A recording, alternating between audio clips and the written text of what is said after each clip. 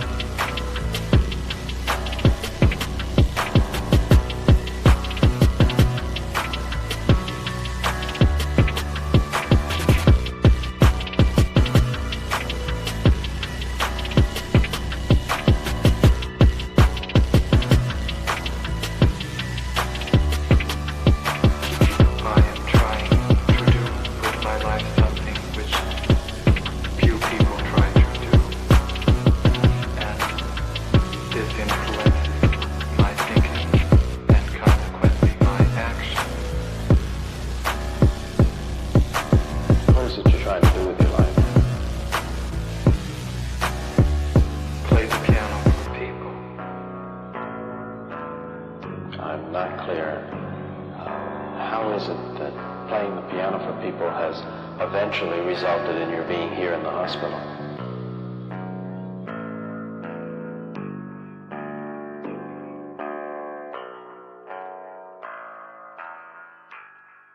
That's difficult to answer.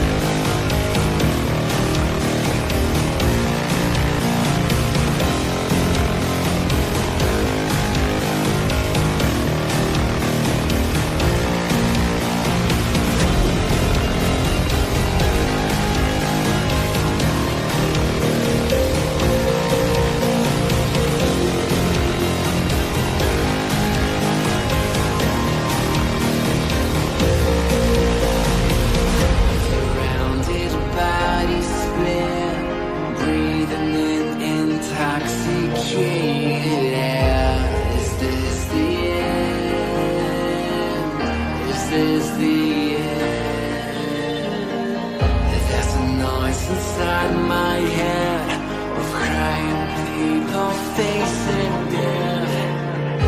Is this the end? Is this the end? Oh, I'm burning in the stone pit.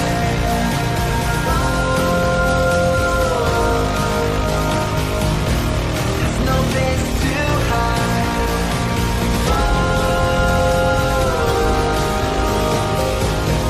I'm burning in the stone pit.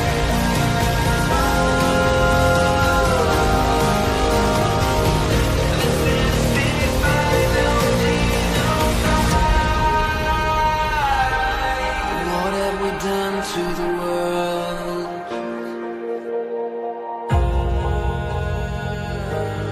What have we done to the world?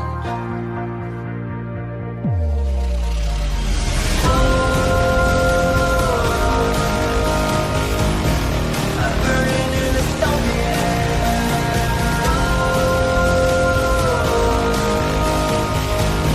There's no place to hide.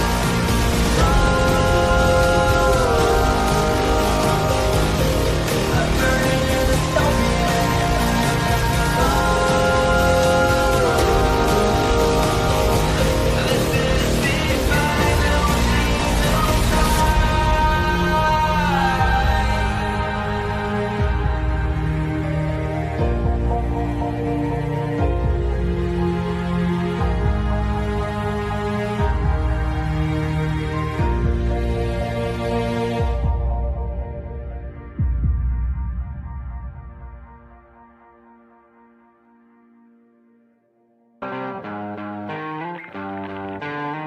sweet dreams are made of these. Who am I to disagree? Travel the world and the seven seas. Everybody's looking for something. Some of them want to use you. Some of them want to get used by you. Some of them want to use you. Some of them want to be out you.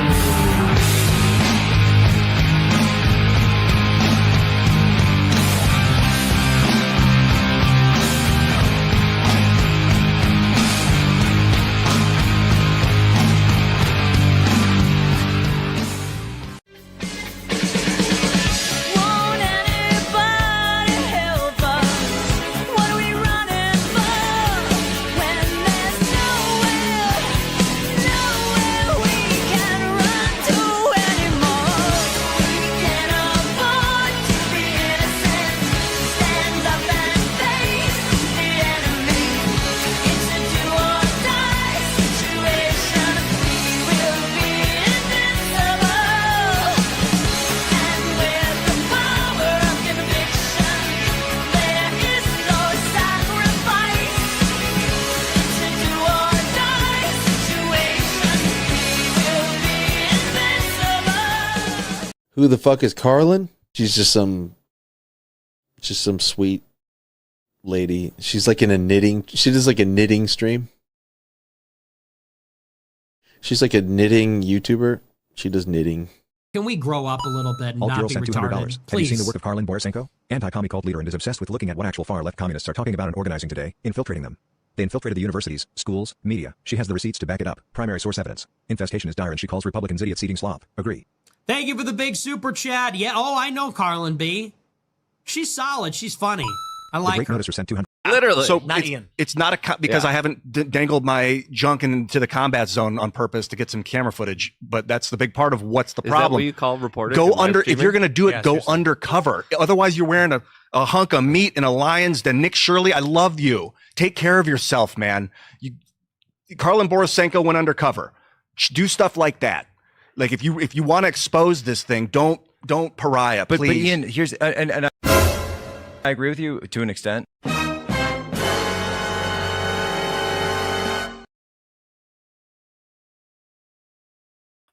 What's up, everyone? Happy Friday. I am so sorry I'm late. I've had a really long day where I had to go run an errand, and it took me over and the Waze, because you always have to trust Waze when you're doing something, because Waze knows more about traffic on the road than you do.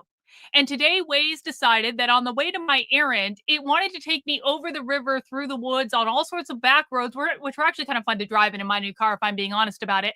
But it took me on an adventure out into the middle of nowhere in New Hampshire where, I shit you guys not, I discovered there is a bougie Jewish summer camp in the middle of the woods in New Hampshire today. I just drove by it. It had a giant sign. It was a beautiful property, like on a lake somewhere. I was like, what the fuck is this? What the fuck is this? So it was really confusing to me.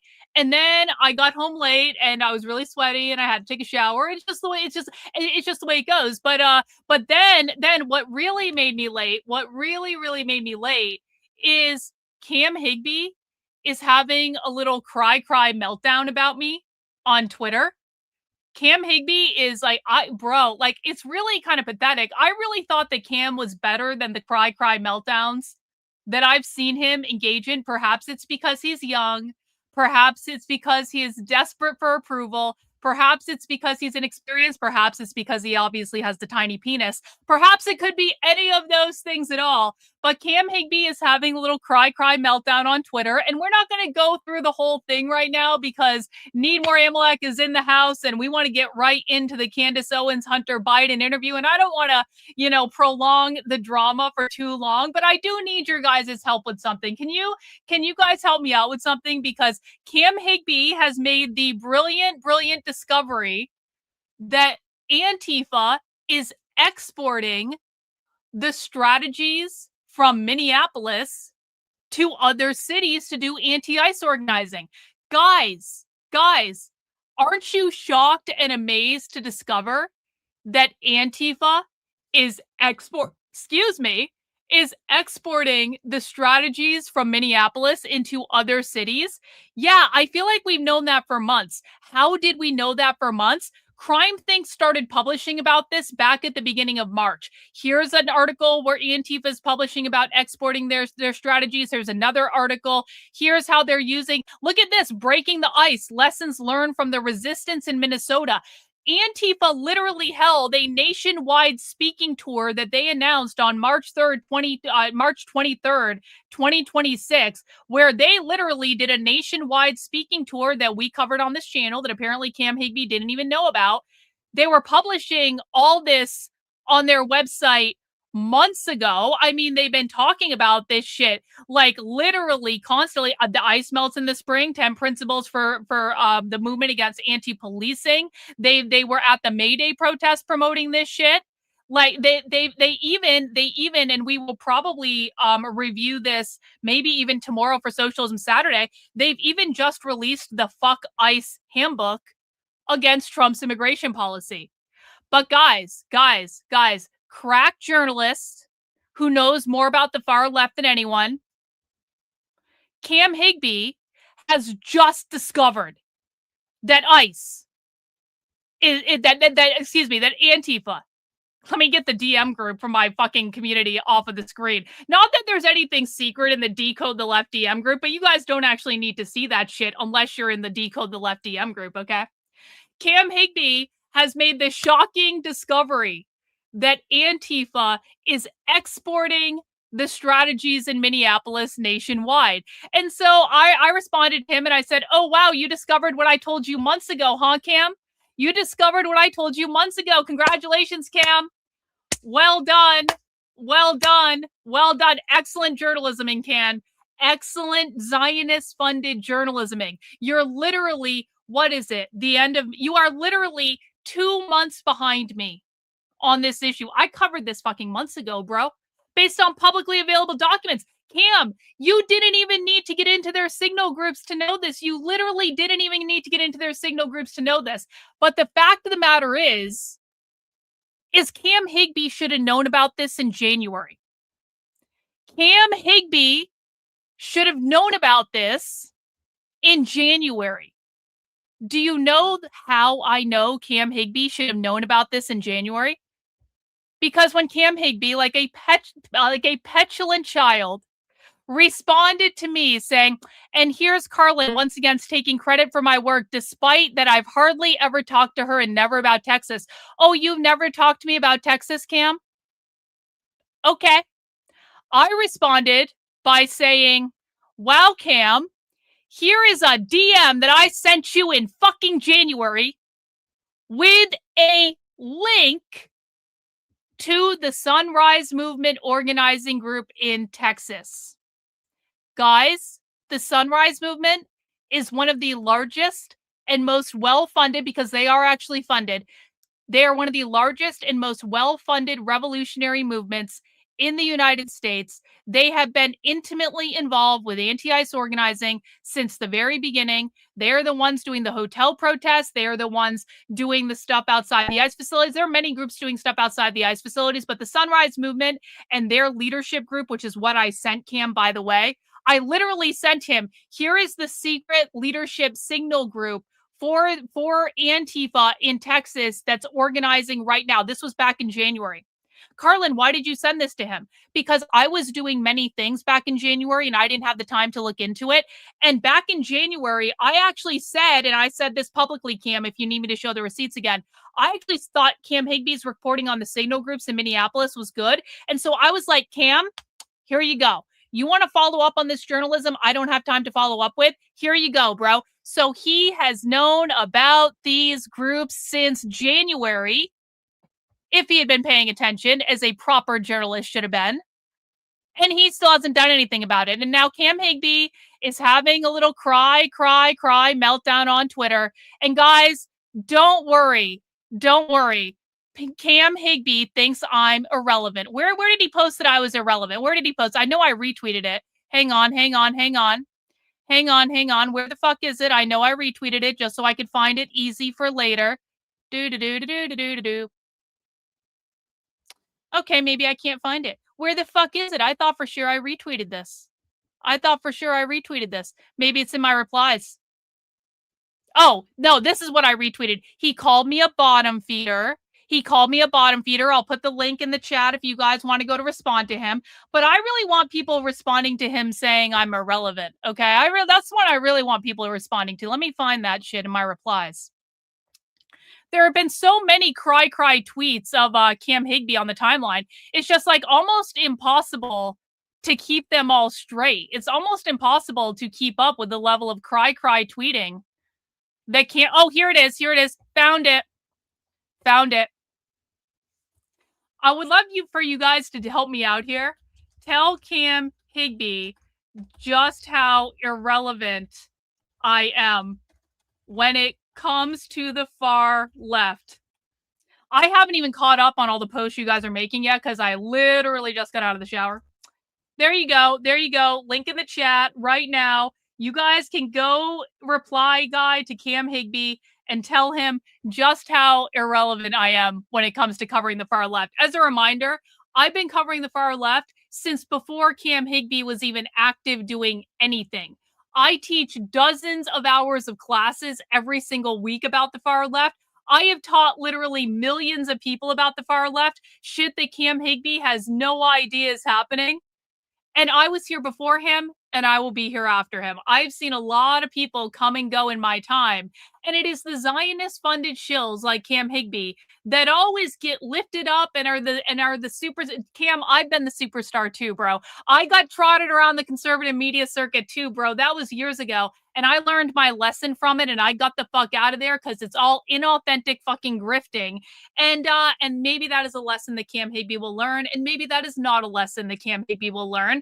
But if you guys want to respond to him and tell him just how irrelevant I am, you can feel free to do that. Yup, the message pinned to the bottom of the chat. Yup, I pinned it there. So that was fun. But I don't want to dwell on that too much because we do have Amalek in the house. Hey, Amalek, how's it going? How are you? I'm good. How are you doing? Oh, good. I'm doing okay. Thank you for joining us on the Candace Owens Hunter Biden Spectacular Happy Hour Friday. Yeah, it's gonna be fun. The Cam Higby thing is funny because I remember back then when you were talking to him and I was talking shit and you were like, no, his work is pretty good. You like defended him, and I said to you like, okay, we'll see how long that lasts. I said that to Yeah. you. Well, and I always knew that, to be honest, but, like, until someone really does something to, like, Oh fuck me yeah, over, yeah, I'll play nice. I mean, you know how the game is played, right?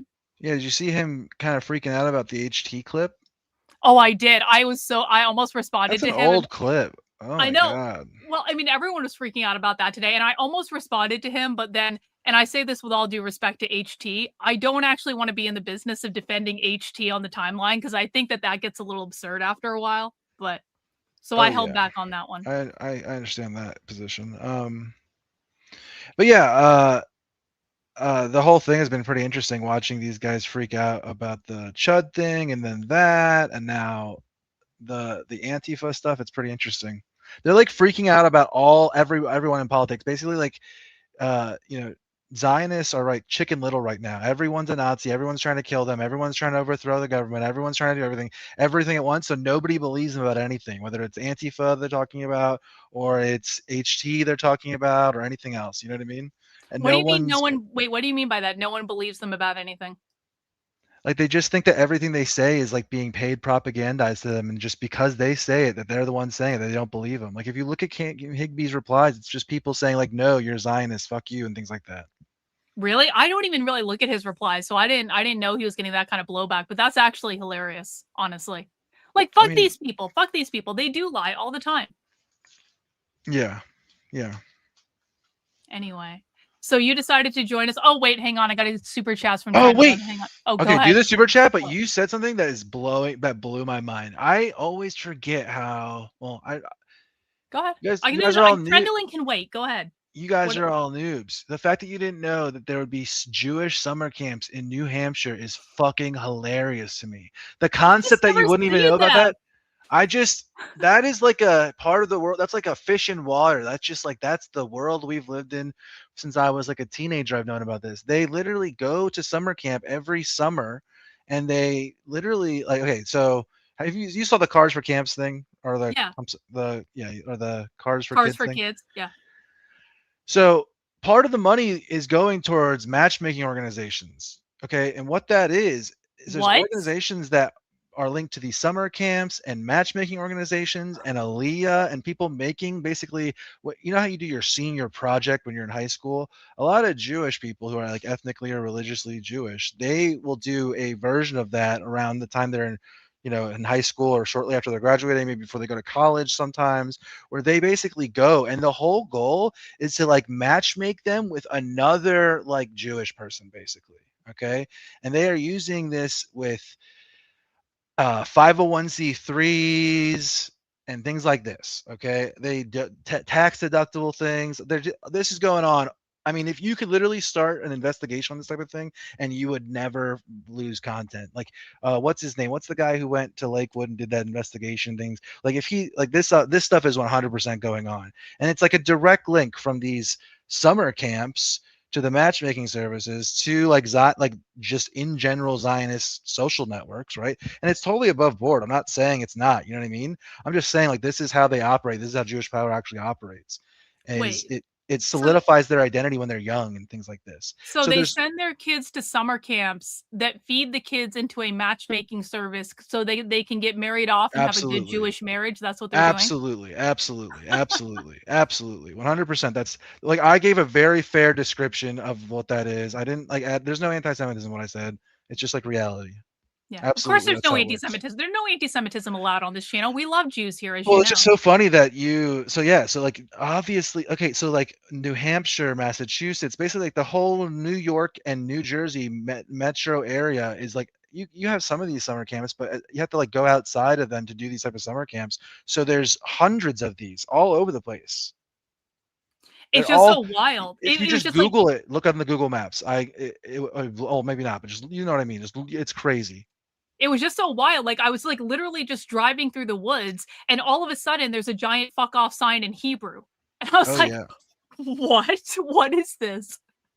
Yeah, it's just like I said, it's not the problem is that they're basically like using like tax incentive structures in a way that the native population were forbidden from using it that way. You know, I wouldn't be able to set up like a 501c3 where the purpose is like donate to me and I will hook white like white teenagers up like to pair bond when they're teens and like group build, and then we're going to take that concept and those relationships and we're going to use them to build like social networks and matchmaking and all these other things, and then it's going to all culminate in a trip to Israel. Like if I, or you know, if I did that to Europe, for example, right? Oh, we're going to do this whole thing and go to Ireland, there's you know, Germany and something. Like you can't do that as Europeans, and so like the disparity is the issue there. That's crazy. That's crazy. I learn something new every day. That's why I like having you guys around, because you like basically, Amalek, I don't know if you agree to this or not, but I'm basically charging you with deprogramming me of all of this stuff every time some new topic comes up and you're like, "Okay, Karlyn, here is what actually happened."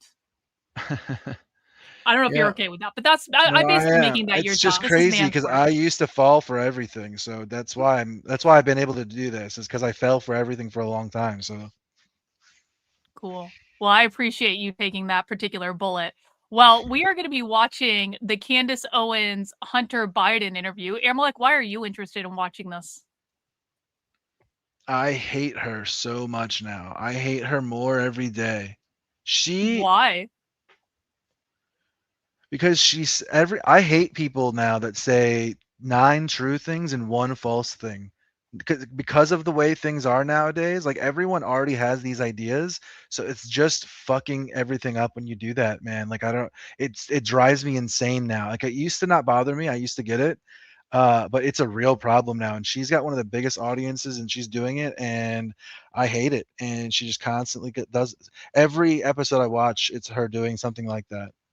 I And then feel like Hunter Biden's hilarious. I mean, this is going to be hilarious. I've He's never listened to Hunter Biden before. Oh, he is like what the right wing thinks like Epstein was. He's like the actual real Epstein. He's kind of like a political gangster. So do you know anything about his history or anything like that? I vaguely remember seeing a sex tape and feet pictures that I really didn't want to see, and there was a crack pipe involved, and that's really all that I really tried not to look at it, honestly.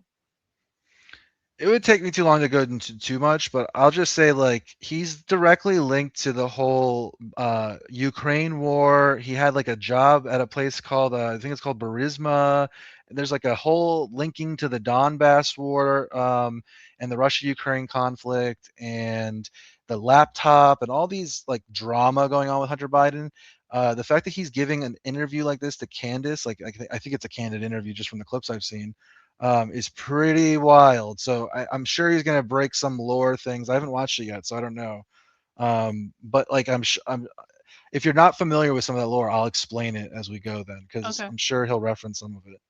Yeah, I'm definitely interested to hear what you have to say. Why do you think he agreed to do this with Candace? How do you think this all came about? It appears that they're personal friends from the clips I've seen. That's crazy, He watches actually. her show and stuff. This is why it's so important to influence the influencers, because you never know who's like watching some influencer and like I don't know. It's just crazy. I mean, I think he explains why. I think that's the first question, because I watched like the trailer, and that was one of the things he said in the trailer was people say, "Why am I here?" Well, blah blah blah blah blah. Like a little. So he answers that question somewhere in here Oh, too. cool. Well, we'll get into it in just one moment, but Trendolyn, of course, needs attention. This is what we should be watching today, much more interesting than Candace. And then she sent me another $20 super chat with the link. What Trendolyn linked me to, just so you guys know, is the Libertarian National Convention. And being that I have actually sat through in person the whole Libertarian National Convention, no offense, Trendolyn, I would rather shoot myself in the fucking foot than sit here and watch that shit. And no, thank you, Trendolyn, but thank you for the money, and I'm definitely gonna keep it. I appreciate the super chats.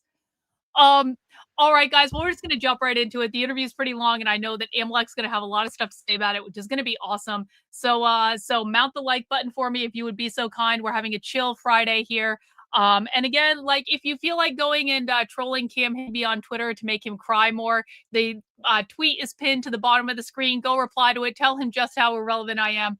And Let's just make his day. He's gonna have a real fun day on Twitter. All right, let's old sub, it with a W, 20 channel memberships. Look, I've already made more money in a single stream than Cam Higby has. Isn't that fun? Awesome. Thank you, my friend. I really appreciate the support. Welcome to all of our 20 new channel members. Yeah. All right. Let's get this party started. What's going on? Biden. Candace? Welcome to the Candace Owens show. It's wonderful to be People here. are just going to be like, how on earth did this happen? I know. I got to give them a bit of a Yeah. backstory. So Wow. I went to dinner with a fellow podcaster, and we were just talking about interviews because we don't do too many interviews on the show. And he first asked me what was the best interview I ever did, and I said, without question, the USS Liberty survivor Phil Turney. I agree. And then he said, what would be your top interview that you? I'm like, what did you think about the USS Liberty interview that Candace did? I didn't watch the full thing. I only saw the clips, and I don't care about that as a topic that much, to be Why? honest with you. I mean, I know it's like way overdone and it's the thing everyone talks about, but why don't you care about it? Well, it's this thing that's been going on for a long time, and it's, to me, like, even if they were to accept all of our maximalist points on it, it's kind of like a so what, if that makes sense. It's because, like, it's like, I don't know what to say. I just don't think it's a useful political rhetorical tool to further what we're trying to do. It's a good, like, sort of red pill, like a red pill wrapper, I would say, but it's not the real meat and bones of what we're looking at as far as Jewish power goes. Like, Jewish power isn't just, oh, they bombed our ship one time. Like, this is a 2,000, 3,000, let's say very old, like, people that goes back generations and generations, that's been going on for a very long time. It's not just about some simplistic, incident that happened during a war. That's how I would say. And, like, yeah, I just don't think it's that useful. Okay, fair enough. I thought the USS Liberty interview, if you just took it as like just this one piece of content, I thought she actually did a reasonably good job with that. That was like a good Candace moment for me. Yeah, like I said, my problem with her is that she does 9 good things, or it's not 9. She does so many bad things now. It's like half and half at this point. Yeah, I would agree. She's gone downhill since there, but at least it's entertaining watching, I guess. Oh, it is. You'd want to do. And I said, oh gosh, we're in such a different time now. Like, I'm just not interested in politics. Like, it would have to be something so different. And then I said, actually, Hunter Biden. And I said to him, I watched your sit down with Andrew Callahan. Yeah. And it was kind of the most refreshing interview that I had seen in politics in a very long time, because we're so used to being gaslit about various things happening. Everyone's trying to hide stuff. And we read a lot about you. I guess we didn't really hear anything from you. So this was kind of the first time that I heard you in your own words, just totally owning your addiction issues, also going after Jake Tapper and George Clooney. And when we were kind of expecting the typical Democrat, like, these are great guys, these guys are amazing, Jake Tapper should, win a Pulitzer, I don't know. And I would just, it wasn't what I was expecting, is what I would say. So, and then that person just sort of made this happen. Yeah. So I want to just sort of get into the Hunter Biden story. I will say to the audience right now, I have already made the pledge right when I got on the phone with you that, like, obviously I'm not going to make you say anything bad about your father, because that would just be completely demonic to be like, say something terrible about your father. Everyone knows my opinions, my political perspectives. They're already out there. He is your dad. So that is separate from my viewpoints. Because there's no way I possibly could. Yeah, of course. I totally get that. But there's a lot to be said about you, and a lot that I guess hasn't been said about your journey. And I guess I want to start with just one question for the culture. I hate her fit. The cocaine that was found at the You White hate her clothes? I was actually just thinking I don't mind her jacket so much. No, why? It's like an oversized coat that belongs to her husband that she threw on. Why is she wearing this? Oh, you're right. She's got the sleeves rolled With up. the You're right. oversized jeans. It's really weird. Am I gay for saying? I must be gay now. No, right? I actually just said to Victor the other day, we were like out walking around at a mall, and I was like telling him, I'm like, women are wearing these like fucking what is ridiculously going on? ugly oversized jeans, and I hate them, and I don't understand why. Is they're the even point to selling be ugly? Is that the point? I don't know. I don't know why this is a style. I And I truly don't get it. I can understand if you're like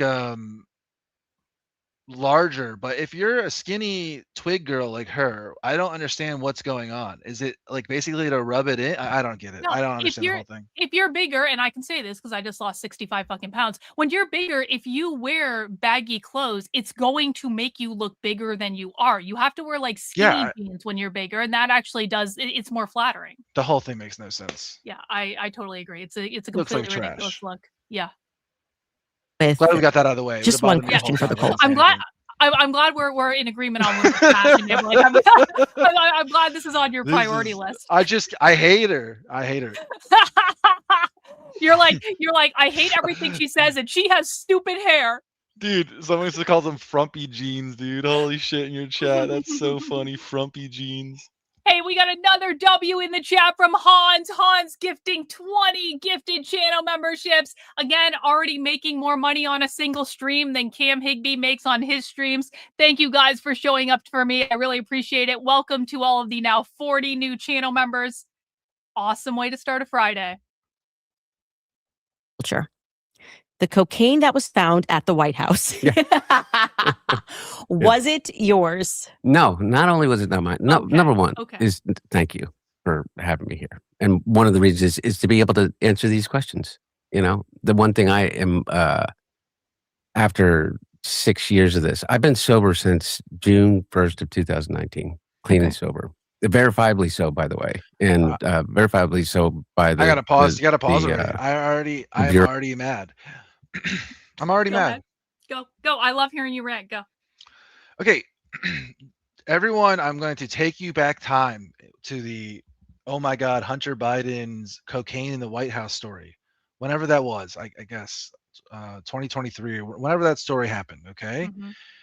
All of the people promoting that story and going crazy are all this Russia network chaos people who love They're to get on. do-goodists? All of those people are, and that Oh, is now no. who is now.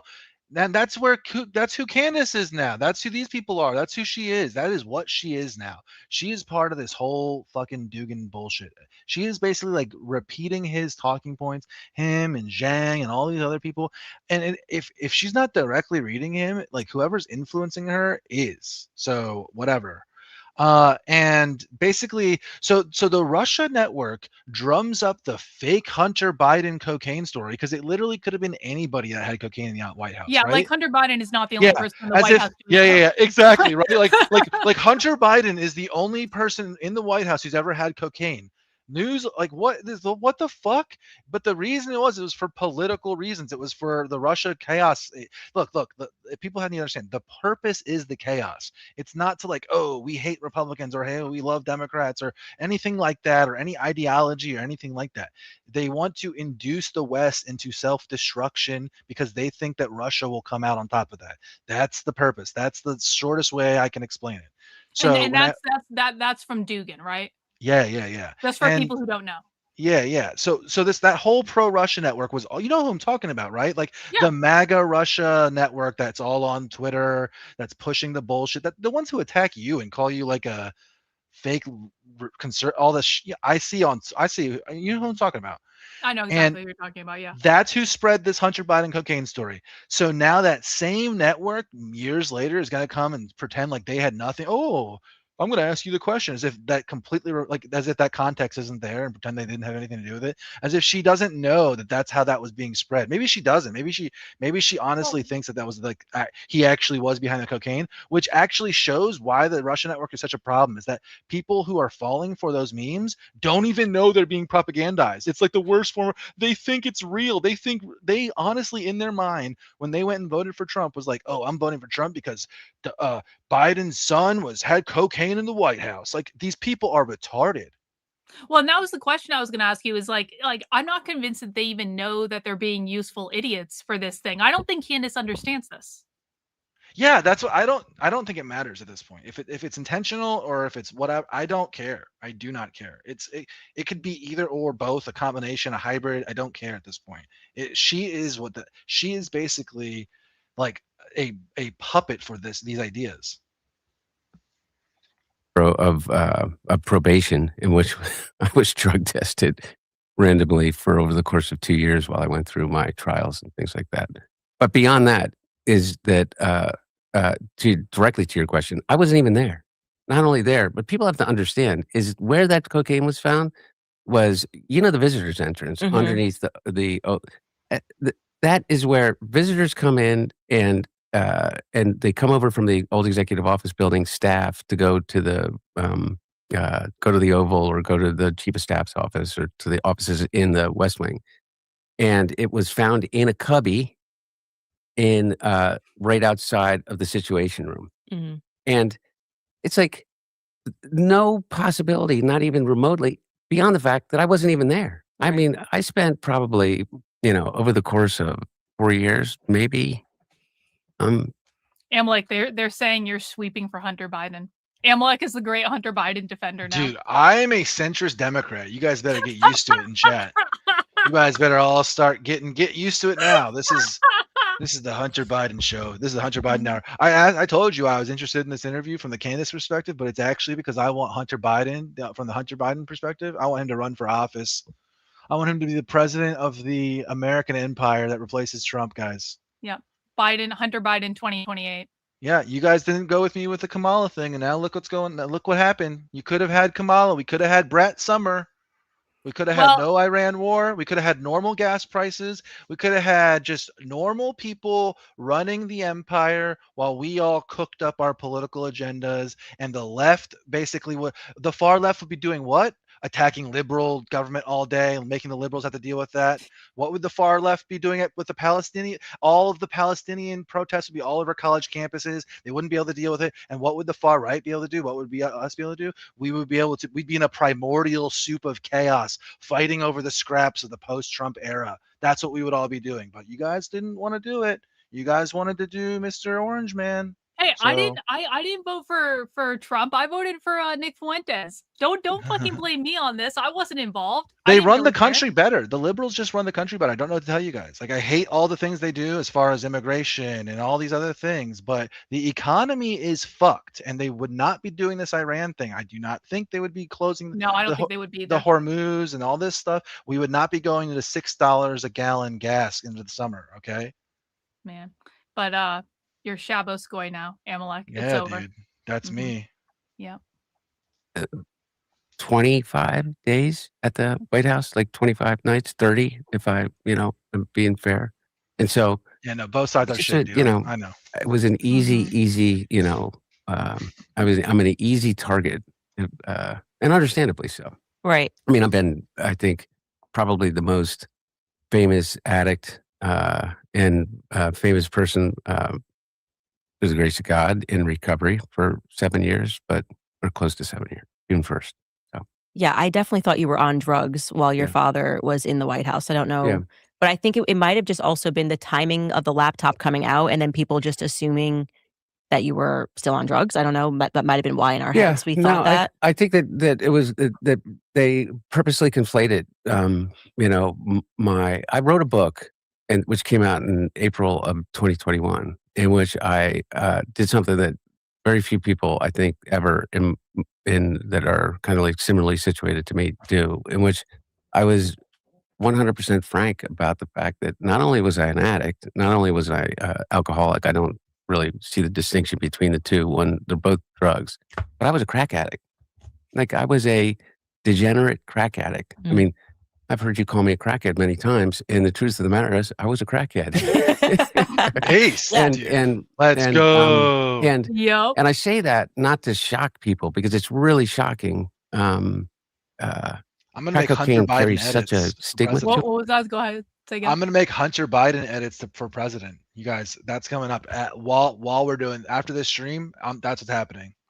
You're gonna make a commercial for him saying I was a crack addict. No, there's a certain World War II figure edit that I can think of right now to this song about drug addicts, and I'm just gonna make a Hunter Biden version of it, and we're going on it. He's Hunter Biden 2028. I'm already sold.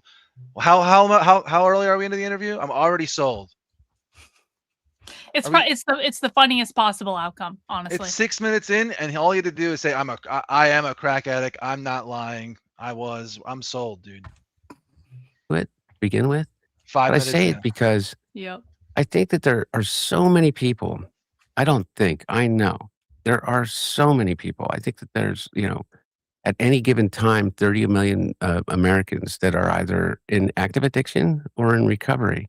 There's not a single person that I know that hasn't been impacted by addiction at some level, in some form, personally, or with someone that is one degree of separation from them that they love. No one that I know. Least of all me. Yeah, and part of that, one of the reasons I'm here, the stories that you tell about that in terms of My family. your family, and there is where the common ground is for me. Yeah, here it is. Hunter Biden, the lesser of all evils. Dude, he's just gonna get in there and he's gonna be like, "Look, America, you got an addiction. You're addicted to cheap money, cheap gas, blah blah blah. And I'm here. We're gonna get you off We're gonna get off of it together. I got off of it myself. We're gonna get off it together. And that's the message, a unity message, dude. He could do this. Like, we'll see. I think he could do this. I think so too. Why 100%. It makes more sense, and it's a more coherent narrative than Gavin Newsom, than AOC, than basically anyone else they have. And all of the attacks against him are superficial, and he's just owning them.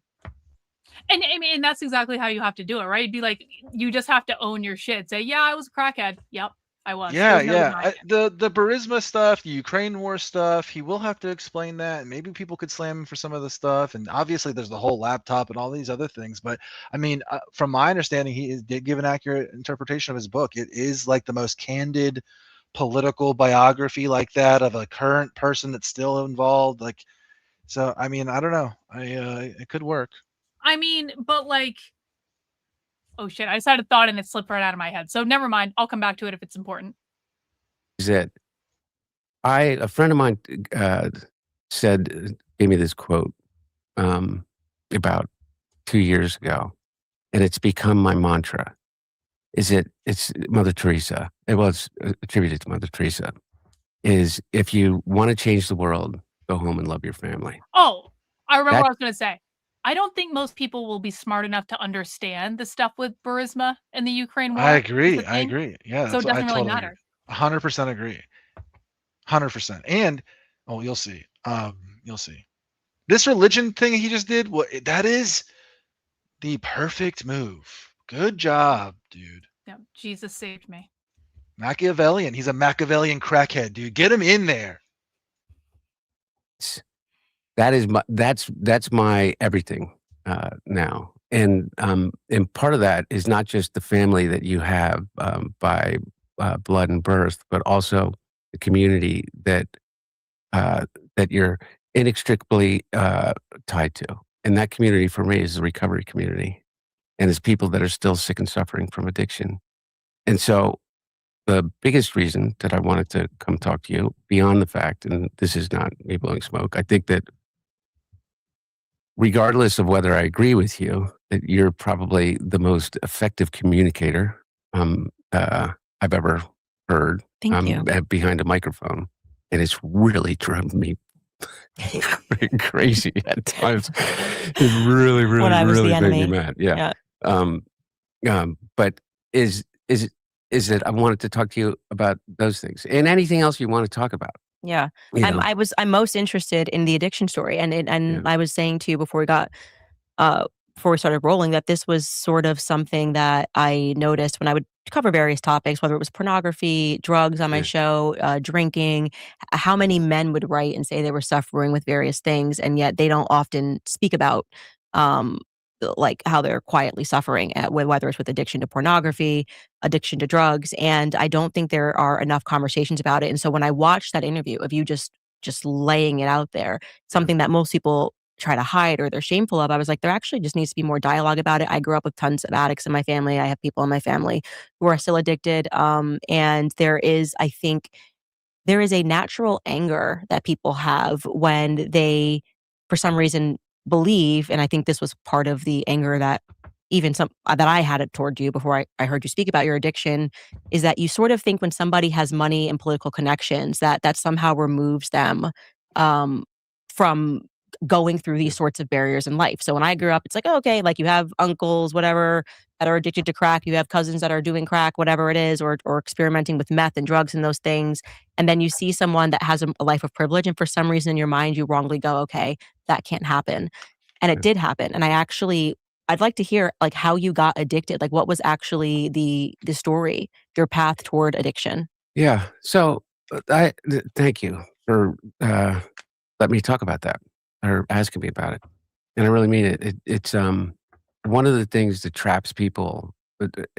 I can only speak about myself, but I think that people that are in that are addicts or that are in recovery, also you find out really fast is that you're not as terminally unique as you think you are. Is that and one of the things that that is really important about addicts talking to each other and talking about it is that realization. Because one of the things that traps you in your addiction is shame. Mhm. And you like me are Catholic, and we have learned that guilt is an appropriate emotion.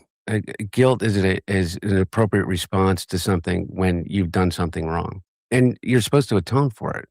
And you're supposed to seek forgiveness, whether the forgiveness comes from an individual or not.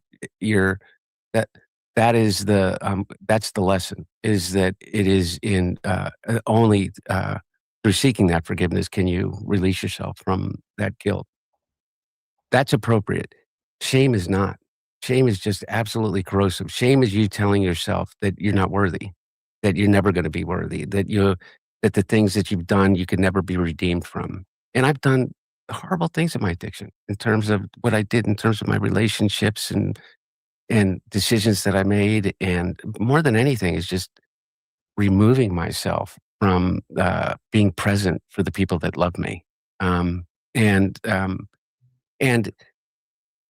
what happened to me, and I really mean this, is that the exposure, not piecemeal, but the total exposure, my entire digital footprint stolen from me, a 20-year digital footprint, every text message, every picture, all of the things that that you would be ashamed of became front page news for 4 years, 5 years, beginning in 2019. And it forced me into a choice. And the choice was, do I get out of bed and live, or do I die? And it became that much of a dichotomy. And I chose to live. And it wasn't easy. And maintaining sobriety in that kind of like a pressure cooker Mhm. is often the thing that triggers you. But something broke in me in a good way, which was We got Cynthia in with 20 gifted channel membership. All of the legends of the chat are congregating today.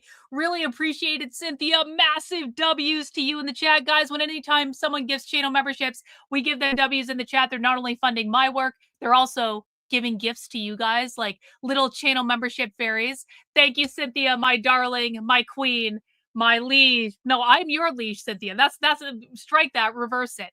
I appreciate you. Thank you so much. was that I I'm no longer remember having he had a fear. relationship with his deceased brother, Bo. I think his name was. His He had ex-wife. his brother, his deceased brother's ex-wife. That's so fucked up. That's I mean, maybe it is, maybe it's not. We don't know. I don't know the details. I would assume it's fucked up, but maybe it's not. I don't know. Well, didn't the brother like have cancer or something like that? Yeah, I get it, but also at the same time, like, if you just like go back in history, that probably happened. I mean, if you got married to somebody, and then the person that you got married to died, they would literally pick your brother. You know that, right? Like that's how that Yeah. worked for basically all of history. So it wouldn't be that weird, is all I'm saying. Like compared to people make it out to be some sort of crazy scandalous thing, and I mean, it is weird when you look at it in one way, but it's also totally normal when you look at it a different way. Well, I mean, also, I would imagine that like someone like that, it would have been someone. I feel like when you're someone like him, Grieving they're- together, like that makes sense. I don't know, right? Well, maybe it's that, but it's also just like I can't imagine he can trust a lot of people, and so someone who is already kind of in his like immediate circle, I think that would be someone that he might be more inclined to actually trust and open up to and stuff like that. Maybe. Yeah, Maybe I'm people just making acting that up. like he's the devil because of that. I mean, come on. I think it's a little weird. I don't think it's the worst thing anyone's ever done, but I do think it's a little weird. I like, sitting down with you is to me an opportunity for you to see me as a human being and not, Hunter Biden laptop Yeah. and the pictures that, Congressman Green, put up in Congress or the New York Post. I think I was on the cover of the New York Post in 1 year more than anybody in the history of the paper. And none of it was good. None of it was good. And, but what it's given me is the opportunity to own it all, is to own all of my story without shame or fear, realizing that I have a community of people out there that I want to be of service to. I really mean that. And so, and part of it is by me being able to be honest about it. We were just talking before we started this, is the hardest thing for any addict to do is not only get honest with the people that they love, but to get honest with themselves. Mm. And until they can really see themselves for who they are, all of it, and decide to love themselves, then the cycle is just going to continue. It's just, at least in my experience, that's the truth. I think one of the things. Did I even answer your question? Yeah, well, I want to talk about the first time that you got introduced to it because that's Yeah. interesting. Oh, and- I know. I went into all the good yeah, stuff. actually, do start yeah. with that. Like, how did Yeah. you actually get So, introduced? okay. First off, describe Yeah. for people who don't know Yeah. the difference between cocaine and crack, because Yeah. crack is Yeah. a lot more addictive. Yeah. And so just Bro. what is the difference? I know I got a lot of heat. Bro. What is going on? Candace Owens with the W question. Let's go. What are we doing to launch our presidential campaign? Well, America, today we're going to learn what the difference between crack and cocaine is with Candace Owens and Hunter Biden. Can you get the whiteboard out? Whiteboard. Dude, this is clown. This is our politics. The worst part about his candidacy run is that he's involving her in any way, shape, or form. By the way, I wish he would ascend over Or her. maybe it could be the best part. What are you talking about? He could just liberal mog his way to victory without her being annoying. No, it was fantastic. Yeah. It was fantastic. I was like, well, he's yeah. actually very educated Yeah. on this. And Well, it's important to me to make the distinction that there's this idea that And you know what's weird too? Sorry, I just there's thought of this it. kind of go ahead. The Democrats can't really I mean they can but they can't pick a white man as their presidential candidate, right? They have an issue there. Oh, right? yes, they can. They're going to pick Gavin Newsom. Maybe not. We'll see. I definitely agree that Gavin Newsom's one of the top contenders, but if Gavin Newsom was a black female or literally anything else, he would be the obvious number one. You know what I mean? Him being a white male is holding him back in a way. It's removing some of the points that he has. And I don't think that the same thing is going to go how what Hunter's doing, because he's letting himself be held up. I mean, for lack of a better comparison, like a Jesus type, right? Like he's really leaning into the forgiveness and the salvation and atoning, and I'm very sorry. This whole that's what he's leaning into right now, and I don't think that they would mind a white guy doing that. You know what I mean? The left wing would, if a white guy went up there and was like, "Yes, I was part of racism. I was part of blah blah blah, and we're gonna fix that together," they would go fucking cuckoo for that, man. They will go nuts if he taps into that. I mean, I'm not condoning. I'm just saying the reality of the situation. It's like he's repentant for his sins. Yes. They'll eat that up, dude. The far left, the middle left, the center, the right wing, center right would view it in religious ideation. All right. secret kind of Also smoke special crack. enhancement to powder cocaine that makes it into crack, and you have to have some technical degree in order to be able to do that. And let's start all the way at the beginning. I think that I'm genetically predisposed to be an alcoholic. I do believe that there is a genetic piece of it.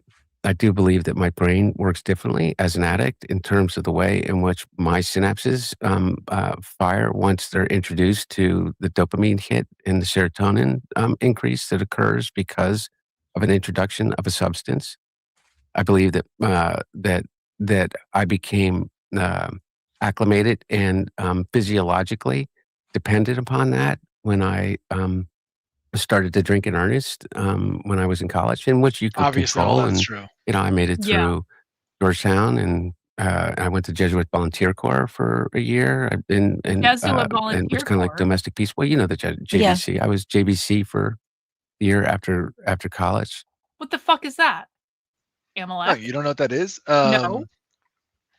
How could I describe to you the Jesuits? It's kind of difficult to explain because there's a lot of different history, and the current iteration of the Jesuits isn't a thing. And you hear a lot of conspiracy stuff about it. I mean, the best way I could describe it is like it's like a left-wing faction within the church, and they've historically been linked to things that you've covered before, like liberation theology, and things like that in their previous iterations. But they've been like disbanded and then revived, and there's a very complicated history with like what the Jesuits are, quote unquote. But like in its current iteration, they basically do what I would call like humanitarian. Like they basically operate like humanitarian wing of the Catholic Church, like a left wing or liberal humanitarian wing of the Catholic Church. It's more complicated than that, and there's a lot of theological reasons, but like that's a good way to explain it. There's actually a video on them that I'll bring up and I'll link to you so you can link in your chat. 1 second. Okay. And then I went to Yale Law School. Was married, had my oldest daughter when I was a first year law student. Made it through all of that, and made it through my first years of employment, drinking probably more than everybody than most people do, but completely functional. And one day I woke up when I was 33 years old to my brother calling me and say, "This has got to stop. Like, you got to stop." And what he meant is that like a whole weekend was missing, kind of. And I said okay, and he drove me to the airport, and he put me on a plane in New York, and I flew to a place that was started by Eric Clapton called Crossroads in Antigua. And I went to rehab, He and I did came out, rehab in and I Antigua? directly when I came Wow. out, my brother picked me up from the airport, Based. drove me to an AA meeting. I want to go to fucking rehab in the Caribbean. Like, there's nothing Yeah, wrong I with might. that. Yeah, are you brave enough to smoke crack for Hunter Biden? Go to Antigua and get off of it? I think I'm You brave have what enough it for that. I takes? think that'd be pretty great. And I would do a whole like recovery tour afterwards, being like, "Hey guys, Oh praise yeah. me for going and spending time in the Caribbean." And the only attacks you'd ever get is like you're a crackhead, and you could just keep being like, "Yeah, I know. Yep. Yeah, I Yeah. know. I am Yeah. that." Mm-hmm. Walked in with me, DuPont Circle in DC. I met my sponsor at that first meeting that I ever went to, and I stayed clean and sober for about 7 years, and then I relapsed. And Yeah, I and was it was just resurrected, such a sir. How mundane, dare stupid you? story. I was on a plane by myself. Everything was okay. Things were looking up. It was, normal life pressures, but it was all good. And that's the real insidious thing about addiction and alcoholism. It never goes away necessarily. There's always the answer that is being presented to you by the thing that you trust the most, which is your brain. Mm. And what it says is, if you don't want to feel this way, whatever the way is, or if you want to feel this way even more, I have the answer for you. And I was on a plane by myself, and I had a drink.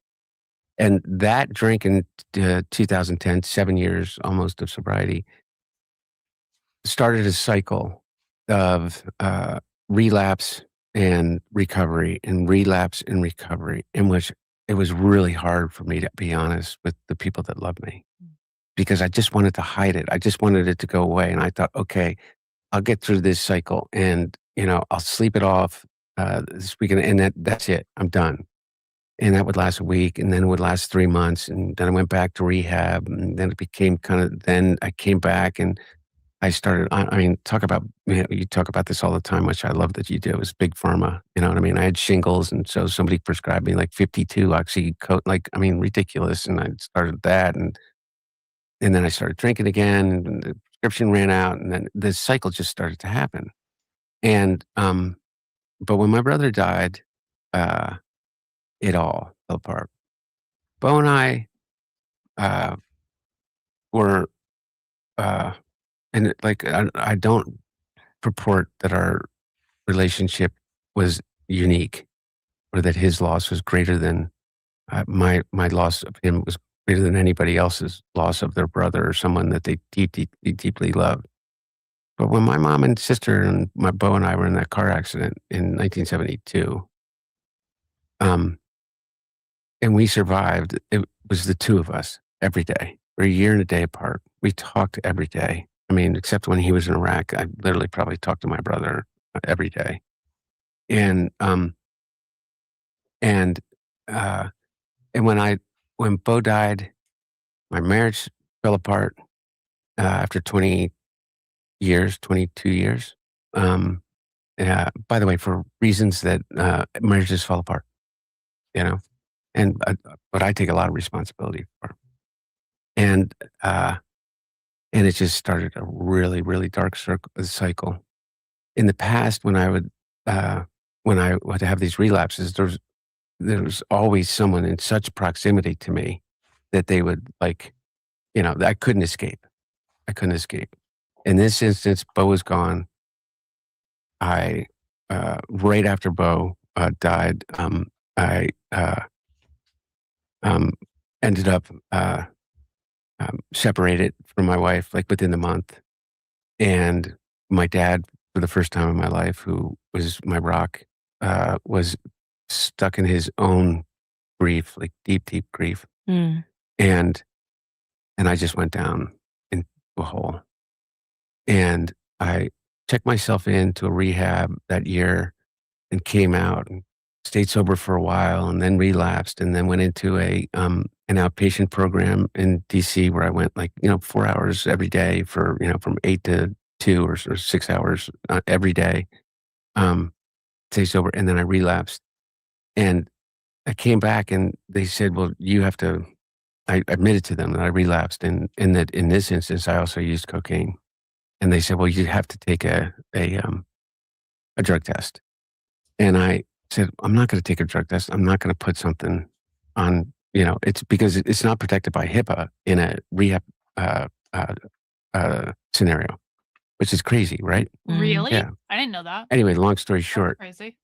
they said, you can't come back in unless you take the drug test. And I said, well, I'm not taking the drug test. I'm going through a divorce. And it's not protected by HIPAA. It will become public. I don't want to do this to my family. I'm telling you, I used cocaine and I drank. Is that not good enough to come back? And they said no. For whatever reason, and I'm not blaming them. This is not their fault. I walked out and I knew Lincoln Park was a kind of open air drug market. I saw a woman that was kind of famous in the area since I had been in college, literally for 20 years, that I would see in the streets around, DC in that area where I worked for a long time. And I went up to her and I said, can I get some crack? Wow. And I think it was basically, I said, can you help me commit suicide? I mean, I don't think, I know that now in looking back, it was the coward's way. And I really mean that. I was a coward. I didn't go and just do it. I said, let me do it this way and really, really, really drag everybody down with me along the way. Let me figure out the way not only to kill myself, but to maybe kill my dad, really hurt my family,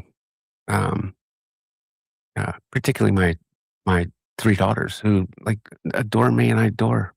Just the fact. And I smoke crack.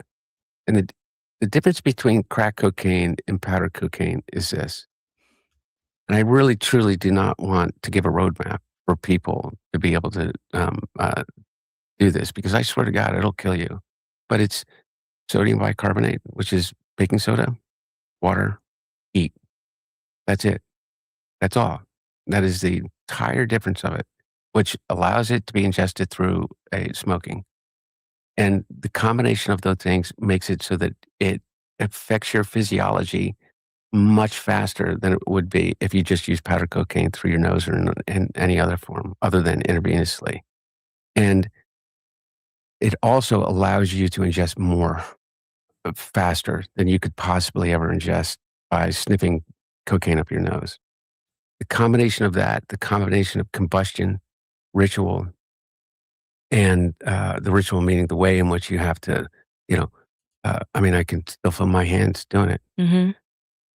is, becomes this ritualistic thing with the combination of combustion, which is, and you learn, I mean, if you really study things about addiction, is these kind of key components of oral fixation and things like that. It just becomes the most ungodly addiction that you can possibly imagine, to the point where I was smoking crack. I mean, literally, I was either looking for or smoking or recovering, not even recovering. You don't recover. You just go find more for close to a 2-year period of time. Wow. And it took me to places, I wrote all about it. And I got made fun of about it.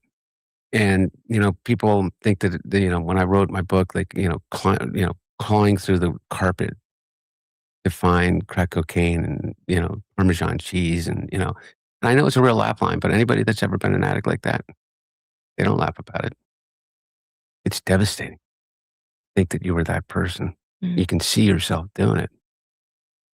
Just devastating. And so what happens in addiction so often is I'm actually starting to come around to the fact that he could very literally get elected president if he wanted to. I really am. Like, this is coming across as like incredibly authentic and genuine, and I And already like him so much more than anyone else. look, we're in this like age where what people really want is authenticity. I think you've talked about this before, right? Yeah. So that's really what they want, is they want authenticity in everything, in their food, in their clothes. They want authenticity. They want to have the authentic car brand. They want to have everything needs to be authentic in a way, right? Like they people feel more connected to all the things that they like.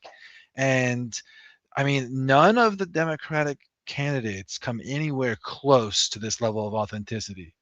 And it could be that, I think that really what it comes down to is this is like an audition to the party, if that makes sense, to the Mhm. Democratic Party. So you kind of have to look at and put on your Democrat kind of goggles, right? And have to look at it from that point of view. So I don't know if they're going to pick him or not. There's a lot of issues still. And it's not just like a layup, but because I do think that the Democrats are going to have like a kind of walk-in victory coming from the pendulum swing of Trump. So Oh, yeah. basically, whoever wins the internal struggle within the Democratic Party, like that's likely who's going to be the next president, is something crazy like the American Empire doesn't get enacted or some crazy shit with JD Vance or Trump or whatever. So I mean, could he win that struggle is the real question. And I think this audition that he's doing right now is like probably a 9 or 10 out of 10, right? Like I mean, I couldn't give this an 8. That's too low. So he's doing a good job. I mean, what I've heard about the Democratic Party, maybe you've heard something different, but like my understanding is essentially the Democratic Party as an apparatus is pretty much in shambles. I don't even think they're all that organized. I don't think they have that much money to work with. I think there's just a lot of infighting. And the only reason the only reason they're going to win anything is because people hate the Republicans so much that it's like the default vote. But it's not anything the Democratic Party, the DNC, that whole political machine, it's not anything that they are proactively doing. It's just that they happen to be in a position that the GOP and Trump suck so badly that they are the only alternative. And so I feel like it's like an open landscape where pretty much anyone could come in and kind of make something of it if they, got a little lucky and maybe, had a few good, good appearances and stuff like that. Just because I don't think the DNC actually has the apparatus to go against them. Yeah, this is why I'm a centrist Democrat. I agree. You just made the case for me right here. This is pretty much it. In this chaos. Like I said, I'm not saying he's going to win. I think there's a lot of problems. Though being a white male is a problem, and also the history that he has and all these other things. But this is, as far as I'm concerned, this is a better showing than Gavin has done recently. This is people not only they can't admit that. They can't even admit it to themselves. They just block it out. They go, they get 30 days clean. They come out, they go back into the same exact situation that they were in before. And they think, I'm just not going to do it again. I'm just going to stay like, I'm going to make it. I'm going to make it. And what will come up is that they'll wake up in the morning and they'll remember that time in the motel with the person, the prostitute that brought you the drugs, and that stole your wallet and all your drugs and everything, and you had to you were calling through. That's carpet fucked up. to Could see you if there imagine was stealing the anything there. president's son's drugs? That's a little crazy. What the fuck actually. is Secret Service doing allowing that to happen? Dude, if you're the president's son and you're doing drugs with a prostitute and the Secret Service is outside, I expect them to stop intervening in that. We pay taxes for this, guys. If the son of the leader of our country can't do drugs with a prostitute without that getting stolen, like, are we even really a nation? Exactly. Well, like, this is America. Like, what Yeah. the fuck? That bitch should be in jail. Mm-hmm. And you smoke whatever white that you found on the ground. Like, it's the shame. Is thinking of yourself like that, regardless of who you are, regardless of where you came from, whether your dad's the president of the United States or it doesn't matter. And they don't admit that to themselves. They don't admit it to anyone around them. Don't ever say it. And you know what happens? They never lose it. And it sits like right here, like in the back of your head, and it pops up. And you just feel so disgusted with yourself that your brain immediately tells you, regardless of how far away you are from a drink or a drug, like, I know the way not to feel this way. I know exactly how to feel this way. You're going to die if you keep feeling this way. You need to take a drink. And that's always how it starts. I mean, alcohol is the most dangerous drug in the world, just by virtue of the amount of destruction and devastation that comes personally into the people around people that are alcoholics. And I don't find any difference between being an addict and an alcoholic. But that's where it starts. And that's where it started for me. That's my story until I met Melissa and got clean and sober. And I've been almost 7 years now. All right, you guys, some moments change everything. And No for a woman ads, facing a Candace, no ads. That was a fantastic showing, probably is and supposed that every single person in the country can relate to what he just said, and it was the most real thing any potential political candidate has done since. I mean, Trump was real in a way different way than that. That was like real in a way that's going to really connect with Americans on both sides of the aisle here. He is the left's dark horse, I guess. I don't even know what you'd call him. I mean, this is the front runner at this point, in my view. But No, I totally agree. going through this, and you don't get to decide what your father does for a living. And I think that's probably why people separated as well too, because like I said, there's this idea of what a politician's family is supposed to be. Yeah. And you obviously are, because I genuinely understand what those sorts of addictions do. I don't think people realize you're not just running, you're just not sorry, even go- yourself. just- Like you're like all. Go ahead. Just running on reformation on drugs, just running on that will basically eat the entire Republican Party, because everyone on the Republican side has at least one family member that they know affected by this directly, from every single walk of life, every single class. Basically every single person in this country has somebody that they know with a similar story, not the details, but just the broader addiction story that Hunter just described. Everybody knows that. So the idea that won't just like rock the entire country, like, I don't know, like that is a strong message. That is a powerful message he just kind of laid out. Yeah, I totally agree. it's like a demon, as for the best way to say it. And maybe I'm taking a Catholic take on this, but like it's like a full demonic possession when you're in the throes of these drugs. And I mean, Demonic this was possession. actually a great benefit of A&E doing Stupid intervention because people could really see these moments where Please people pray will him on. choose the drug over their family. They will choose the drug over their kids. They will choose, they'll choose the drug over literally anything. And for people who, and I actually tend to agree with you that I've wondered myself if there's something genetic because I'm not wired that way. Yeah.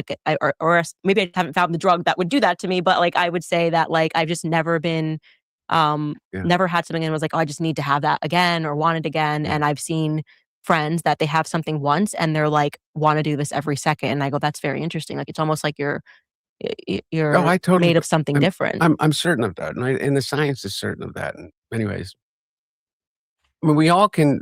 I think that we all can associate with, understand addiction at more or less devastating levels. So, for instance, where's your phone? I mean, you have you basically have a packet of heroin. Right. We all do in our Mhm. pocket, Yeah. constantly giving us that dopamine. Which, by the way, we can get to talking about that because I think that we are not nearly as divided of people as we think that we are. I think that bag of heroin in everybody's pocket is feeding them a lot of that division. But so we can all kind of understand the compulsion to do things that aren't that clearly aren't benefiting us, like staying up until 3 o'clock in the morning and going through your For You page on TikTok. Mhm. I would Every never do that. mother, father can watch their teenager do that and go, God, this is awful. And I'm going to take his phone away. And then they turn back to their phone and they start going through their phone. Like, and I'm Bro, if he ran on the campaign of like take cell phones and the internet away from minors, I would fucking vote for him. I'm not even joking. Like that's a good policy position and everyone knows that and everyone understands that. I agree. I am not any. I was just looking up. Has he made better. any? Has he made any public statements about AI? Because really, this is a subsection of the greater, broader AI debate going on. And I just looked it up, and it says that yes, he has in multiple interviews, specifically with Andrew Callahan on Channel 5 News, that he talked about AI destroying jobs, reducing staff, replacing doing the job replacement thing, and complaining about it. So I think that the anti-AI message for the Democrats is the most easy layup position of all time, and the right wing can't take the anti-AI position because Thiel and Vance and Elon and Trump and I mean Israel itself actually even are all in on AI and the data centers and the energy costs and yada yada yada. So this is the coherent message and the coherent rhetoric that can come out of these guys for I think a win. I don't know. This is if people think the Republicans are going to win the next election, I don't know what to tell you. Like if there is an election, they have no shot. No, but I mean the right really does think they're going to win though. It's actually like retarded. Have you ever looked at my Twitter replies? Like oh, I do. Yeah, I definitely do. So we can kind of all understand that compulsion. It's when the compulsion becomes just so the blast radius continues to grow. Mhm. So the difference between being addicted to your phone and being addicted to crack cocaine, I'm not saying are the same, but at least we can kind of get a little bit of an understanding of the physiology of that, of the way in which the brain actually works. And he's totally right by the science here too. The micro versus the macro, yeah. Yeah, exactly. And everybody has the micro. But so you can see the micro impact of it. But I think that one of the reasons that why people are so like shocked by my story, and by the way, and we're able to conflate. So if the New York Post every day for 6 years runs a picture on online. I mean, I think they literally at one point did like 1.5 stories of me a day for an entire 18-month period. Okay. And each, it didn't matter what the subject was. It was a picture of me naked With the prostitute. with whatever, and with a crack pipe in my lips. So what? Yeah, that goes Like, hard. so I don't get mad at Mhm. people when they go, like, "Was that your cocaine?" Like, well, number one, the White House. It's like it just doesn't make any sense. I had 7 Secret Service agents with me at any given time everywhere I went. The idea that I was in the Situation Room and would decide to drop off a, Yeah. I mean that. But beyond that silliness is is I don't blame people for not realizing that I have worked my effing ass off. I mean, in this environment, the proudest thing that I've ever done is stay clean and sober through all of that. Every piece of it, right? Both the trials, through the accusations, through the, Alexander Smirnoffs and Gallups and Konstantin Kuliks and Lev Parnases and Rudy's and Steve Bannon's and all of that is that purely because of the love of the people around me and my willingness to own it all. I'm sitting in front of you. Yeah. And you're not taking that away from me. Right. No, and by the way, that's the beauty of it. Yeah. The realization at one point is that you can try. I have no fear. No fear. And that doesn't, and that's why I'm here. More than anything is because I probably, I'm certain that we disagree on a lot of stuff, but there used to be a time, Candace, where you and I could sit down together and disagree about tax policy Mm-hmm.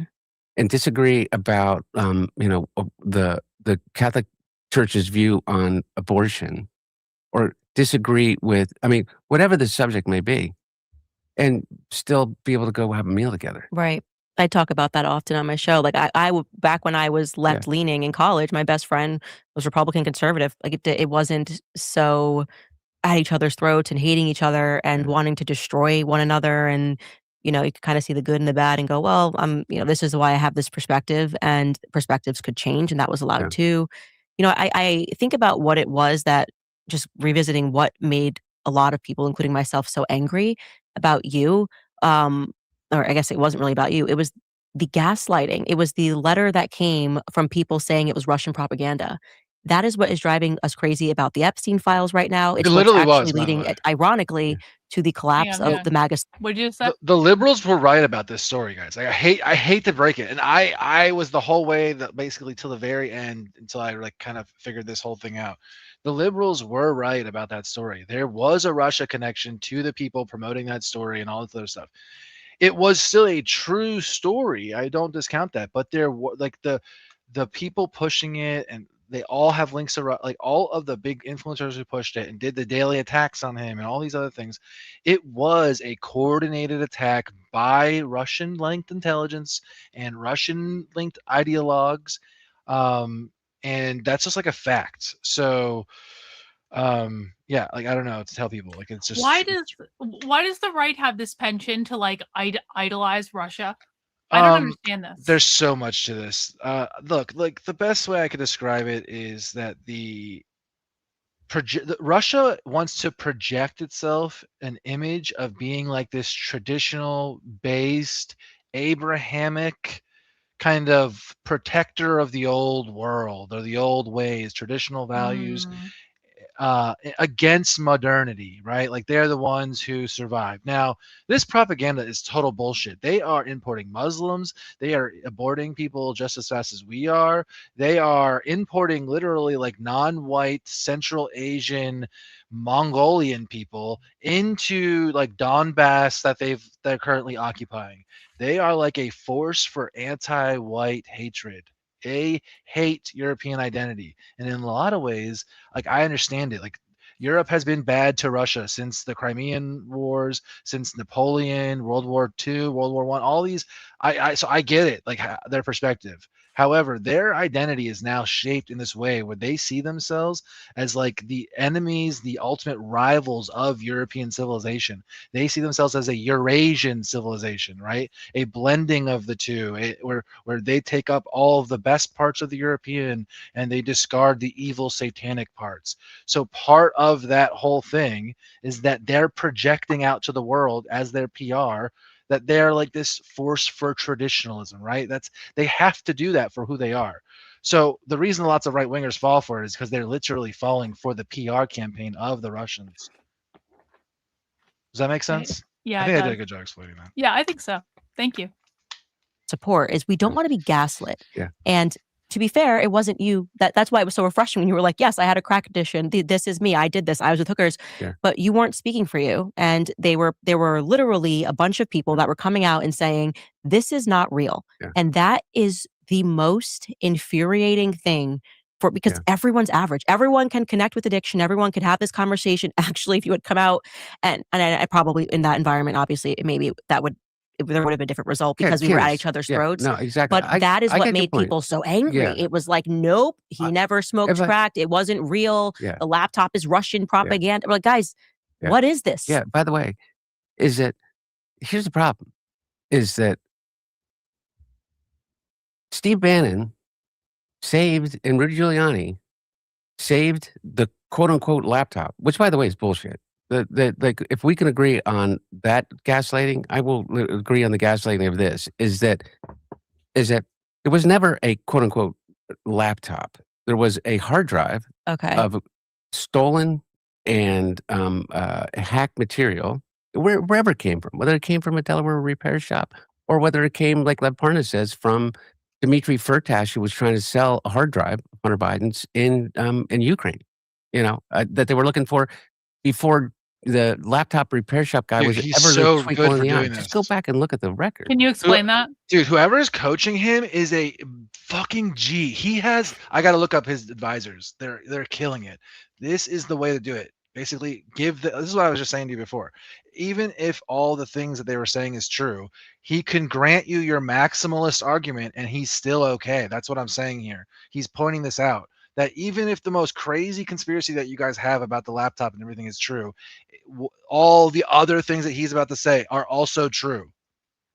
And this is the part that the right just couldn't get through their head. They were just, the laptop, because they're all following Russian influencers who are just doing that. And most of the right wing is just like parroting back what they see on their timeline, which I understand how that happens.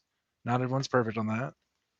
They should be a little bit better though, but they're not. They're NPCs. They're fucking sheep. Yeah. They can't think for themselves. It's actually crazy. That's why I only watch things I disagree with. I only hate watch things to prevent that. Exactly. We got a super chat from the eyeball, one crack rock. Thanks so much for the $5, bro. Really appreciate it. Okay. So here's the thing, is you're absolutely right. And and this is like the freedom of being able to say this. It's like, yeah, they should have let me go out and talk. Yeah. But it was 2 weeks before the campaign. And then then the election was over. Steve Bannon, it goes on and with his buddy Gao, the Chinese billionaire that's now in prison and, that is like a Chinese spy or whatever, where he got arrested on his boat and all that crap. There is go listen to it. Go listen to the recorded conversation in which they say, like, the laptop, like, we got him. We, so we we collected all the salacious pictures and we put them out there. And then Rudy went out and stood on the steps of the Newcastle County Courthouse with Bernie Carrick and said, this contains child exploitation, like pure, pure bullshit, just bullshit. So on both sides, okay, he needs to deconstruct. He can't just say bullshit. You can't say Russia propaganda. You can't call it bullshit. You need to be able to describe back to the people that think this what they believe and explain why they're wrong in 2 sentences. That's what he needs to be able to do. This is fine. Like, he's doing fine, but that's how he needs to be able. He needs to get coached on trimming this into a 2-sentence. This happened, this happened, this happened, blah blah blah. This happened, this happened, this happened, blah blah blah. Bing bang boom, he's done. That and it solved the whole thing. Because I honestly, I've looked into this issue, and he is right. They have misrepresented this story. It is not what they make it out to be. He was attacked by people connected to Russia. Like I said, all those things are true. And he was like a crack addict. He was doing all those things. It was just that, like he said, they're 2 weeks out from the election. They're trying to win an election. You can, if you want to call that a crime, okay. If you think the Republicans aren't doing that in every election, I don't know what to tell you. I mean, I think it's one of those things where, I don't know. I think another moment where I had a really amazing thought and now it's pulling out of my head. Go ahead. The GOP of DC is run by homosexuals entirely. So I don't want to hear the moralization from the Republican Party ever. I never, ever want to hear a moralization of degeneracy or anything like that from the Republican Party. You go to fucking CPAC one time and you find out that no one actually goes to CPAC because they're all going to the after parties and spending all night with hookers and blow in their fucking hotel rooms. It's like, come on, guys. Can we hinge into reality? The brain of the right wing is run by homosexuals in Washington D.C. That is a fact. Which I don't think was necessarily a coordinated reation in the sense that, what do you do in 2 weeks? And so they come up with this and they say, and I don't get to go out and say, no, I was. But you know what I did? Is that come April, I write a book and I tell everybody I was addicted to crack. And here's my story. And here's what happened. He's just run on that. That should be his campaign. All of the rooms that no one would ever want to admit to being in. By the way, that I was when I say they run the GOP, I don't mean the top runners, at the top of the echelons. I mean the everyday the bureaucratic wing of the GOP is run by those people.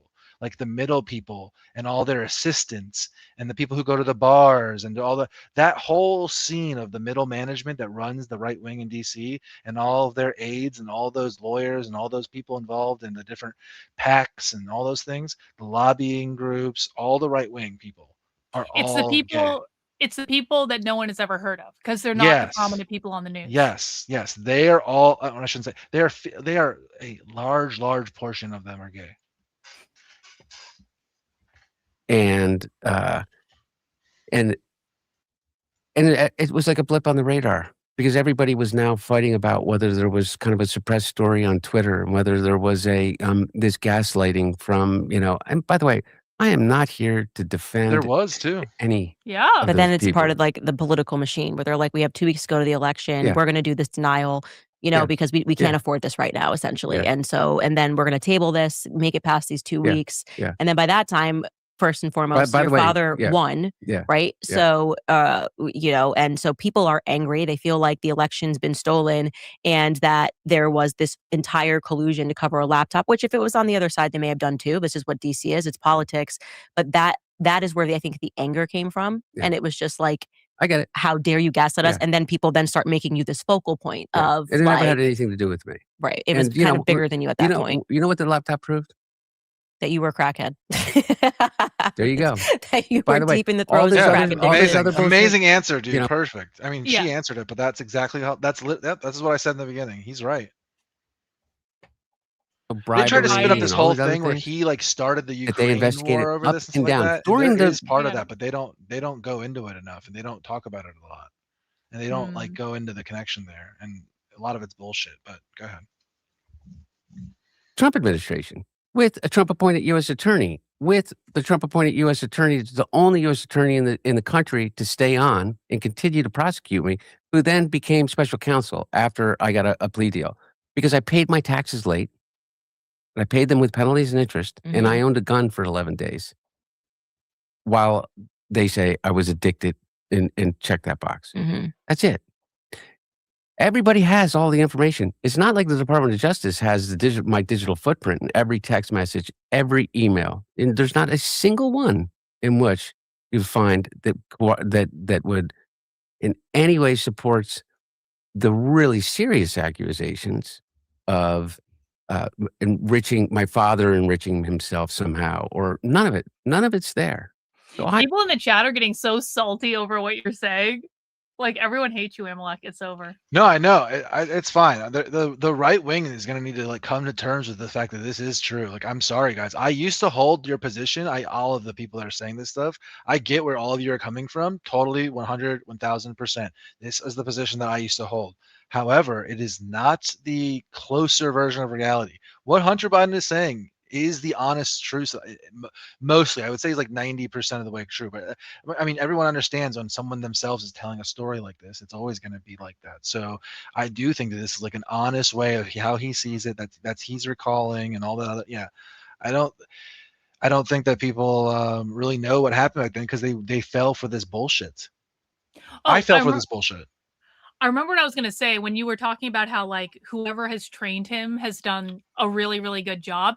He's only going to get better at this. Like this is like his first big outing where he's like figuring out how do I answer these questions? What do I say? And he's already doing a pretty good job. So that means he's only going to get better. 9 out of 10, 10 out of 10 so far, as far as like just from an objective point of view, he is just destroying this right now. I own whatever you want to call it. I own the laptop. Come, you know what? We can go through it together. If you're willing to like avert your eyes to the tragedy of addiction. I mean, just the absolute tragedy of it. Yeah. But man, oh man, there is no space for that in discourse anymore. There's no space for the nuance of, well, that was addiction. That wasn't corruption. I did not do any business through entire 4 years. I became a painter. You know why I became a painter? Because it literally saved my life. I painted my whole life. And Melissa instinctively knew that I literally needed to like occupy my hands in early recovery, like 12 hours a day. Like just, like to be able to focus on not the crushing weight of the consequences of years of addiction. And so I just sat and I painted and I painted and I painted. And I decided to have a show in the gallery and, and offer my paintings for sale. And the New York Post comes out and says, Hunter Biden's selling his paintings for $500,000. I've never sold a painting nor offered a painting for $500,000 in my friggin' life. And by the way, everybody knows this because every painting that I sold, everybody the New York Post story was had to pay about $250,000. The New York Post, I wouldn't have believed you like a couple of years ago, but the New York Post is such fucking garbage Zionist propaganda now that and I'm the Daily Mail. Everything they're saying is lying. Everything yeah, it's bullshit, dude. Like, I don't know what to tell people. Like, I get it. We're all together. We're all right wing. We all love right wing things. We're conservative, whatever. Okay, I get it. Everybody. But I'm looking at this objectively. I'm just trying to understand the realities, understand what we're looking at, understand like the chessboard, I guess you could say. And it's very clear that the way he's describing this is what happened. If you just look into this, like that is what happened. It wasn't some crazy plot. $1 to defend themselves before an impeachment hearing. Go read the transcripts of people under oath. But regardless, is the laptop absolutely proved nothing, but it became this cultural touchstone. It was like it embodied the Biden crime family. And if you wanted to be able to, and I do think they're corrupt too, but not in the way that people understand. But they're all corrupt. How do you think they're corrupt? They do have links to Ukraine and China in ways that. But the thing is not any link that you can point to with them and their family that they have can equally be pointed at any other American political family. This is the nature of political power. So it's not really a useful thing, in my view, to like be sitting here pointing fingers everywhere. There's never been an empire or a country like ours that didn't have political noble dynasties or political dynasties of concentrated power. To pretend that like that very concept itself needs to be defeated is for retards. It's for babies and it's for peasants. It's like populism for retards. Like, I don't know. Like, can we just deal with reality? Political dynasties centering around different ideas and different time periods and power. That's how humans have always been forever. Always. Yeah. Grow up. Someone says in the chat, between 2020 and early 2024, Hunter Biden sold art valued at approximately $1.5 million. The prices for his paintings, which were sold through a gallery, ranged from $55,000 to $225,000. Does that sound right to you, Amalek? Yeah, dude, art world is all inflated prices. It's all money laundering yeah. scheme. It's all corruption thing. It's all like a way of doing insurance fraud, and it's all ways of doing all sorts of shady stuff. And tax write-offs. Oh, I'll sell you my $50,000 painting, and then for charity, and then you can write it off your taxes. They're all doing this, guys. We all acknowledge that. Can we all grow up and understand that that's the world we live in? Now, so what? So what is the question? And they're all doing this stuff. The idea that the president's son is like, we need to like, dude, he's charging a bunch for his painting. He's the president's son. If you're the president's son, you're obviously going to charge a bunch for your paintings. What are we even talking about? Well, and it's like, and I was just gonna basically say the same thing, because like I actually do dabble in like the art world, and I collect paintings, and I don't have like a huge collection, but I've got some cool shit. But like, it's so fucking expensive sometimes, and the amount of money that people spend at these auctions, like I've been at the auctions with the rich people, and it's like I've seen paintings go for $100,000+ and there's so many people that go to these things to buy these things, either because they're making an investment, they think you're gonna be able to sell it for more later, or because they're doing exactly what you say they are, which is like when you buy art, you basically get like a certificate that you can send to the insurance company that usually says it's valued much, much higher than you would actually be able to sell it for, because it's all for fucking insurance purposes. And then something happens to the art and they collect the money and yada, yada, yada. It's like, or assets. Yeah. It's a good way to hold assets. Yeah. Putting something like, if I put, look, okay.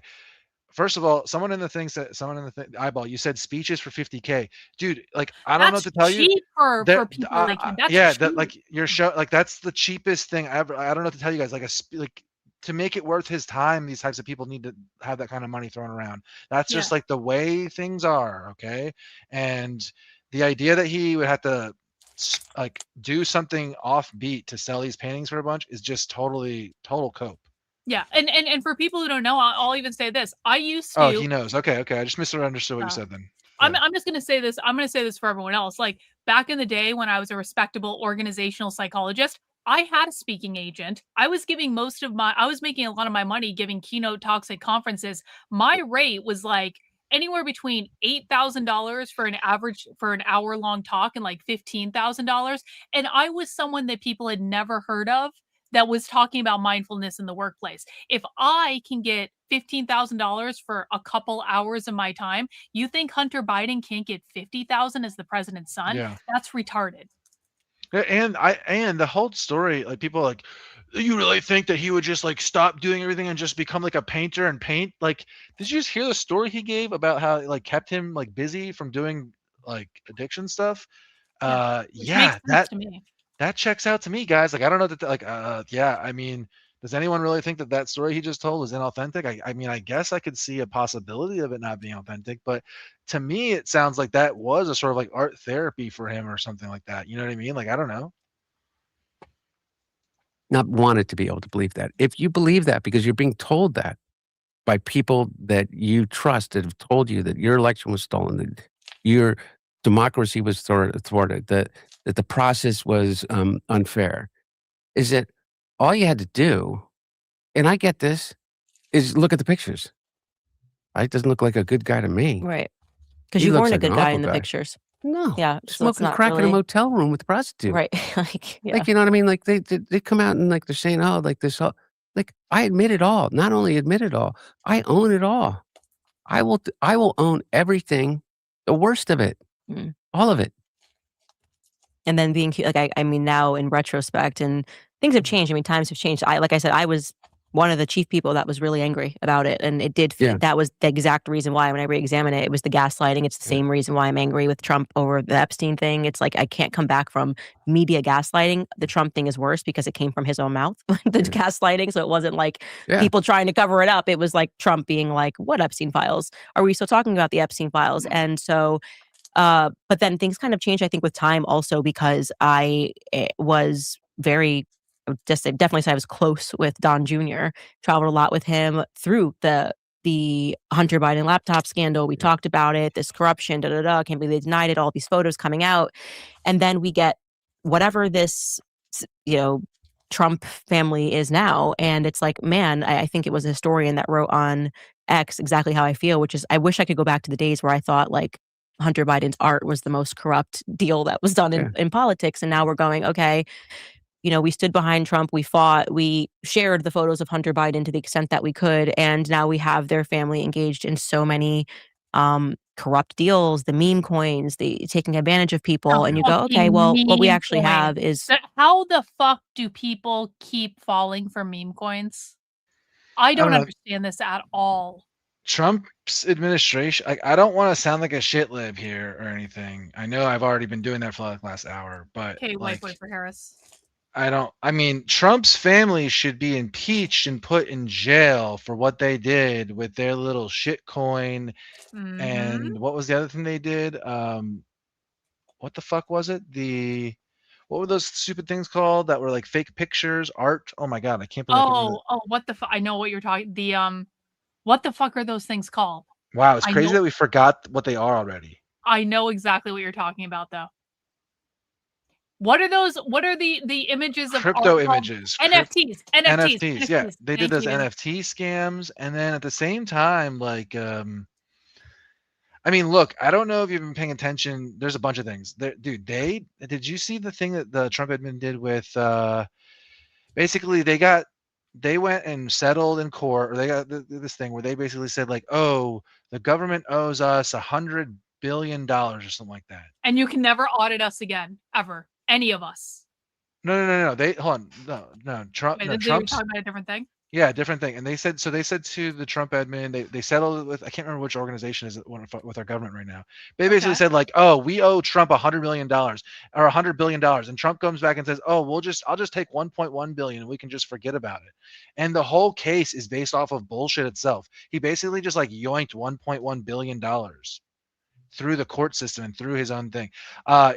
Breaking Points just did a story on it recently that can go into detail better than I could explain right now. But he has been doing like really corrupt shit. And if the Democrats take the House here, they could end up trying to impeach him. This could get crazy.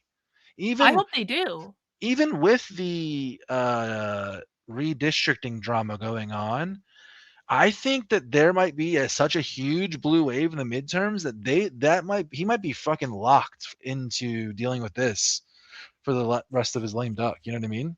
The midterms are going to be so beautiful. I'm going to have the biggest celebration stream on election night. It's going to be awesome. Yeah. The biggest blue wave, the best blue wave. Conservative tears will flow. DC is corrupt. Politics is corrupt. And I think it is kind of a unifying point, not to excuse, the gaslighting of people for 2 weeks, which made people super angry.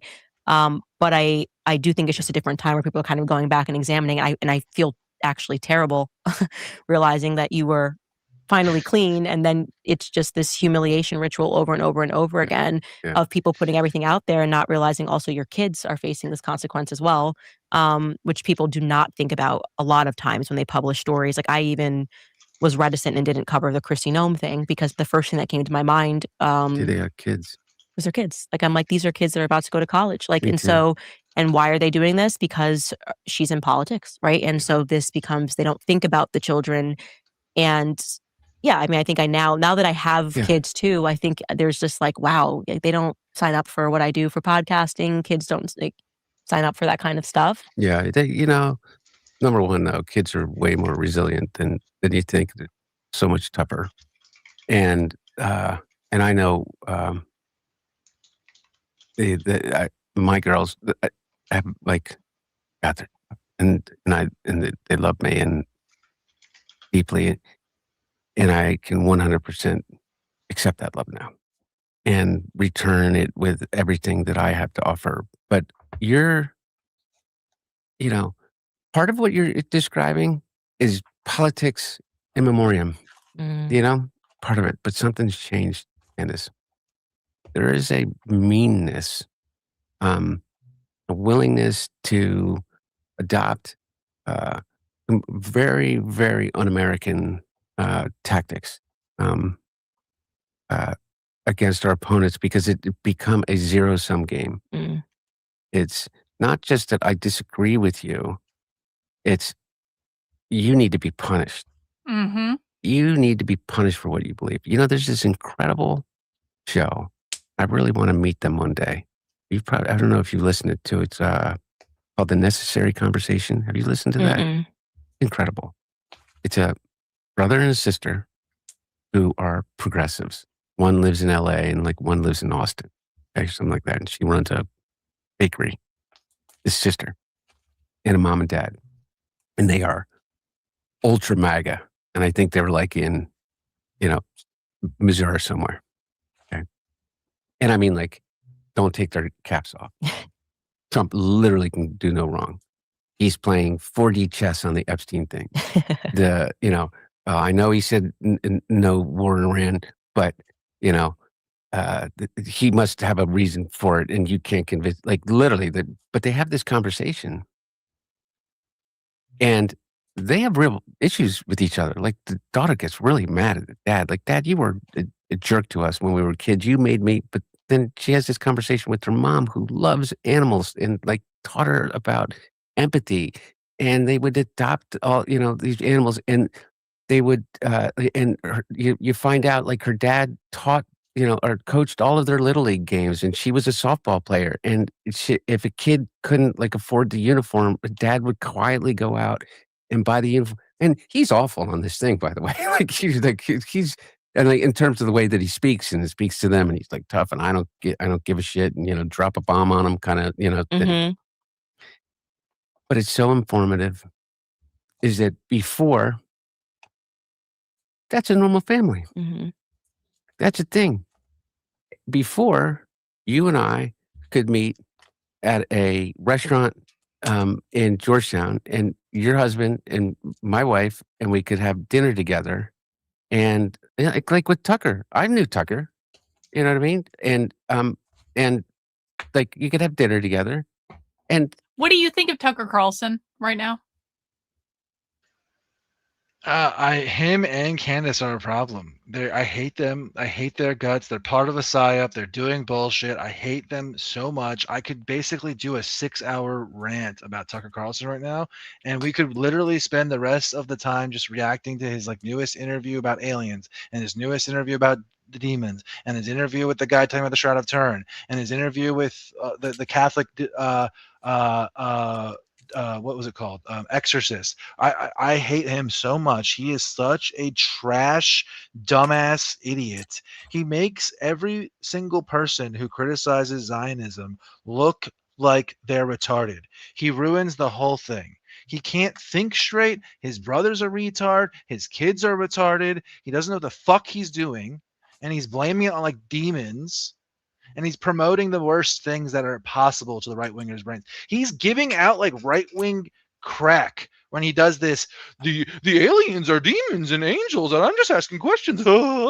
This is crack for right wingers. Okay, you know what I'm talking about. Yes, you know I what do. I'm talking about. This is fucked up. This is fucked up to do to beat these people. Left wingers don't fall for this stuff for whatever reason. There's a lot of reasons, whatever. But right wingers, it is fucked up to do this to these peasants. Okay, this is not cool, dude, and he knows what he's doing. You can't tell me he's just playing dumb. He's not. It's bad. People's minds are cooked. Everyone is faking gay. I fucking hate this. Is there anyone that I can listen to that is actually good? This is the problem. Like I said earlier, people want authenticity, and it's hard to come by. It's almost like you have to find people who are just I don't know, giving their takes. I don't know. It's tough. It's really tough because there's so much saturation in the marketplace of ideas, right? And there's so much media saturation, social media saturation. There's so many people, and there's so many content creators, and so many accounts and YouTube channels and stuff like that. It's hard to say, right? Because it's a complex situation now. I think that what Tucker was saying was crazy, and I don't agree with, and I don't agree with, half the stuff. But you know what it didn't mean? It didn't mean that I thought that he should be tried for treason and executed. And that's what happened to me.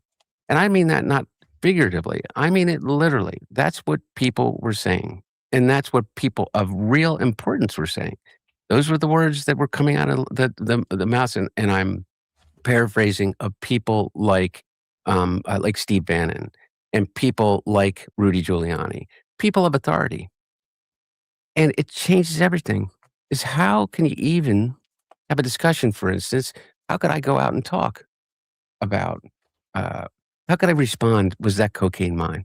Mm. Like, "What do you want? You want me to take a drug test?" Because I'm taking a drug test almost weekly for the Department of Corrections and probation. I have a probation officer. I'm on release until trial. But what do you do? Is that the statement that you make to the New York Post? It's impossible. Becomes impossible. So what do? You realize this, and I don't know if you feel this way in your own life, is that you know what the real problem is? It's not out there. It's not that person. If I could just get Steve Bannon to tell the truth, if I could just get Rudy Giuliani to stop lying about me, if I could just get Konstantin Kulak to say that he wrote if I, it's not there. You realize in order to survive, it's all inside. Every single piece of it. I totally kind of get what he's saying with this too, because I remember like when it was at the height of the fucking gang stalking shit that I had to deal with. There were and I'm not comparing what I had to deal with to what he had to deal with because it's a much bigger scale for him, obviously. But like at the height of all the gang stalking bullshit, there were so many lies being told about me. And it was like one of the lies was this psychotic narcissist photoshopped a bunch of our DMs to make it look like I said things that I didn't say. I have the actual DMs. I released the actual DMs, and no one gave a flying fuck because it wasn't the juicy, salacious gossip that they wanted to tell, and they just kept sharing all the fake shit. And it was like everyone believed lies and bullshit. And at some point, you just kind of go, "There's literally nothing I can do about this. There's like nothing I can fucking do." So I actually kind of get what he's saying here, honestly. Did those people I debated the other week on Khazar theory last week? Yeah, that was awesome. That was Did like you the see? best ever. Did you see what one of the guys did afterwards? He No. made a screenshot, a fake screenshot Oh, that you I blocking blocked him. him, and I did not block him. I swear on the sun Yep. and the moon and the stars that I absolutely did not block him. Why would I block an idiot like that? He makes me look like a fucking super genius. He was so dumb. And he then posted that I blocked him. And then one of the things he posted was, "Oh, we have DMs of you asking to see some other guy that I had a problem with like 2 years ago that you wanted to see his dick." So he doctored screenshots of me saying that somehow. Mm-hmm. And I Yep. mean, I went nuclear on him. I mean, he's fine now, I guess. Yeah. But like when people but I like get it is what I'm saying. I get it. yeah, It's fucked up. it's completely fucked Yeah. up. And the other thing is people don't really understand what's going on when they see things that are going on in like public and with like what's going on behind the scenes and what's going on with like the social dynamics. And they tend to get like wrapped up in these like narratives where they only are seeing like a little through like a little pinhole of light through like the little needle in the door, like a little keyhole in the Yep. doorway. That's all they can see. And they have no idea what the fuck is going on in the room, basically. So it's a problem with people. People need to relax a little bit. It's Like funny, at right? this go ahead. I posted a Nick clip last night because it was so funny, and Spencer retweeted it and said this is an all-time great monologue, and then Nick just said thank you, and like I got people like in my DMs and in my replies and were commenting on Adam's video saying Amalek was a crypto groiper from the start. I knew it, and at the same time, I am having groypers posting and tagging me into posts saying Amalek and Adam Green are trying to subvert the groypers by being nice to them.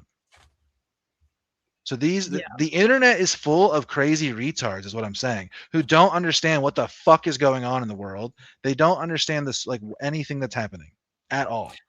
I'm at the point where I assume if someone's being attacked, especially if it's like a salacious piece of gossip, I'm like, okay, even if this is true, it's cherry picked out of a much larger context. It's twisted to mean something it didn't mean. It's having a narrative crafted around it because this person is pissed off at this person for X, Y, B, Z reason, and it has nothing to do with reality or being disgusted at the person or any of this. It's just literally this is my political enemy, and I'm gonna do and say whatever I need to make them look bad. And if Amalek is getting attention from Nick and Adam's getting attention from Nick, and it's actually positive attention, well, the groypers are going to get pissed off about that, and then they're going to start making shit up, and it's just like, like whatever, okay, like everyone's a liar. it's just I just want to hang out with like authentic smart people, please. Like I don't want to deal with these like retarded peasant people. Like I hate them. I know. They're disgusting. That's exactly why I don't talk to anyone on the I internet, block except for them. basically like you and Adam Green and maybe and like the people in my community that I like. Those are the only people I talk to on Yeah, the you have internet. a good You have a good thing where you like try to keep to your own thing. It's good to be siloed. We want to like silo our into like cults of personality and develop and teach people that way. That's kind of how this kind of goes, I think. Yep. How that's how it's going to go from like a scene, like a chaotic scene into like an actual thing. Is that all of these little influencers and all these people that are giving their takes, they see themselves as like mini personality cults and just silo like you can talk to the other silos, you can hang out and collaborate and things like that, but really you want to focus on what you're trying to do with your thing and not try to expand it too far to like other people being included. Is how I would view it. Well, I think that Adam kind of does the same thing. And I think that that's why I feel like Adam and I kind of like understand each other because I feel like we do very similar things for our area. Like we're super wonky and niche about something, but we constantly cover kind of like that same thing. I mean, Adam does news and stuff, but he's always relating it back to the thing that he cares about. So ultimately he's covering the same beat. Whereas like all the influencers are just chasing whatever news story is going to get them the most clicks at any given time. And I think that over time, the people who are kind of just like really consistent and say like I'm gonna cover the far left and that is what I'm gonna do and it doesn't matter what's in the news and what is popular and all that stuff. I think the people that are doing that sort of niche stuff kind of find each other and like we can see each other because we know what we're doing, if that makes sense. Yeah, and you can tell people that are fake right like very quickly, and I don't know, like I mean I don't know, it's just obvious to me at this point who is fake and stuff. Yeah, I agree. Is about figuring out how to love yourself, not live in that shame. And in order for you to be able to be of service first, or, to Melissa, like return the beautiful thing that she gave me, which was a chance that to be of service to my dad, to return the unconditional love, which is not love without consequences, not love without accountability. It's just knowing that no matter what, even through the consequences and being held accountable, that person still loves me. All right, you guys. When I think about the future, I pick Candace. and you sort of edited my opinion about that relationship between your dad because I think since the laptop scandal, in my mind, it was I guess a bit cartoonish where it was like, well, you can do whatever you want. Go ahead, smoke crack. We're just powerful. We'll cover it. We'll do it. Like that's the cop. Like whatever. We've had so much power. We've acquired so much power. And then when I sort of saw you really defending your dad over this George Clooney thing, I was like, okay, this is just a normal father-son relationship. Like people can't apply that for some reason when you're talking about a president or somebody that has access to power, but he just loves his dad. And this is the way any normal person would defend their dad. If they said something about your father, if they said something about your son, like this is so normal that I think that's what was a bit arresting for me. I was like, this is very normal dynamic. He doesn't care if Jake Tapper's on his side. He doesn't care if George Clooney is on his side. That's his dad that you're talking about. And he's having a natural reaction that I would have if someone was talking about my dad, my grandparents, my sister, my cousin, even when they do something wrong, by the way. Like it's like, okay, no, but like that's my family member who did something wrong. Your kids. And so you have no right and I will breathe fire on someone. And that's kind of, and you're right. And now it's getting dirtier. The games people are playing are dirtier, and it is about wanting you to feel unsafe. And I think that is something that is so new when you have people posting your address, posting where you are, knowing that you have children. And I really do. And it is over a perspective. Like for me, it was me changing my mind on Israel. And suddenly I'm getting the New York Post treatment and I'm getting all of these people coming after me and I'm going, this is my perspective. You're welcome to try to debate me on why I feel the way I feel about which is because I have two eyes about what's happening in Gaza. But to do these tactics where you're trying to destroy people feels very, very new to me. Yeah, and let's be not let's be honest. I hate that phrase. Okay, I got it from my perspective. Is this? I know where that started, and that started when Donald Trump, from rally stages, started the "Where's Hunter?" or yell "Where's Hunter?" call and response crowds, and then they printed T-shirts, and then they made hats, and then they made mugs. "Where's Hunter?" And then they showed up my door I didn't have any security. I didn't have anybody. I can't afford that in my life, particularly at that time. And they literally showed up at my door with bullhorns and MAGA hats, and on the direct, and the way that they got there is the New York Post published on the front page, on its cover, an aerial view of my home with Wow. the address, and then in the thing said, and if you stand here at this, on this part of the street, you can see, and there are floor to ceiling windows, and and so they showed up. Wow. And Melissa was, what, 6 months pregnant at the time? You know, she got in the car, because she was alone at the time, and sped off, and they followed her, and they ran her off the road. She panicked, and then, she got and they did it again, and they surrounded her, and that's new, man. That is new. And, like, similar to you, is it, like, Yeah, before I sat he down, is speaking, dude. I heard He's just right. I don't know. He is. I think a lot of people can sympathize with this. Yeah. Everybody. Like, this is a crazy thing that happened to him and his family and all these other things. Like, this is not weird. I don't know. People can cry about this all they want, but this is an authentic guy coming off authentically, and you're gonna have to like deal with that on those grounds. You're not gonna be able to sit there and say he is some sort of fake person. That is going to lose absolutely. You will not. Well, You'll not be able go to do ahead. that. Well, it's like the right always tries to drag people down for whatever moral failing they think they have, and so they try to do this gotcha thing where they're like, "Oh, you're not perfect. You fucked this up and fucked this up." And Hunter Biden's just like, "Yeah, yeah, I did. Yeah, I Well, actually did fuck that up, but that doesn't excuse this bullshit." he's a better embodiment of Christianity than Trump ever has been, right? Like, Trump says Yeah. that, even, Trump says, "Oh, I crush my enemies," and things like that. "I'm not a very good Christian." Oh, remember when he said that to Erica Kirk? He said, like, "Oh, she forgave the killer. I could never do that." Trump is the exact opposite of all the things that he's doing. And, like, look, I mean, obviously I have my view on the religion, the Christian stuff, but I mean, who's closer to Jesus right now? Is it Hunter Biden, or is it like Trump, or any of the Republicans for that matter? This is a serious problem for the Republicans. where you live, what the level of security that you have or didn't have, and what your perimeter of your property is like. How the hell do I know that? And how is that even remotely safe?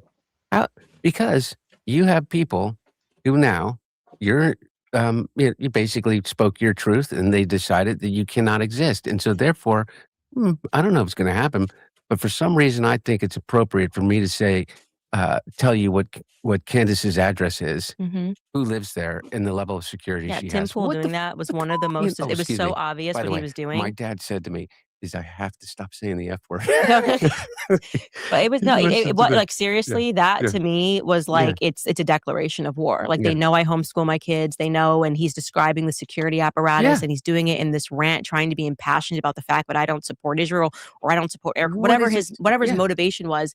There was zero reason that you would be describing the perimeter of my house yeah, outside of wanting someone to get harmed. yeah. And like I first of all, like I'm not like Tucker Carlson, and I say this to people all the time. That's why I get so worried, because when Tucker gets accosted in public, he just has this like total happy warrior demeanor. I will claw someone's eyes out for my kids. I am not the property to try. We will shoot you. Like I will shoot you, and I will kill you, and I will happily go to prison before you have one opportunity to even make me. I'm not even going to think about whether you're going to hurt my You kids. sound exactly like Melissa. That's me. That's just me. By the way, And I've said it yeah. over and over on my podcast. I will smile in my mugshot, okay? Because I did the right thing, and I have no qualms about that. So when he did that, I was like, okay, this little beanie boy, okay, little beanie boy, I see exactly what you're doing. The whole world sees what you're doing, and you are doing something because you want my children to get harmed. And then if something happens to them, you're going to go, well, I don't know how that happened, as I was describing the perimeter of her home and talking about what her security is, which was Well, by the way, inaccurate.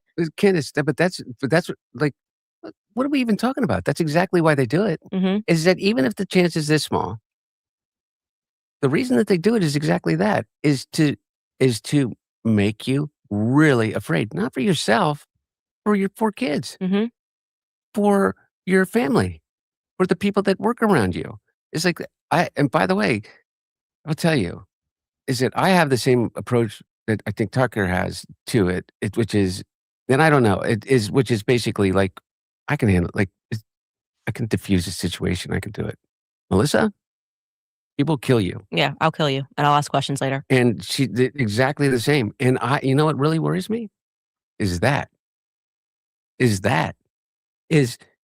all of a sudden we're all talking about violence. Mm-hmm. Like, you're talking about violence. Violence is defense, but now you're talking about the violence. And then they kind of like go, oh, you're gaslighting us. This is bullshit. You're fine. You're really rich and you this and that. You can take care of yourself. It's like bullshit. Did you see what just happened to my best friend? Yeah.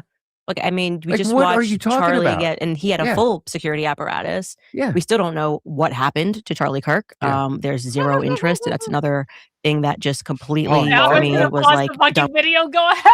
Well, I'll get into that for a second, but I just wanted to mention like how crazy it is that Tim Pool is even being brought up in the conversation. He is a midwit retard content so creator who is true. basically like fucking aura farming other retards that are also like working at gas stations wearing beanies and being fuck faces with skateboards. These people are retarded. They're political retards. They always have been. They were libertarians and then they went to Trump. And these people have always been weaklings, pussies, losers, dorks. They are totally irrelevant outside of their little, like the amount of retards they have. They only have strength in the number of them that there are. They have no intellectual core. They have no useful ideas. Absolutely nothing. All they're doing is chasing the next story. Totally worthless. The fact that they're even being brought up in this is he's being brought up in this is so crazy. He's worthless. No, I totally agree about Tim Pool. He is fucking so stupid. He understands nothing about the left. And I just remember, like, I don't know if you've been following all the quartering stuff that I've been streaming about because it's just really funny to me, but it's also really stupid and I understand why people wouldn't follow it.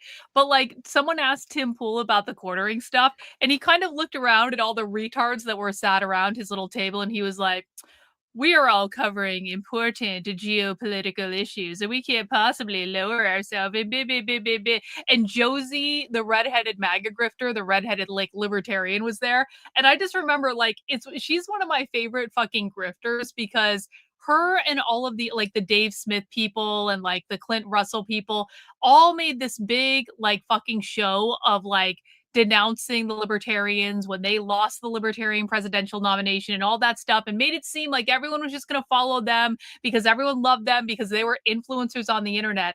And then like a week after all that stuff happened, they held this big like anti-war rally called Rage Against the War Machine in Washington DC, and all of them were tweeting about it and posting about it and they thought it was going to be this big fucking rally. And then you actually look at the video from that day and it was like 24 people showed up to see them. Their star power was so great that no one even went to the fucking anti-war rally. It was the best. With Trump whatsoever. Like, I mean, there's just no way for someone who came from the inside and watched the work that Charlie did to get these people elected. Don Jr. was like a brother to Charlie, literally like a brother to him. Yeah. And to see the Trump brothers, to see Donald Trump himself, Kash Patel, who Charlie pushed for him to lead the FBI, had him on his podcast. JD Vance, like, came out of nowhere. Charlie was like not sleeping to make that happen. And to see all of these people have zero interest in the obvious holes in the story, even if ultimately the holes get filled and there's a picture that makes sense, which I put that at a 0% chance. But let's just, the fact that they have zero interest and they're just accepting the narrative, like what this has done to me, and I've said this, I'm just done with politics. I'm just done with politics because I can't even begin to comprehend it. And again, that element of gaslighting that's happening here, where they're pretending that the people who are noticing that none of this is making sense are the crazy ones, and everyone else who's like, no, turn the chapter a week later, it's all solved. And this is how it went down, and none of it makes sense, but just accept this slop. It is the most infuriating thing, and it's just fully removed the scales of my eyes. And I've stopped with this left versus right, Democrat versus Republican. I'm like, this is sheer evil versus good. By the way, this is like sheer evil. But by the way, we're real. Exactly. Like, I'm exactly. It is good versus evil. Yeah. It had Whoever's they advising have him is just the torn king. the mask off of this. Yeah. You think so? Oh, dude, this is I mean, this is authentic, but at the same time, he has been coached for this and all things. This is the unity campaign play. And if these guys, or if Hunter Biden can get the disaffected right wing, anti Trump kind of Tucker Carlson, Candace Owens wing of the Republicans, that's enough. That's the election's over if he gets even half of them. Jeremy asked in the chat, do tattoos on the inner arm hurt worse than on the leg? No, actually, tattoos on the inner arm do not hurt at all. The leg tattoos fucking suck because you know why? Shin bones, and when you tattoo shin bones, it hurts really fucking bad. I know that's nothing to do with anything, but I said to you before, is that I pray to God that by the end of this, that you think of me as a friend, because if anything ever happened to me, I want you and Melissa team up. You'd like, oh Getting to my the bottom God. of it. It's not happening by to the way, Charlie Kirk. And the criticism of you for asking the questions for someone who was like a brother to you is like, what the F are you talking about? Yeah. That's Like, the what are you talking gaslighting. about? It's And like, by the how way, dare you care? coming from someone who you've attacked and you've politically, you've had all of your criticism, which I'd have no problem with, and we disagree on so many things. But I listen to you and I go, right on. Like Epstein, Okay, so like, you want to figure out why they don't want to. Go ahead. So are you telling me Hunter Biden? Look, you might have just thrown this whole thing, Hunter. You might have just ruined the whole thing. Are you telling me that when they play pictures or videos of you saying that next to Candace Owens saying that Erica Kirk killed her husband, that you are going to be comfortable standing behind those comments because that's what she's saying? Let's leave aside all the Bridget McCone penis stuff and all the other stupid Khazar shit and all the other Babylonian black magician blood magic rituals and all the other shit. Let's just leave all those clips aside. Just focusing on just the Erica Kirk situation. The way she is going after the Erica Kirk situation is, in the Christian worldview, not my worldview, in the Christian worldview, evil. Okay? And there's no Christian that doesn't see that. The Christian Bible gives instructions on how to talk to and treat widows, okay? And every single thing that she does is in the antithesis to that. And every authentic real person is becoming disgusted by it. Only people that are like addicted to her whole drama thing are still falling for this. Everybody sees it, even people that are watching it every day. It's like watching a car crash. That's why they're watching. I get it. That's why we're watching, right? I get it. But I mean, the general audience, dude, there's no way. There's just no way. I mean, I've tried to watch Candace objectively. I really have. I tried to give her the benefit of the doubt, even though I knew she was probably full of shit, because I do actually think that she did a pretty good job with like the Bridget McCrone stuff. But the thing of it is like, she had someone else's research and book to follow because that was all done by someone else. And this is her on her own doing her own thing. And it doesn't make sense. She doesn't have the evidence she says she does. And it's just like, when you look at it just completely objectively, it's like, no, Candace, no. Yeah, her best foot forward. If we could right now take Candace's absolutely steelman best 5 or 10 arguments and put them in a clip form, put them together really fairly, her best ones, let her team make sure that they're right and her best foot forward, and just be as good as about this as we can. Her best 5 or 10 arguments don't even come close to scratching the surface of proving that Erica Kirk had anything to do with this. Now, Erica Kirk is weird. She is like a Stepford wife. Like, she is doing weird stuff, and you can criticize her. She's become the CEO of Turning Point USA, which is like a Zionist Christian mouthpiece organization. Obviously, right?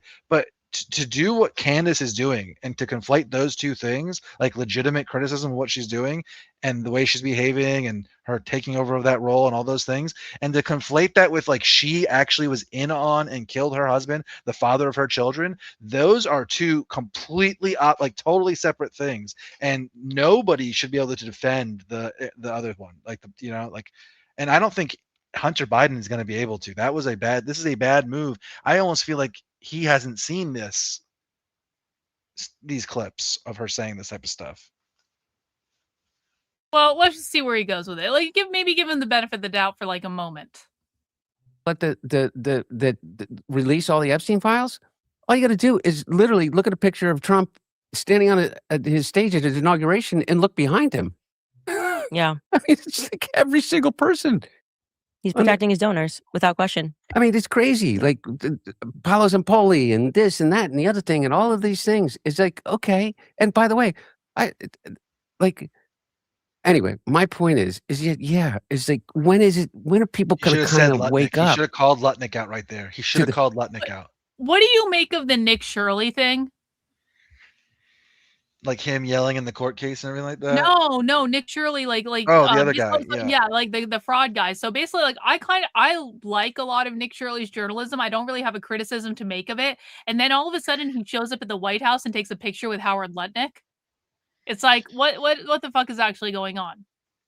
Yeah, I don't think he's like an authentic person as far like I don't even think he knows that he's in on it. I think he is a genuinely like 100 to 110 IQ, like, you know, just like a naive, go lucky guy doing what he thinks is like the best for his country. Like, I don't think there's anything weird going on there, but like he's also just like a child, basically. I don't know. Yeah, he's naive and he's being kind of like used within their Yeah, system. And yeah. he might not be aware of it.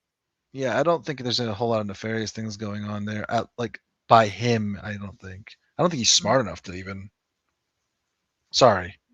I don't know. I mean, I like a lot of what he's done, and I think that he has balls doing what he's done. I think he's gone into places I sure as shit wouldn't go into, you know. But and the left hates him. They talk about him all the time, and that's unusual. They usually don't talk about people on the right that much. Yeah, that's true. Well, that's because he like did the race taboo thing in a way that they really don't like the uncovering of the NGOs, and basically like all of the left-wing influencers here, like all the way from like Breaking Points to Kyle to the far left people, they all kind of got their ducks in a row, and they really got on top of reacting to his content and debunking it in real time. So all their audience is all like, oh, that's been debunked, that's bullshit, you're racist, blah blah blah. Like they got their talking points locked down on that side. So it makes sense why he gets attacked for that, right? Because all of the influencers over there got the word out on him. But he should have made a comment about Lutnick here. He should have dropped Lutnick and caused chaos in the administration. I mean, we should talk about this now, I guess, because I don't think you've covered it, talked about it yet. But you know, Tulsi Gabbard just dropped out. Yeah. The Trump administration, and she says it's for her husband's going through cancer treatment, and maybe there is to some degree that's true about it. But also, what's true about it is the Trump administration is having problems. And also she was like one of these anti-Iran war people, and she like fell in line. She's been totally useless. She hasn't been like vocal from what I can tell or anything like that. So she's been just, you know, doing the whole thing. And I've never liked her. She's wrong on the Russia issue. She's a Russia shill. And I don't know if you know this, but she's part of like a Hindu cult that is like a Noahide compliant Zionist cult, you know? No way, I didn't know that. I have a little video actually. Let me it's like a 2-minute edit showing this. Do you want to watch it real quick? Yeah. I was just saying, let me just throw this up. Yeah, I haven't. Well, you're finding that like I have not liked Tulsi since 2022 when I was involved with the Libertarians, and she campaigned for John Bullock in New Hampshire. I remember who was an open warmonger, and we all went to her rally, and of course I was the one that ended up shouting at her, and then like that video went viral on the internet because I was shouting at her. But it's like. No, you are not anti-war. You are lying. You're trying to get into the political machine somehow, because that's why she did everything, was to get ingratiated to the right because the Democrats basically kicked her out. And so it was like she had nowhere else to go. She is a Russia shill through and through. And the reason that like her anti-war positions always line up with like what helps Russia. I just posted in the chat. And I got it. yeah, this like little edit, I don't really know how to describe this to people. This is a lot of stuff and information I've accumulated and read through for like 10 years now. And just like the shortest way I can describe it is like her group of Hindus are what's called Noahide compliant. Basically, they believe in like the oneness of God, and they are like working with Zionist Jews to like Judaize their religion, and she is part of that group. It's like a cult. It's a weird, freakish cult, and you got to play it with the music. It's so yeah. I'm funny. gonna play with it. Relax. I was letting you talk. Now, our founders knew their time was short. They knew that the road ahead was uncertain. The foundation of our independence is our dependence upon the Supreme Soul, who's the supreme controller. Now, all of us and all of our leaders need to get on our knees and prostrate ourselves before the Supreme Lord, acknowledging that we are totally dependent upon him for our success, indeed, for our survival.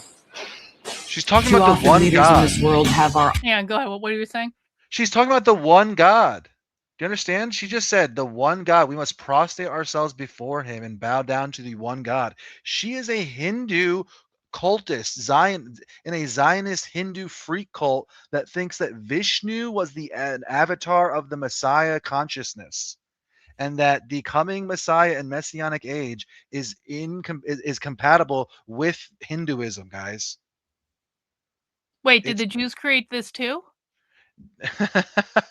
They're trying. I mean, like, you'll see. They're trying to influence Hindu, because you got to understand, Hinduism is not like a religion in the same way Christianity is. It's like a category of various cults, right? So what they've been doing is they're doing reach out to all these various Hindu cults, especially ones that you could call like maybe hippie, West Coast, and Hawaiian weird personality cult Hinduism, as I guess you could call it. And they've been courting up to these people and making them redo the way they think of things, so that they think of the Hindu God concept as Noahide compliant oneness of God, single supreme being that all the religions agree with. It's like a sort of Jewish perennialism is what I would call it. Okay. And she's in this cult. Covered by pride born out of our relative power, fame, or authority. We lose sight of the fact that we are tiny and our time on this planet is extremely short. And yet we see ourselves as the controllers competing with each other over who is number one. But the truth is, there's only one number one. There's only one number one, and it's God. Our leaders 250 years ago knew that. Just for the record. Do you understand how crazy this is? I have the Om symbol tattooed on me. Oh, that's funny. For the record. How do you understand how this is? Do you understand what I'm saying? How crazy this is? It's hard for me to really explain to people and see if they understand what I'm saying here. She's using Christian language. She's quoting scripture. She's going to end this with the Lord's Prayer. Anyone listening to this would be like, oh, Tulsi Gabbard's some sort of Christian. No. She is a Hindu pretending to be Christian or using Christian language to bring like this Hinduism Zionist cult to bear politically. Doesn't Vivek Ramaswamy kind of do the same thing? Yes. This is a growing trend among Indian Americans and Hindu Americans that we need to realize that it is a serious thing. I got to understand. Basically, part of the end times theology or eschatology of Judaism is that in the end times, all of the nations, all of the humans of all the world will bow down and realize, oh my God, the Jews were totally right about that one God thing, that monotheistic God, the one that they've been describing. He's totally the right one. So what they are trying to do is influence all of the spiritualities, all of the world religions to be more in line with that, so that if they can make this prophecy come true, which in their world, it's totally possible that it can become physically true, that it's closer to Noahidism. It's closer to their vision of the oneness of God. Does that make sense? Yeah, I understand. Okay. One, and that's God. Our leaders 250 years ago knew this. They knew that we could not rely on our own strength, our own fame, our own power, our own intelligence. But we're completely dependent upon God's favor. And so they humbly approached that day of fasting 250 years ago, asking God for his protection, his guidance, his mercy. We are at this time They're working with the head rabbis of Israel. To light our path so that we can successfully navigate. The amount of pictures that she has with Rabbi Shmuley is like really alarming. He's written books about this, and his whole network has written books about it. They write books for Hindus explaining how to understand this concept. Great. The troubled waters that we are in into a future where our children and their children and generations for hundreds and thousands of years can live in peace, freedom, and prosperity. So on this day, Let us humble ourselves before God. Let us beg for his mercy and guidance. Let us be willing to forgive those who have offended us as we ask God to forgive us for our trespasses. And let How us all crazy today- is this? Like, okay, That is again, crazy. put aside my views on Christianity. Everyone knows my views, I think, in the chat, on your channel. Everyone knows my views. Like, if I was a Christian, this would be so offensive to me. Why are the E-Crusaders attacking me and Adam every day? Why are they not going against this? They should be freaking out, calling her a evil demonic witch, a Jewish lover. Like, I don't, anything. Why are they going after me and dealing with my thing and not this? You guys aren't talking about this. Your religion is being used in this weird freaking like pagan perennialism way to support and help Zionism conquer the planet, guys. And you don't even want to talk about it. You don't even know that it's going on, apparently. This privacy shit of is our sick. own It homes is. and hearts. Take shelter in God's love. And Yeah, remember that's true. him. I was just gonna say that's a someone Alone. says Jay goes over it. He does. He doesn't go over it from a perspective that I necessarily 100% agree with or anything like that. But you are right. Jay does cover these weirdos. That is, to be fair to Jay. Hey, Amalek, people are accusing you of using an AI generated video. No, I didn't use AI in any of that. That is a video from her personal Twitter account, and then all I did was take what's it called, Hell March from Red Alert 2. That's the song, and I just took all of my. I have a meme folder labeled Tulsi Gabbard Pajit, and that's all of the photos from that thing. That whole edit took me like maybe 20 minutes to make. And I just, all I did is I just lined them up like that. Oh, and then I went on TikTok and that part where it cuts away to all those things going, that is somebody else's TikTok video. So nope, no AI was used. Well done. But understand, so she just left, okay? Sorry Yeah. to bring this all back to Oh, what no, I was go talking ahead. about. The Lutnick and RFK Jr. are up next. Okay. Those are the next two people on the chopping block in the Trump admin.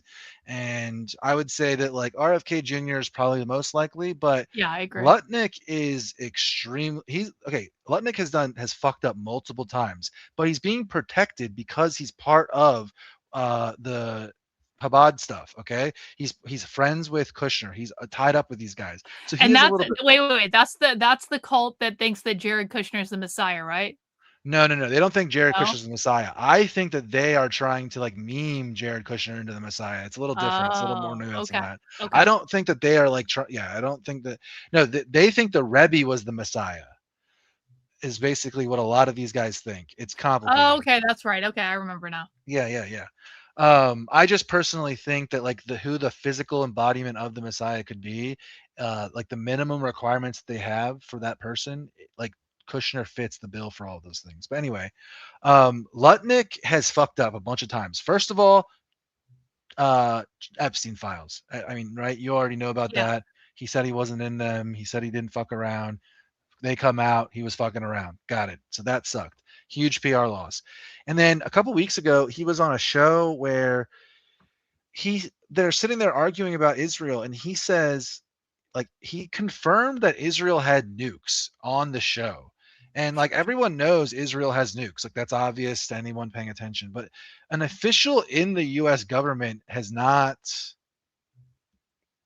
done that before like that. And the way he did, and it was clearly not planned. It was like an offhand comment. It was not like a controlled release of that information, if that makes sense. So he fucked up there. And there's a bunch of other things he's fucked up in. And the fact that he hasn't been removed ahead of some of the other people, or if he gets removed after RFK Jr. or anything like that, it shows that he has this like protective like Jewish bubble around him in the Trump admin. But really the way the Trump admin, what's going on in the Trump admin is it's a fight between these two groups, basically. Like it's two groups of Zionists. It's like the AI Zionists through Thiel and Vance and these guys who are really trying to pump the economy up with like AI stocks and the whole thing, right? Like they want cheap energy to help build data centers, and they're like all inning the economy into AI. That's like one faction. And the other faction is this like, we want religious prophecies to happen, and they're fighting over what to do with like the Straits of Hormuz. Like $6 a dollar a gallon gas does not work out for them. So that's what's going on in the administration right now. I think is like they're having a war between those two, both Zionist factions, over kind of what's going on in the admin. So we'll see how that shakes out. I think RFK Jr. is probably the next one to go. Yeah, I agree with you on RFK Jr. I also don't think that Tulsi resigned because her husband has cancer, which is really sad and awful. And obviously that's like horrible. But I don't think that's the reason she resigned, because they've been talking about her resigning for like months and months and months. And especially after Joe Kent left, I thought that it was just like basically a matter of time. 100% agree. 100% agree. And Pam Bondi, like Yep. Pam Bondi, Joe Kent, and then her not resigning was kind of crazy, to be honest. Like, I can't believe she didn't do it earlier. She literally sold shirts saying no war with Iran. Like, this was kind of Exactly. obviously coming. The idea that this is like a cancer thing, like, I mean, I guess I could give the benefit of doubt and say maybe, but I don't think so. If I had, gun to my head, I don't think so. Yeah, I mean, I would have had a lot more respect for Tulsi if she had done exactly what Joe Kent did and like go out and been like, "Fuck you, Trump." Like Well, she's that would always have been at a least been false branded. she's Go ahead. always been a false anti-war advocate, like you pointed out in the beginning. True. She's always been like this, right? So her job is to hold up the banner of the anti-war advocate while doing war. That's what she's always been about. It's kind of perfect, honestly. Like having like a Hindu Hawaiian play that part kind of ruled. Kind of good casting. Fact, and it's not left or right. This is a really, really horrible group of people that are pulling strings that that impact us all, and they make us think that because you and I disagree on the graduated tax rate or some social issue, is that we are sworn enemies. Not just like sworn enemies, that I deserve violence. And I could see them, and it does seem like both sides have woken up without question. My audience is now split, and I still say what I believe. I haven't changed my position on abortion. I'm Catholic. I have, there's nothing that has changed. I think they're just hearing me for the first time. And I do think there was something about the Charlie Kirk assassination that everyone just sort of looked up. We just sort of all looked up at the machine and was like, wait a second, what is this? Because they expected Trump to be ride or die. They expected cash. I mean, wow, this is going to be solved in the clearest way possible, because the entire political apparatus that has the power in the Department of Justice is in the hands of Charlie Kirk's friends. Like, that was how I felt, right? This is it. No, whoever did this is never going to get away with it, because these are Charlie's friends. And Not what did we just get? friends, they're the people that Charlie Kirk made. Charlie Kirk made these people. That's exactly right. You led a youth revolution to get these people elected in power. He was ride or die to The level of disloyalty or fear, I don't know what it is, disloyalty. is Disloyalty may be guided by fear, but it's so still disloyalty. disturbing. It's disturbing.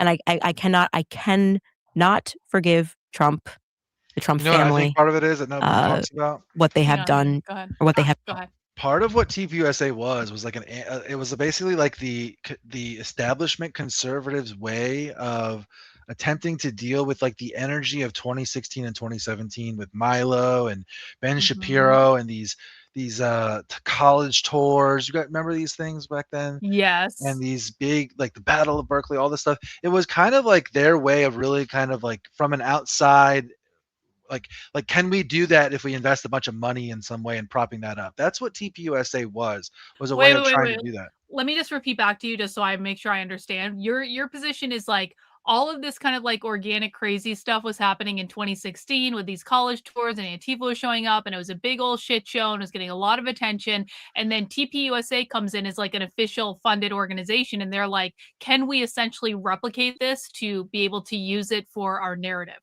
Yes. It was a Okay. way of like systematizing what was going on organically and in chaos. You know what I mean? Like it was a real thing. And it was also a way of like neutering it, right? Like basically the whole Yes. story of Charlie Kirk is that he did that whole thing, and then look, like people can have revisionist history about him, but they're just wrong. He was a Zionist through and through. Okay. And his whole point was to box Nick and the Groypers out. That's what he was trying to do. That's what defined the Groypers, and that's largely what defined Charlie Kirk. Okay.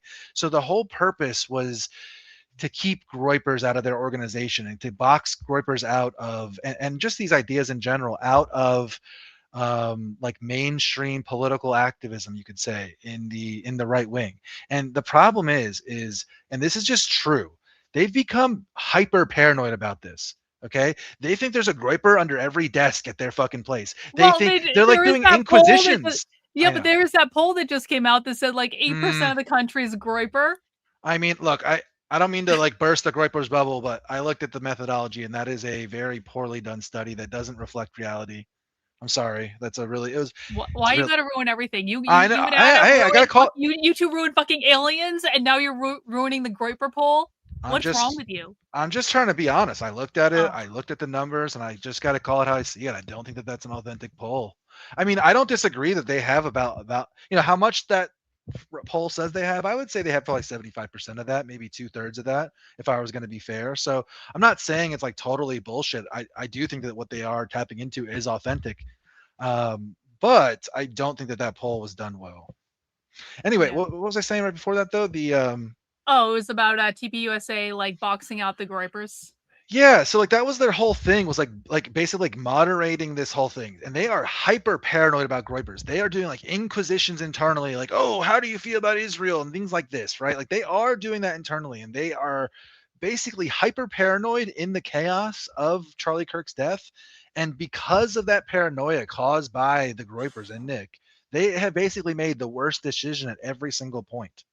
And it's because of this thing. They're terrified of putting anyone in front that could then at one day turn like Candace did, turn like Tucker did, turn like they view Nick did. That's how they view Nick. They think that Nick was a guy that was on board and things like that, and that he turned on them. So because he was in this whole scene back in the day, the whole Yeah. leadership conferences and things like this, the TPUSA stuff, they kicked him out, they boxed him out, and then the whole history of that organization was just, the war between those two factions. So um yeah. It is kind of it is kind of like spectacular watching how paranoid they are though, because I think you're exactly right. It's like they spend all their energy trying to corral and block Nick Fuentes, and it's only made him more powerful, and it's only made him more successful. Yeah, I mean, it's kind of funny because you can kind of see like if you really zoom out and look at it, you can kind of see like TPSA is run by a bunch of Christians basically, and you can see like the problem with Christian psychology. It's like they're chasing the groipers around like a bunch of Jews or like the Pharisees, you know what I mean? And you're just making the problem worse when you do that. Like you're actually not helping when you're sitting there and like accusing your enemy of being like evil, and you're trying to like stomp them out by any means. That like it's just not gonna work. Like it's just trying to forcibly convert them or like do an inquisition. Like it's just not gonna work, guys. Like I don't know. Mhm. Not done for Charlie. Can I keep one of these? Yeah. Conspiracy? Yeah. And I'm Love full that. on. I'm like, Good. call me a conspiracy. I'm like you, where I'm like, oh, what is the shame tactic of the day? You're calling me a conspiracy theorist. Great. I'm like, you'd be a fool to believe the stuff that they're telling us today. The stories are telling us. I mean, it is something that is just so disturbing. And I think that the Charlie assassination has just so crazy, like, cause he was so Republican conservative, but I think it's brought people together in a productive way. Yeah. And Look, I'm here, and you're here, and the I really think that we're not unique. I think very, very kind of emblematic is that like I'm like, let's put the past, not behind us. Like I'll explain anything you want. I'll talk about anything that you want to talk about that you still have questions about, or that anybody is it. But like, this isn't right. This we're witnessing right now is not right. Mhm. The level of corruption, the obfuscation, I mean, whether it's Butler or Charlie or Butler makes no sense. these things that it's just not right. And I mean, it's so glaringly not right. It's almost as if they're just saying, F like, you. F you. They're not even I don't trying. care. We don't You even know get what? good psyops anymore. And that's what I keep saying. I'm like, it's Yeah. so disrespectful that we're not even getting good psyops anymore. Like we're supposed to believe he survived four assassination attempts, the Yeah. first president that's ever survived 4 assassination attempts. Yeah. They lie to us about things, they make a big deal, and then they make it want to, it's going to go away. They're going to keep pretending and telling us that this is a totally normal grieving widow. Okay. No one's buying that. Like that something's No. just not right here. Everyone can see that this is not how you would react to your husband being shot. And this sort of just, I'm fine. And like 2 weeks later, I fully accept the narrative. I have no interest in anything else. It's over. Let's close it. I forgive him. Let's move on. You're asking us to abandon our common sense and our humanity is what you're asking us to do. And that kind of seems like where we're at. Like they're insisting on this. And I'm going, where is this going to go? Because we're not doing the thing they want us to do. Like they're just constantly giving us slop all the time. I mean, even the recent White House Correspondents' Dinner, there was so much theater to it after, so much theater. And now it's kind of, okay, Secret Service maybe shot each other and we're just going to kind of quietly move on. But Trump needs the ballroom. Like that's a normal reaction. Hey, there's a shooting duck. Hey, well, we better get that ballroom. And by the way, it's going to cost $1 billion now. And by the way, it's not from donors. And by the way, we're going to do it. Like, it's just the constant, like, talk about gaslighting. This has been just this, and we're not even, are we even a year into Trump's second term? We're a little over a year. A little over a year in the second term. And I don't think there's just been, I'm like, how are we going to deal with 4 years of just being gaslit every 5 seconds and told that MAGA, literally MAGA, is not MAGA anymore. And what was actually never Trump, which was actually pro Hillary Clinton, if you think about it, that's now MAGA. It's literally people who have been against Trump the entire time who are lecturing us about this stuff, like the Mark Levins and the Ben Shapiros, and like, we're MAGA, and the Laura Loomers, like, we're MAGA now. Okay, great. Then I'm not MAGA. Laura Loomer is a fucking psycho. She is crazier than I ever thought that she was. And She's I don't Queen know. Esther. She's a badass. I don't know what you're talking about. She literally runs the government. God. Everyone talks about Zog this, Zog that. What about Log, dude? She's hanging out in the Pentagon and shit. She's going and hanging out at the Pentagon at nighttime and shit. She's going in. Did you hear like she's like literally like calling in favors to get people deported and shit, and determining like she's determining like positions and shit being selected. How is this happening? Because, dude, she's Esther Maxing. What do you mean? How is she doing it, dude? She is, dude.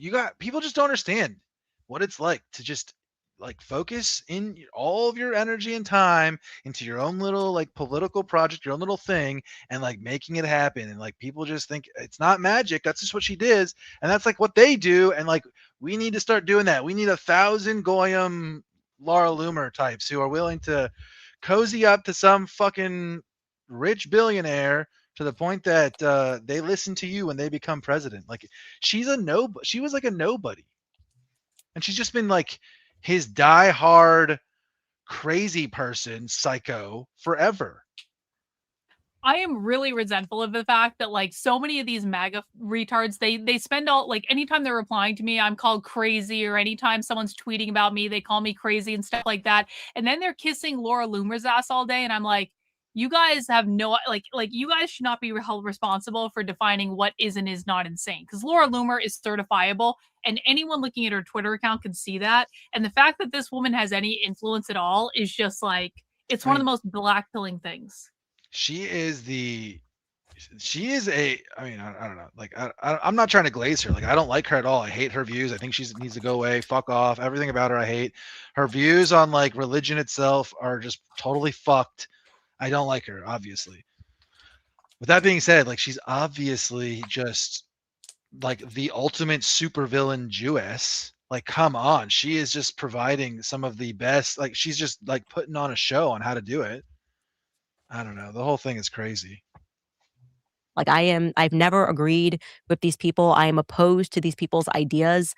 I am opposed to unleashing an actual lunatic who has had to be Baker acted and put on Psych 5150 holds by her own parents who fear her. I'm opposed to that actually being unleashed upon the population. Melissa always uses that 5150. I had that.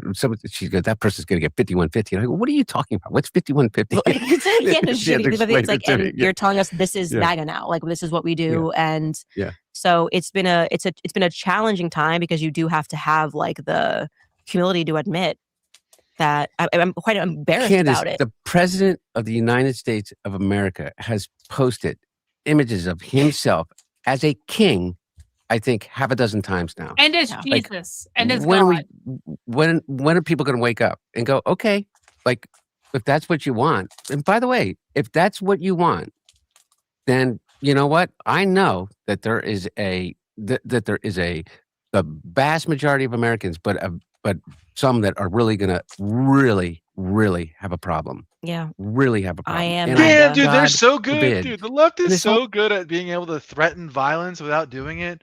they are like pros. They don't even think about it. He just threatened a civil war, basically. Oh yeah. The right wing version of that is, if they do that, well, we're gonna give them Rahoa. Yeah, they're And gonna regret that. Yeah, we'll rise up. We'll Yeah. rise up, dude. You guys, We got all the guns. All the guns are here. we need to like learn what they're doing is they're like using like soft language to say the same thing, and the right needs to learn how to have a more sophisticated vocabulary and like describing their points of view, because he literally just advocated for, I mean, that is what he's saying, is that enough people will rise up if Trump wants to become king. And he might even be right about that, judging from what you cover and just like the numbers in general. I think that there is it doesn't take a lot of people to fuck around and find out that in the opposite direction towards Trump. Yup. We got Focus in with a gifted channel membership. Thank you so much, Focus. I really appreciate it. Everyone give Focus W's in the chat, please. Well, thing is that we all need allies now, because they do have an enormous amount of power. One of the things that I always think about is that it's so easy to silence people, but it would be particularly easy, for instance, to go like if someone like the whole cocaine in the White House thing. By the way, I look at your premise. Is that like you can believe whatever you want to believe, but I know my truth, and that's all I can do. And you preferred crack anyways. 100%. Okay, and I would The not. evidence is And by the way, overwhelming. He I would preferred not have. crack. I would not That's got to go in the commercial. I'm like, but you preferred crack anyways. Yep. Mm-hmm. not have forgotten it in a cubby. Not if you're crawling on to the go floor. into the situation room, which I've never been in before. Yeah, whoever did that was Exactly. was a cocaine noob. geez.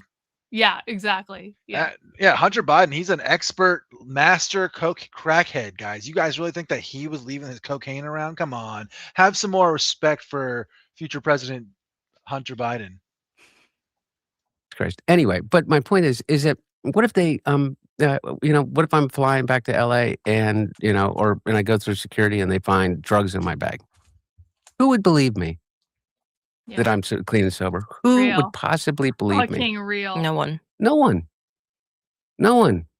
And I could take drug tests and I could prove it, and I could, I mean, literally, I pack my bag in front of a witness everywhere I go, so that at least I would be able to say that.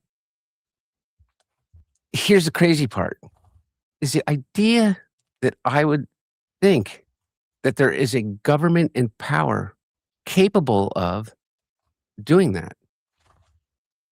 It says everything anyone needs to know about where we are. Yeah. The idea that you feel unsafe in the United States of America because you disagree with the current administration on a issue that 70% of Americans agree with you on. Mm-hmm. Like, I think we all That's can a agree really good point, is that actually. we need to stop the wholesale murder of a population in Gaza. Mm-hmm. Whatever you think about my father's Whoa! Go. I mean, what? Rewind that a couple seconds. Did you not just hear what he said? That is a no-no. That is a no-no red line for Zionists right there. You are not allowed to say what he just said. Oh yeah, obviously. He just said the no-no words. Yep. Genocide. No. He didn't even say genocide. He did the opposite. He just stated it like that. You know what I mean? Like the wholesale murder of a population. Yeah. That was like, so. It's over. It's over for Hunter Biden. Well, he did this intentionally. He said it like that instead of genocide. But that was, I can't believe he just said that. That's crazy. I'm not surprised he said that at all. That is the position you have to take on the left. The left is right on this issue. I just mean like Gavin bumbled this. Like Gavin fumbled this a little bit. AOC has been fumbling this question. The left fucking hates AOC because of that too. Yeah, they're all fumbling this question, and he just basically just knocked it out of the park. 10 out of 10 for the left, I would say. However, like there is still this question: is the left gonna consolidate around anti-Zionist as part of their platform? And I'd say that's still up in the air if that's going to happen or not. We'll see. to stop the wholesale murder of a population in Gaza. Whatever you think about my father's, I mean, if they are able to coalesce around that, it's like, don't tell me the Republicans are the lesser of two evils and you demand I vote Republican because I have to vote for the lesser of two evils. Like, at that point, the Democrats really are the lesser. If they are able to get their hands around the like anti-Zionist stuff, then the Democrats really are the lesser of two evils. Oh, I gotta say something to your chat that's gonna piss them off, and I'm gonna love it. Every Good. single second of Awesome. it. I love it. All you retards who are like, duh, Messi should run for the president of the 2028. We should have Messi president. Guess what? You're all retards, okay? Because guess what? He would get smashed his ass in by Hunter Biden or anyone the left would put up. Massey is worthless. He is useless. He is a libertarian loser dork. He would never win office. He will never win the Republican nomination, and he has no chance of winning the presidency. Zero at all. Get over it. He lost. He sucks. It's over. Move on. He's a libertarian pussy, just like every single one before him. Why you gotta be like this? Why you gotta be like this? Because I know how much these you were fucking so much people- more attractive 5 minutes ago, Amalek. Why you gotta ruin everything? Just true. If you want to put something up against Hunter Biden, he has to be someone that has a chance at beating him before I'll even acknowledge that I would support that person. You and I are gonna fight about this Massey thing. We're gonna fight about this. The minimum requirement for me supporting a candidate is that they have a chance of winning. And since Thomas Massey has a 0% chance of winning the King of Rumble award, even that means he gets a 0% chance. Why do you hate Thomas Massey so much? He's like one of the only anti-Zionist people in fucking politics. He's anti-Zionist for the wrong reasons in the same way the left is anti-Zionist for the wrong reasons. He's anti-Zionist because it costs too much money. It's punny pinching. Blah, blah, blah, blah, blah. I don't think that's why. I don't actually think that's true, though. Listen, he has this idea that we should be sovereign and not do foreign wars and spend money on foreign wars. He focuses it on this idea of basically like penny pinching. That is true. He does. He views it as like the size of government. No, hang on. You think that Thomas Massey, after the election that he's been through, doesn't fucking understand Jewish power? Oh, he does. I get it. Yeah. I get it. But his solutions, none of them are going to work, and he's never going to win. We'll see. Right? How could he ever win? I don't know. He has 0% chance of winning. And look, he is right about Zionism and talks about Zionism and things like that. But he does not understand at all how it works, and he's totally naive. He thinks that it's like some you know how the left thinks it's like an anti-white, or it's a white supremacist colonial state. Yes, capitalist. Yeah. Settler state, the settler colonists. Yeah. Massey has an as retarded view of what Israel is. He thinks of it as like, oh, this is just like an expenditure on a balance sheet that's too much, and we should reduce it. And if we just fix the deficit, things would be fine. He's looking at it from that perspective, and it's totally stupid. And yeah, sure, he does the children in Gaza thing, and I get that. All of that is true. Obviously, that's true. But he doesn't have any way of actually winning over and enforcing that policy that he has. And it's actually not really the problem, because guess what the position of the Israeli government is, and the next incoming party is, and the current party is in Israel. Their position is, okay, the aid we get from America is no longer helping us, so we actually want to cut it off. We want to stop getting aid from America because it's hurting us politically. And because you guys are no longer giving us money and giving us aid, we're actually going to be able to sell weapons to all the countries, to China and Russia and all the other countries, and do whatever we want. And we're actually not tied to whatever the United States is. It's their way of pivoting away from us while still all the attached baggage. So this half-ass, we're just going to stop funding Israel. Oh, if we would just stop giving them the billions of dollars a year, that solves the problem. That is a false solution. Well, it's what like a solves Band-Aid. the problem then? Then what solves the problem? We have to absolutely, in every single way, cut off the relationship between America, the West, and the Judaism as a whole. And that's the problem. Right now, you see the problem is that we're so intrinsically linked together. It's how do you cut something out that's going to kill the host is kind of the question you're asking. And the answer is very carefully and surgically. Part of the problem is that part of their prophecies is this whole Samson option, is this whole hard slamming of the door against Edom, against the West, where they allow the West to fall and be destroyed, or they do it themselves, however you want to view that. Okay. And whatever the break in our relationship is, it cannot involve that, is what I would say. It cannot involve, oh yeah, Edom is actually going to fulfill the prophecies and fall over so Jerusalem can rise.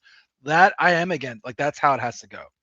But it can't be over the balance sheet. Oh, it's too much money. I still think you underestimate the amount of bullshit that Thomas Massey has seen in the last several months, and I think you might be underestimating his perspective. But you could be I think right. I think he's anti-Semitic, just like all these people are. They're hopped up on Rumble videos. Okay. You might But that's be right. not good enough. That's not good enough. That's not enough. You know, It's you have to, a start.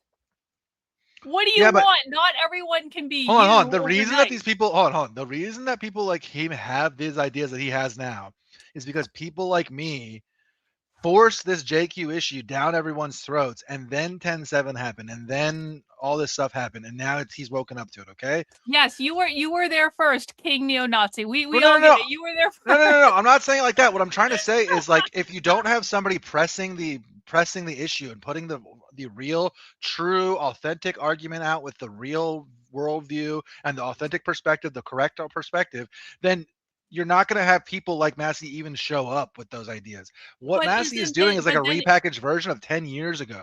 But isn't that working the way it's supposed to then? That people like you and all your buddies went Yes. out there and forced the question, and you forced the question because you knew eventually that would trickle down and create this. Yeah. And now to continue to do that system, we have to continue to do that and press their ass and keep their feet to the fire and put the flame. And we got to keep cracking the whip on these people and maybe do a little carrot. I'll agree with that. When Massey says something good, I put the little carrot out. But we got to keep cracking the whip on these bitches and keep moving them to the right position. Not this. Oh, the checking account. Oh, we have too much. No, not enough money. But couldn't you make the argument that Massey maybe has a reason to be really pissed off and I just agree. like burn it No. down? You don't think so? No, I'm saying I agree. I think he could, but I don't think Yeah. he's competent enough to do that. We'll see. I Listen, feel whoever- like Massey has like turned into Let me put it something this. else since his wife died. Let me put it this Like, way. have you seen the pictures of Thomas Massey I before have. and after his wife died? He looks like 10 years younger.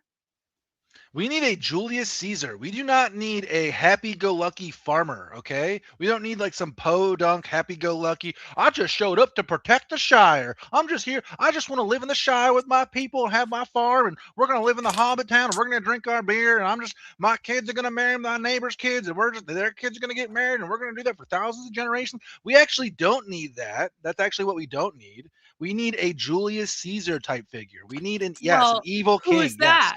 Who's that then? We have to summon him, just like we summoned Thomas Massey. Now we have to summon him. We have to press the ideas that I'm talking about and make that person appear with those ideas, saying those ideas. And the only way to do it is to criticize people like Massey, who are pussies. All right. You might be right, but whatever. I'm still going to fight with you about this. Just not anymore right now. Policy as it relates. I always say to people, you know, one thing he didn't do, he didn't greenlight to turn Gaza into a Trump golf course. With the maitre d' being Jared Kushner with $4 billion in Saudi money. It's despicable. Despicable. Yeah. It's just like they did the deal before. I mean, when he posted that, I'll never forget that. Posted the Trump, like, here's what Gaza could be, and like I could have my name in a building, and I was like, but literally, that's what they're doing. This is dead children. Like, you're literally saying this is all going to be fine because we're going to get up a Trump resort or something. Positively despicable. I mean, just positively despicable, tasteless, indefensible. And it's not a joke, though, is my point. It wasn't a joke, and that is the deal. And that's what they're doing. Mm-hmm. Literally doing. And by the way, they're doing it out in the open. I mean, it's not as if they're hiding it in any way. Mm-mm. I mean, they are making deals as they go through. And, like I always say to people, it's like, you had such a problem with me. I didn't do any business. I'll take the painting. I didn't do a single business. Every single person that bought a painting from me during the time my dad was there in office. I had 2 shows and probably sold a total of 20 paintings, and 13 of them to my best friend. And that's it. That's it. And you had a problem, not you. Well, you too, but they had a problem with me as being this emblem of corruption.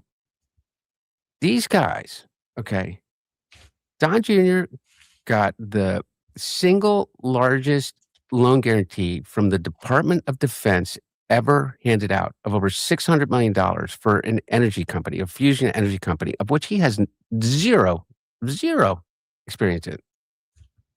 They have gotten Jared Kushner, who's never run a private equity fund, has now a $4 billion private equity fund with 80% of the money coming from the Middle East, of which he continues to raise as he is the ambassador at large on behalf of the Trump administration, not as a political appointee, but simply as a son-in-law of the president, to come to a peace deal of a war in Iran that they started that has cost the economy billions and billions of dollars for a war nobody wanted.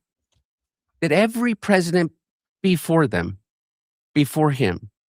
was pressured by the Israelis to get into. And every single one, regardless what you think of them, from Jimmy Carter through President Reagan, through both of the Bushes. Dude, he basically just accused the Jews of running the government. Yeah, he did. You're right, actually. He basically just accused the Jews of running the government and causing all the problems and wars. I mean, what else? Can you just rewind it, like, I guess 5 seconds or 10 seconds? Yeah. I just want to, can we get a full understanding of what he just, the gravity of what he just said? Okay, we'll go back. For an energy company, a fusion energy company, of which he has zero experience in.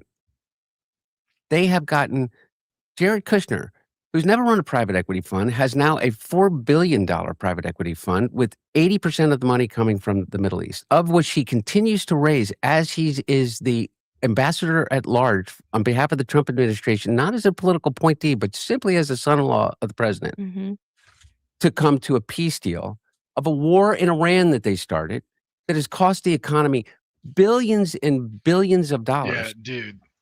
For a war nobody wanted.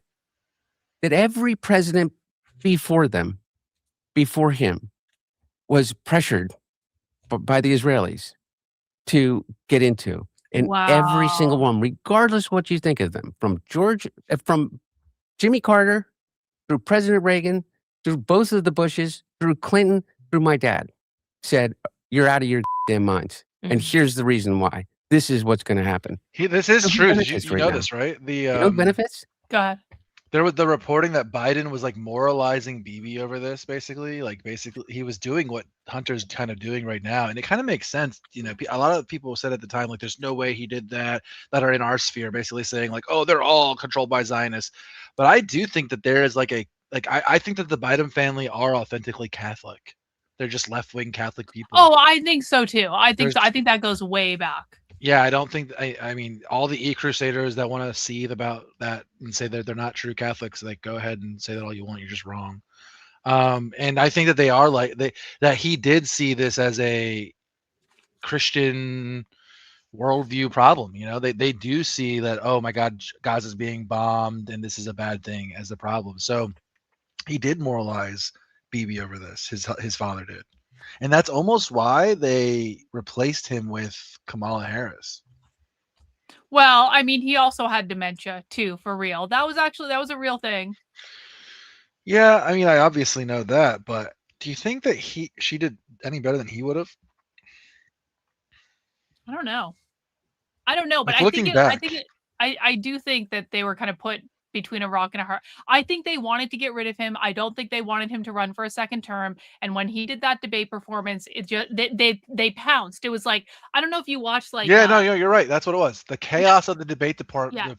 Yeah. And it was like all the I don't know if you watched lefty media right after that debate, but we were watching like MSNBC and CNN. They came out with the same talking points at exactly the same moment. Well, so what they did is they replaced him. They got rid of him. And then remember what he did on the way out? What? He chose her as his replacement. Oh, right. As the middle, like, fuck. As the middle finger to them, like a fuck you, basically. So he was removed. I mean, like, look, you guys can say that that's Jewish power. Maybe that's Jewish and Democratic power. However you want to think about what that is that just happened. He was unseated. Why? For what reason? Because of this Israel moralization and the position that they had. Remember, they were holding weapons and things like that. Obviously, they're still Zionists. You know, I mean, basically, we're dealing with. You are so fucking right about this. Okay, I understand. Yep. Yeah. I don't know. It wasn't because he always had the dementia. The dementia was there from the very beginning, and if they had wanted to cover for him, they would have covered for him. But it was just the moment. Yeah, they that could have were kept like, that going. They, Yeah. You know what they probably did? They probably made sure he didn't get the right medicine for the dementia before the debate, which is why Dude, it was so fucking yeah. bad. And they set the whole thing up for him to fail, so they could do exactly what they did.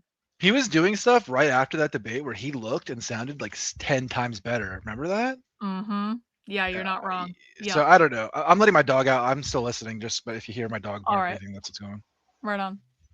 The people that are making trades of billions of dollars on market manipulation that occur. And Insider we all know trading has it's been- literally out in the open. But who's going to? Is that a euphemism for somebody? The people who are making trades with billions of dollars? I'm so far off What the did he Trump mean by train. that? He's No, posting by me- the way, and I'm not even saying it. like for the- it's for the embarrassing. purposes of, But it yeah. is embarrassing. It is embarrassing because we got behind him as the answer to corruption. We thought he was going to be this outsider. You know, he's going to go to DC. He's going to drain the swamp, and then he became the Loch Ness monster. You know, and so it's like I don't know what it is about that swamp, but you get swimming in it, and it's like people do this. And yes, it has been for Israel. Not to say that Trump wasn't pro-Israel. Most presidents actually are pro-Israel when they go in there, and if they go anti-Israel, they kind of end up dead. But it's or they sort of get kicked out. If you want to talk about Dude, Nixon the whole and the drain the scandal of swamp Watergate, thing and which I have revisited in all of Trump's like slogans and everything came out of one of two ways. First, they did this whole like research group that there's a book on this. I can't remember. Someone in his campaign wrote this book on it. Oh my God, I can't remember. Whatever. It doesn't matter what the book is basically about how they focus grouped a lot of his sayings and slogans and ideas and things like that really hardcore before he announced anything like that. He didn't just like one day wake up and walk down that escalator. This was a pre-planned campaign. He had like said he was going to run before. Remember when he first ran, people thought it was a joke and things like that because he had done that so many times before. But this was a very calculated, pre-planned, and he had that, you know, his slogans and his way of putting ideas together and things like that. That all those things were made in controlled environments by his team, by his people, by his marketing people, really is what it was. It's corporate marketing people that were like mixed with political actors. That's who was doing his things like drain the swamp, build the wall. And that's the second way. The other way that things came out from him is when he said something and the crowd reacted positively, it became like a chant. I went to a ton of Trump rallies and it was like he's like a comedian, like riffing off like, oh, did this joke work? Did this joke work? And he's kind of like, oh, that one works for this crowd. This one doesn't work for that crowd. And he's kind of like doing like a stand-up comedian routine when he's up there, right? So, I mean, that's the two ways that Trump made what he said, guys. Like, can we all just understand that as reality? He wasn't like making campaign authentic promises. His points were crafted in a lab or by the whim of his crowds. You know what I mean? So it was just like populism. You know, that's all. That's really what it was. I mean, well, I mean, and like, can we say now, like, emphatically that Trump was well aware that he was always just harnessing the retards as useful idiots to get what he wanted, because he obviously hates them. He obviously hates the American people, like the normal American people. He's not doing shit for them. And the minute he got into office, he just started like basically ignoring everything they were saying and doing whatever the fuck he wanted to do, regardless of the consequences. So I understand that perspective, and I think there is something to that. But I would just say, like, in defense of him, I think that he is surrounded by a bunch of yes men who are giving him bad information and bad data. They're showing him polls where he is 100% of Trump supporters are approving of Trump, right? Like, so he's just surrounded by people giving him like an incorrect view of reality, and he's probably like, if you could go back in history and try to find anybody who's been like fueled up on ego, gassed up on ego more than any person, Julius Caesar, Adolf Hitler, Napoleon. We could just go back, Frederick the Great. Like, we could just keep going back. Every one of these great leaders throughout history, great men throughout history, all of these people were like gassed up on ego. That's kind of what they are, is their personality cults, essentially. And Trump might be the most gassed up ego one of all time. He thinks he's like chosen by God in a messianic way. You know what I mean? Like, he really does. Since Butler, Pennsylvania. And since then, he's become like he's like mixing the paranoia with the messianism in a way where the people who are surrounding him are just like telling him things and he's just like believing it, and it's like not correct information. And I see how he got in that position. It makes sense how somebody in his role got there, but that's how he's seeing the world. It's not through like authentic reality or anything where he's like observe the people outside are poor, they're upset. He doesn't even know that that's happening. He doesn't understand that that's happening. He's looking at the polls on certain news stations and he's freaking out from moment to moment. He's like an old guy. He doesn't understand that like real people in the real world are fucked economically. Yeah. No, I agree with you on that too. Do you know what this says, Amalek? I don't know what language this is. I don't know. Is this like a Jewish mystery that I just don't understand because I don't understand. I don't understand I appreciate you being a member of the channel for 2 months. I have no idea what this says. Do you know what this says? Can you see it? It says it's a Gaelic for thank you, or literally it's may good be with Gaelic. you. Oh man, Gaelic is like the worst fucking language. It's so difficult. So well done you for identifying it. I had no idea what that said. Thank you. Thank you back in Gaelic, I guess. Thank you. Did think that had a lot more to do with his shifting viewpoints, but that wasn't the issue. Like, I was pro-Israel, generally speaking, not very educated about the topic. It's this level of corruption that you're talking about, when you are willing to let real Americans be harmed, their day-to-day lives be harmed, they're suffering at the gas pump, their groceries are expensive, all so that you could further enrich. How much more money does Trump family need? I mean, just like literally, how much more money do you need like that you're going to allow this to happen? Don't you just want to have now the legacy of being a good president? I mean, this is... Yeah, I was saying to you about like the cryptocurrency thing. I think there's incredible promise in cryptocurrency. I believe in the meme token. I'll do something one day to create a community, and there's really good reasons to do it. There's really interesting ways, and I know people disagree. I just happen to be kind of like a crypto guy. I mean, just because of my understanding. I think it is incredible freedom in a world in which we've been controlled by banks. So if you have the same problem that I have with big pharma banks and the Fed and these like where does money come from kind of thing, is it like I truly believe in what Satoshi, kind of the manifesto of Bitcoin. I'm like on the verge of making Hunter Biden 2028 t-shirts. I'm not even joking. I actually like him more than like any politician.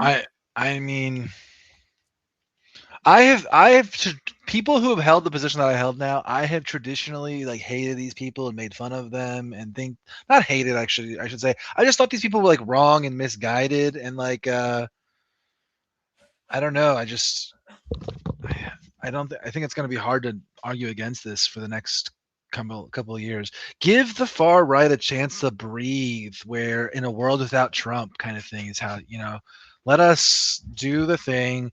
Let the people who are like competent run. Like, look, whoever's running like just this interview for Hunter Biden is infinitely more competent than pick anybody in the Trump administration. Okay. I agree. So like, can we just get some competent people in to get the gas fix, to get the Israel fix? Like do you think that if Hunter Biden or just any Democrat really got in, that they're not going to do some sort of like new Iran agreement bill? Like if that's, wherever that goes, I don't even know what's happening now. Like they might heat it up to a full blown war by then, but you know what I'm saying? Like they have the will to do that within their party in a way that the Republicans just absolutely do not. So if that's like one of your core issues, then like, what are you even doing? I don't know.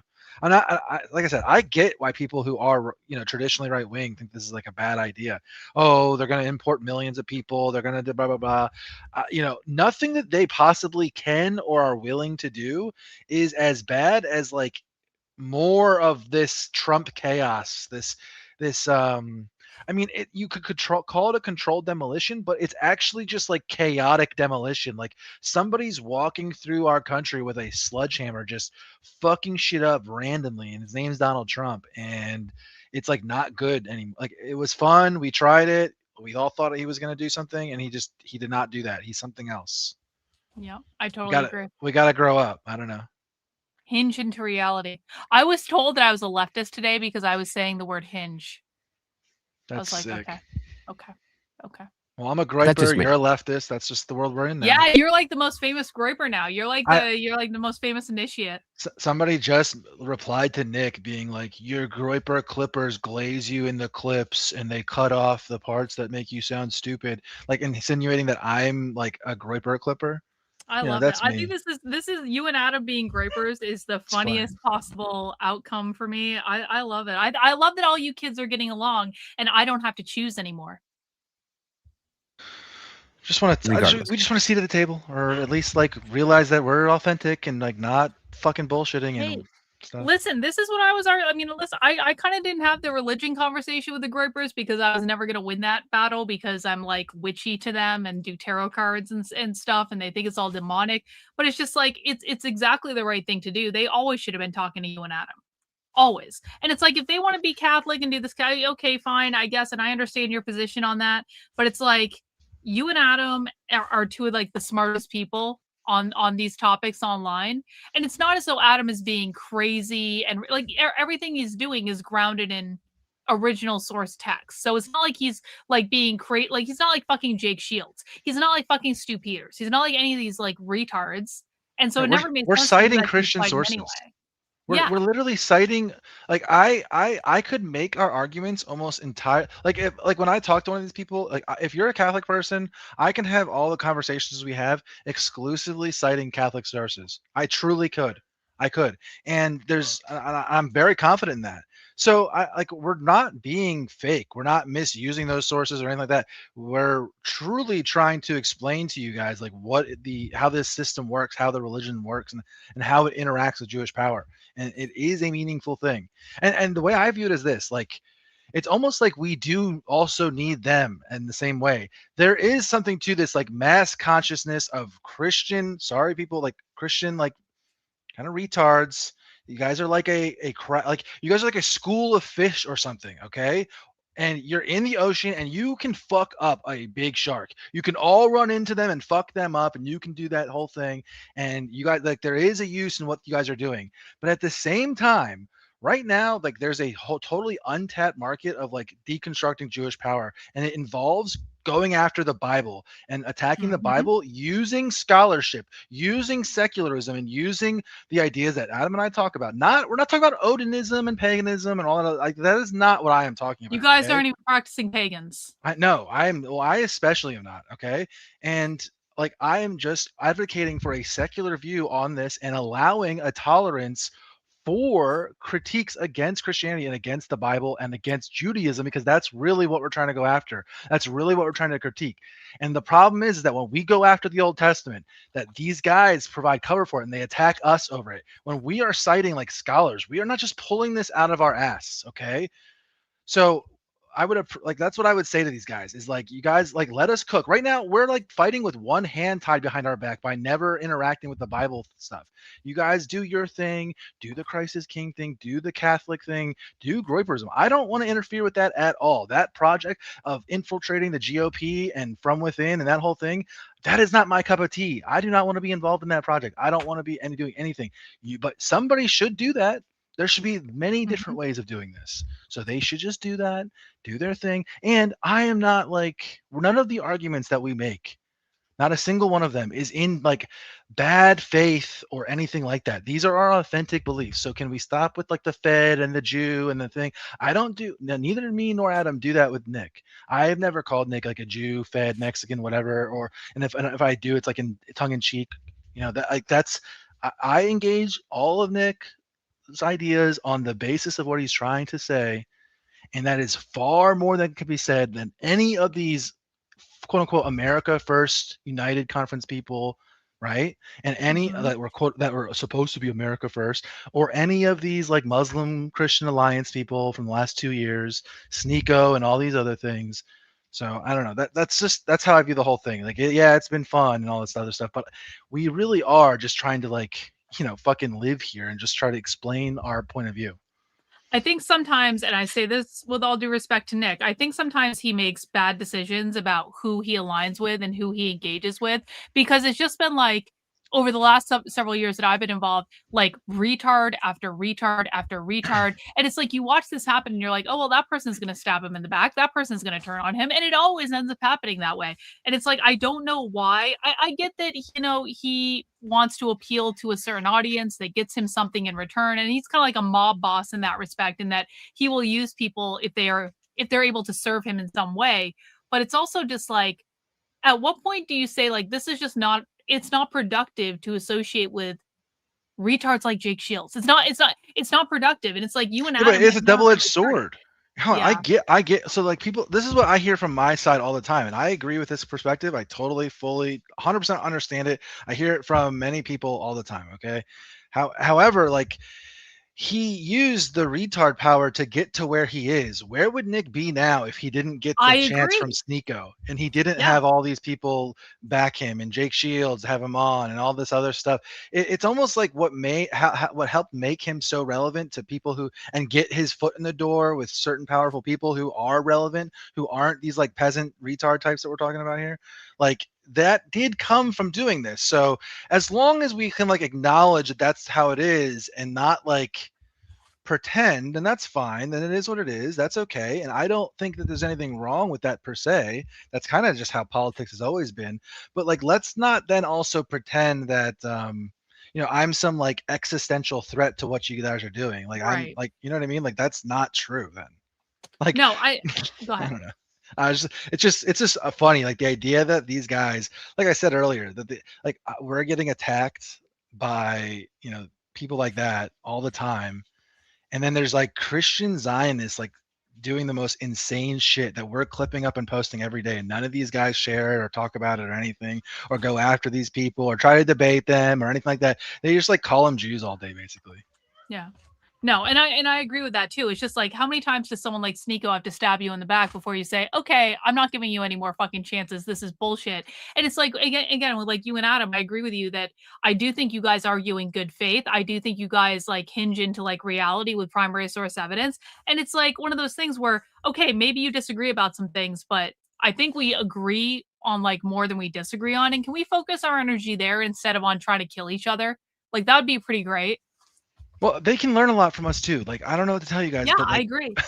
We know the Bible better than you guys. Like, I'm sorry. It's just true. Like, we know the Bible better than you guys. It's a weird phenomenon. I won't deny that that's not a weird thing. And I'm not trying to like flex on you guys, but like, you can just learn from us. If you want to still be like, there's plenty of people who follow my account who are still Christian, who follow my account, follow my videos. They disagree with all the conclusions I reach, but the content I'm sharing and the things I'm talking about, just the clips I share on this topic, it helps them have like a more informed view of their religion in general. And that's just like helpful to anybody.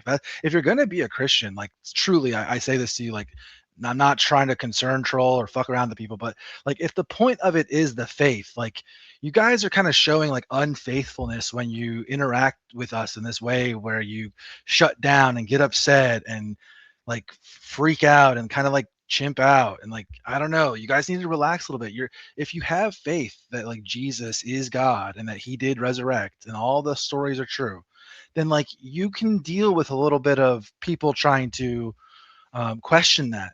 That's kind of the whole point of the religion, I would say. Yeah, but I think also it's like with the groypers, you're always going to have retard groypers who are going to attack you, because like I made a fucking joke saying that Nick was on Ozempic like yesterday, and I have all these people like, you're a stupid fat bitch, me, and it's like, even in a reply to the tweet, I was like, I'm kidding, like, this is not like, I'm not seriously saying he's on Ozempic, but it's like, they're going to attack you anyway. But like, if you can get certain people on your side, like you've gotten Beardson on your side, and Nick is obviously like replying and paying attention and stuff like that, it's like, you gotta like let the retards go. But like, I love it that you guys are getting along, because it's like, for the first time in years, I don't have to choose between these factions, because I like you guys, and I like the groypers, and I like Nick, and it's just like, it's so stupid. Well, I'm literally, there's literally a groyper in one of the group chats right now, like doing exactly what we're talking about, where he's like, you're an Odin pagan filthy, and all the other groypers like making fun of him right now, kind of. Really? Funny. Well, it's just because it's so stupid, because it's obviously not what we believe, right? Like, at least deal with the thing. But like, I understand how these things work enough that like, I'm talking to like not them. I'm not trying to reach Yeah. those people. Those are like Nick's aunts or Nick's minions, and I'm not fucking with them at all. I don't. Those guys can send me your Nick Jewish doesn't memes all even like day. them. Nick doesn't even like his own Oh, audience. that's really I think what probably bothers them the most is that Nick likes people like me way more than he likes people like them.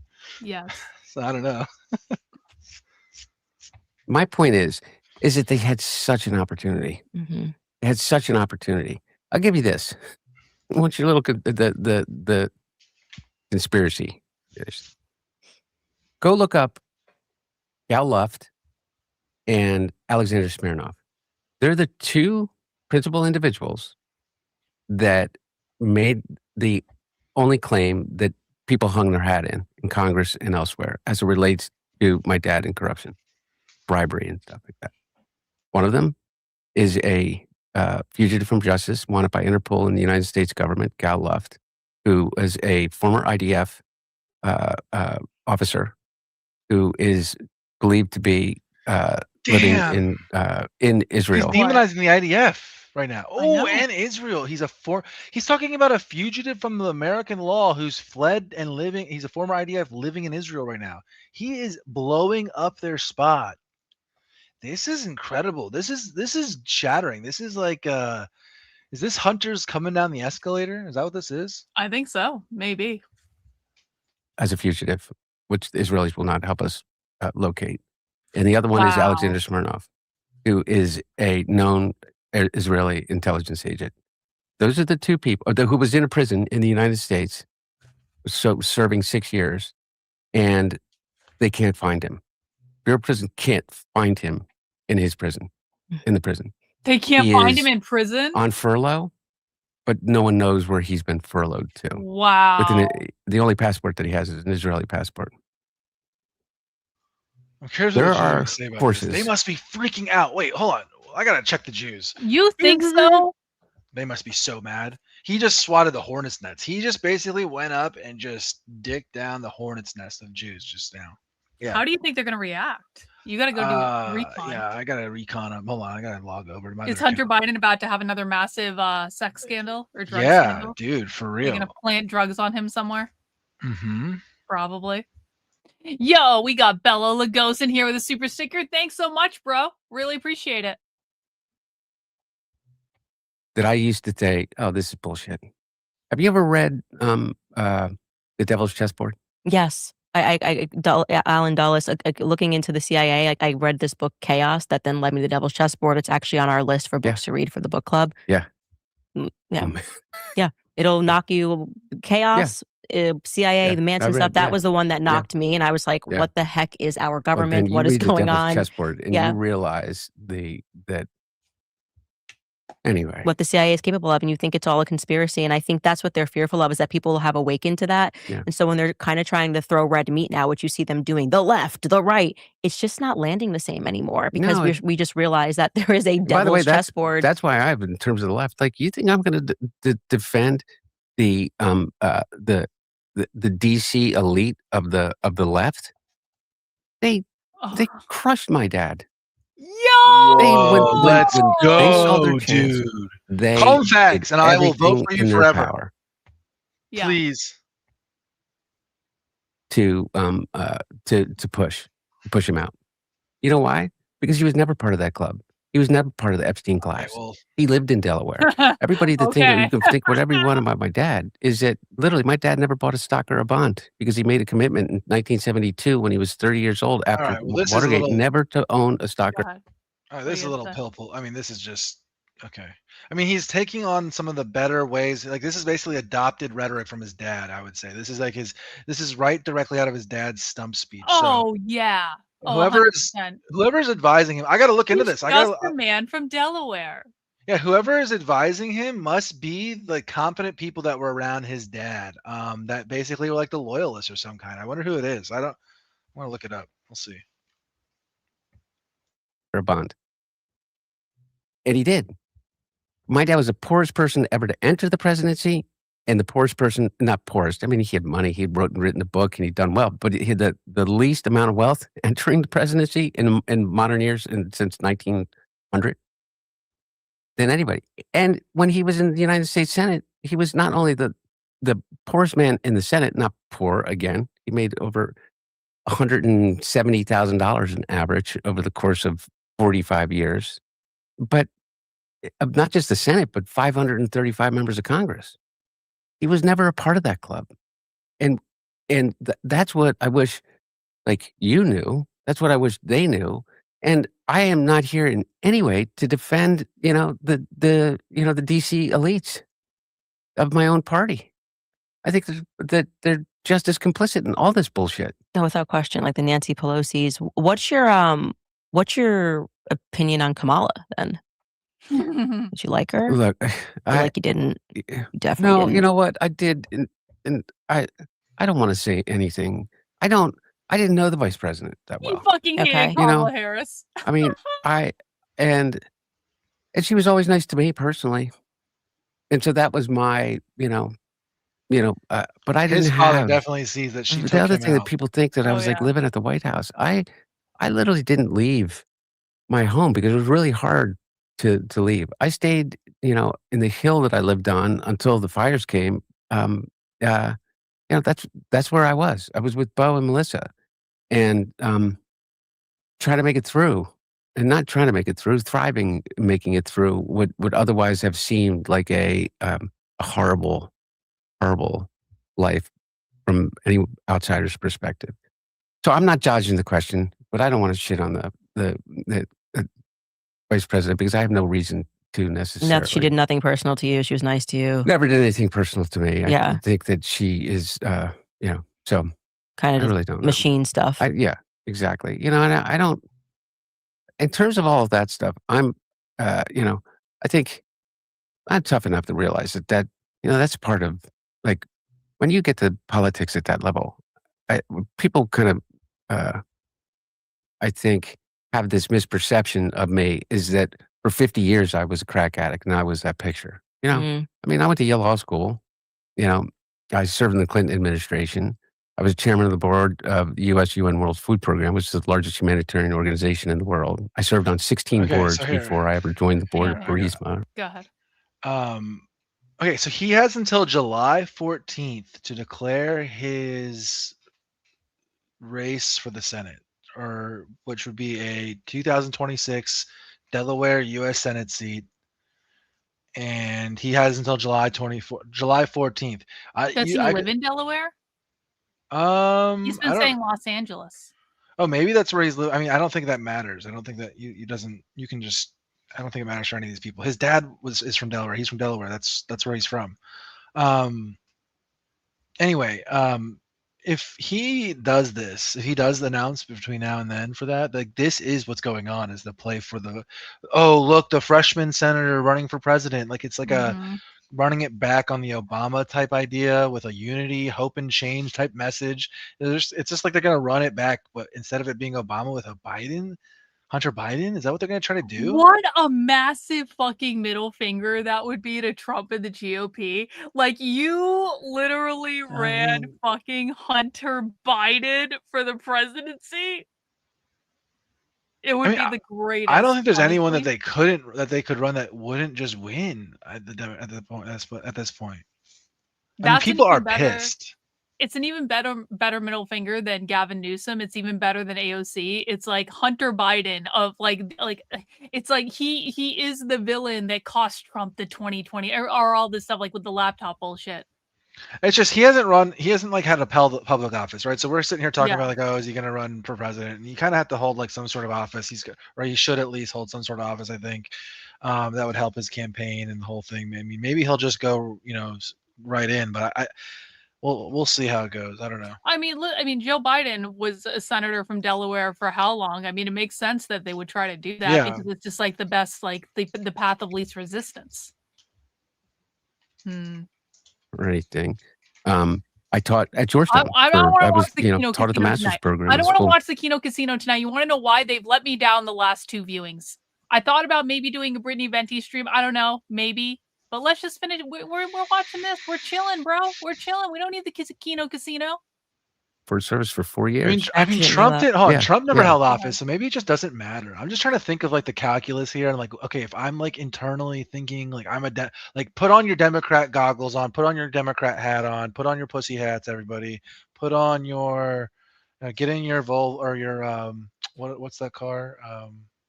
I think Whatever. that like we can pretend that people are like, I want a perfect checklist of experience for politicians, but I also think we know that that's not true now. I think like in the Yeah. past, like there's like some sort of progression, like, oh, you become a governor, or you become a senator, or you have to do this, that, and the other thing. And it's like, I don't actually think people make decisions like that. Like if he doesn't hold, if he's not a senator for 2 years, he can't possibly be. Well, what the fuck are you going to do as a junior senator for 2 fucking years? I mean, Trump was a businessman and a reality TV star with no military service and no public office. The idea that that could be levied against, this is actually kind of the moment to do it for them, right? Because every time a Republican says, "Oh, he hasn't held public office, he has no experience," they're just gonna be able to clap back. You just fucking had Donald Trump like for 2 terms. You know what I mean? Like, so.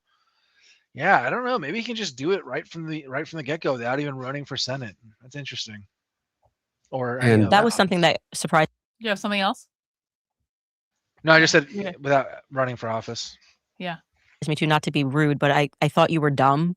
Yeah. Because I don't know, maybe because Meghan McCain was on The View for too long or something, and I was like, here we go, just like rich political kids. Like, I mean, she's just so dumb, and yet she's just always here. Like they're just giving her stuff, and so I think there's also that perception where it's their By the rich way, kids don't work, aren't smart, and so I was kind of expecting you to be sort of a Meghan McCain. And then when I watched it, I was like, oh wait, he actually has brain cells, which is, by the way, remarkable that you didn't kill them all off when you were on crack. Yeah, I told you before. I think they got pickled all the vodka. Dude, Aries as fuck. Like, He rises above. Mhm. He rises above. He's so smart that he can afford to lose at 20 IQ points. Dude, this is the man. I like this. This is my guy so far. If he has to drop Candace though. That's my my conditions are if he keeps this is the last thing he should. You know how Trump did the like kind of kept this distance between him and Alex Jones for a long time. That's the relationship that Hunter Biden should have, and maybe further than that with Candace. But having this like big kind of coming out moment with Candace, it was kind of brilliant because it's like everyone wants to like, what the fuck did those two talk about? Like you have to watch it. How many views does this have? Let me check it. Let me see here. 1.2 million. Wow. Yeah.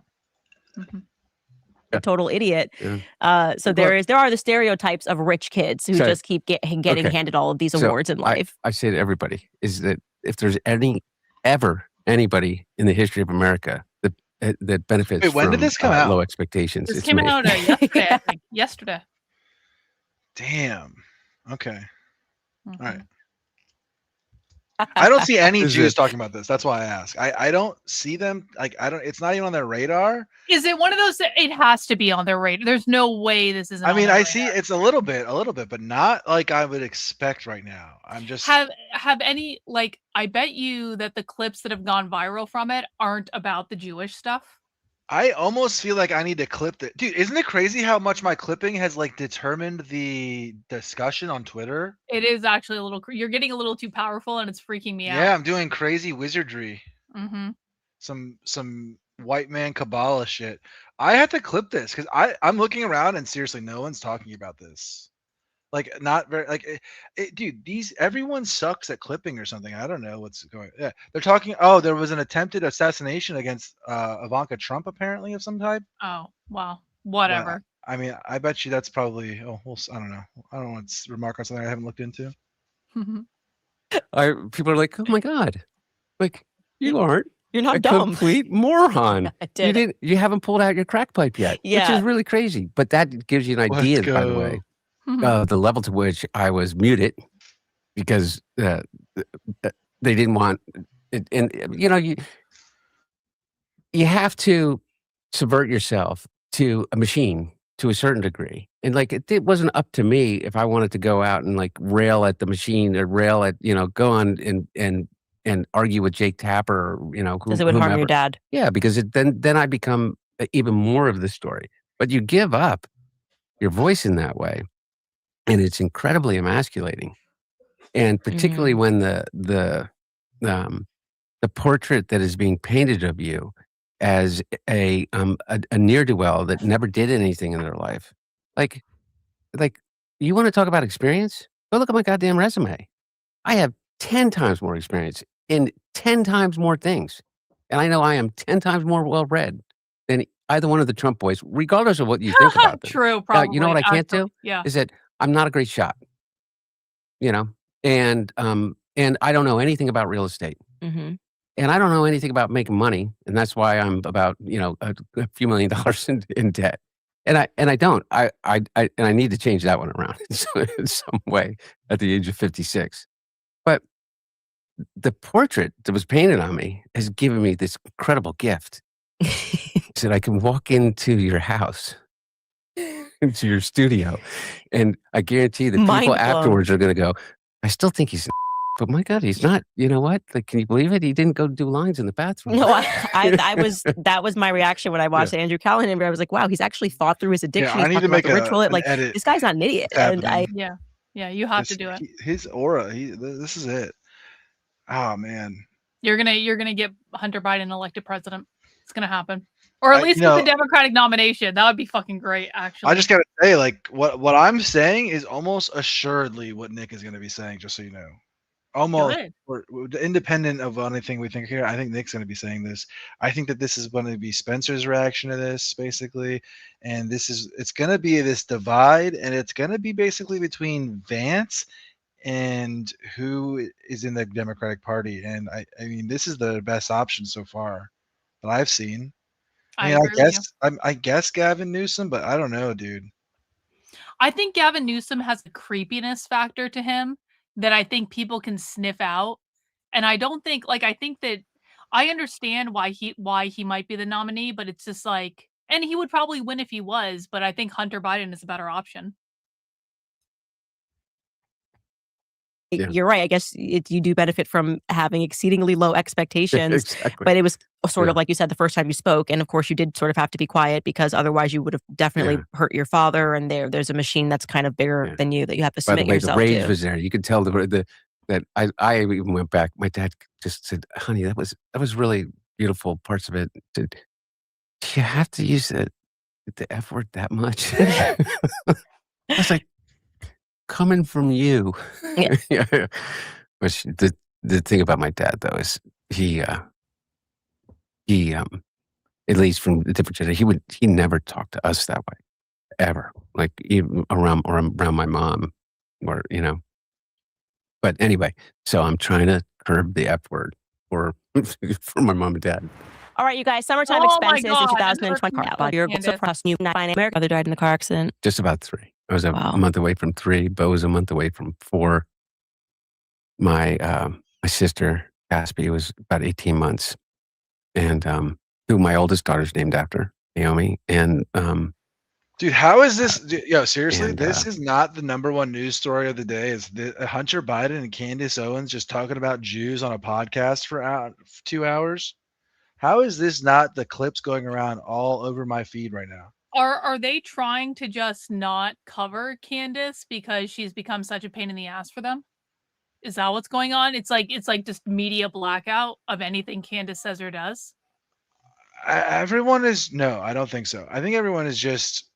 I think that people are literally. It runs on clips. Like Twitter now runs on clips, and the clips are run from like group chats. So it's like clipping, group chats, clipping, and group chats.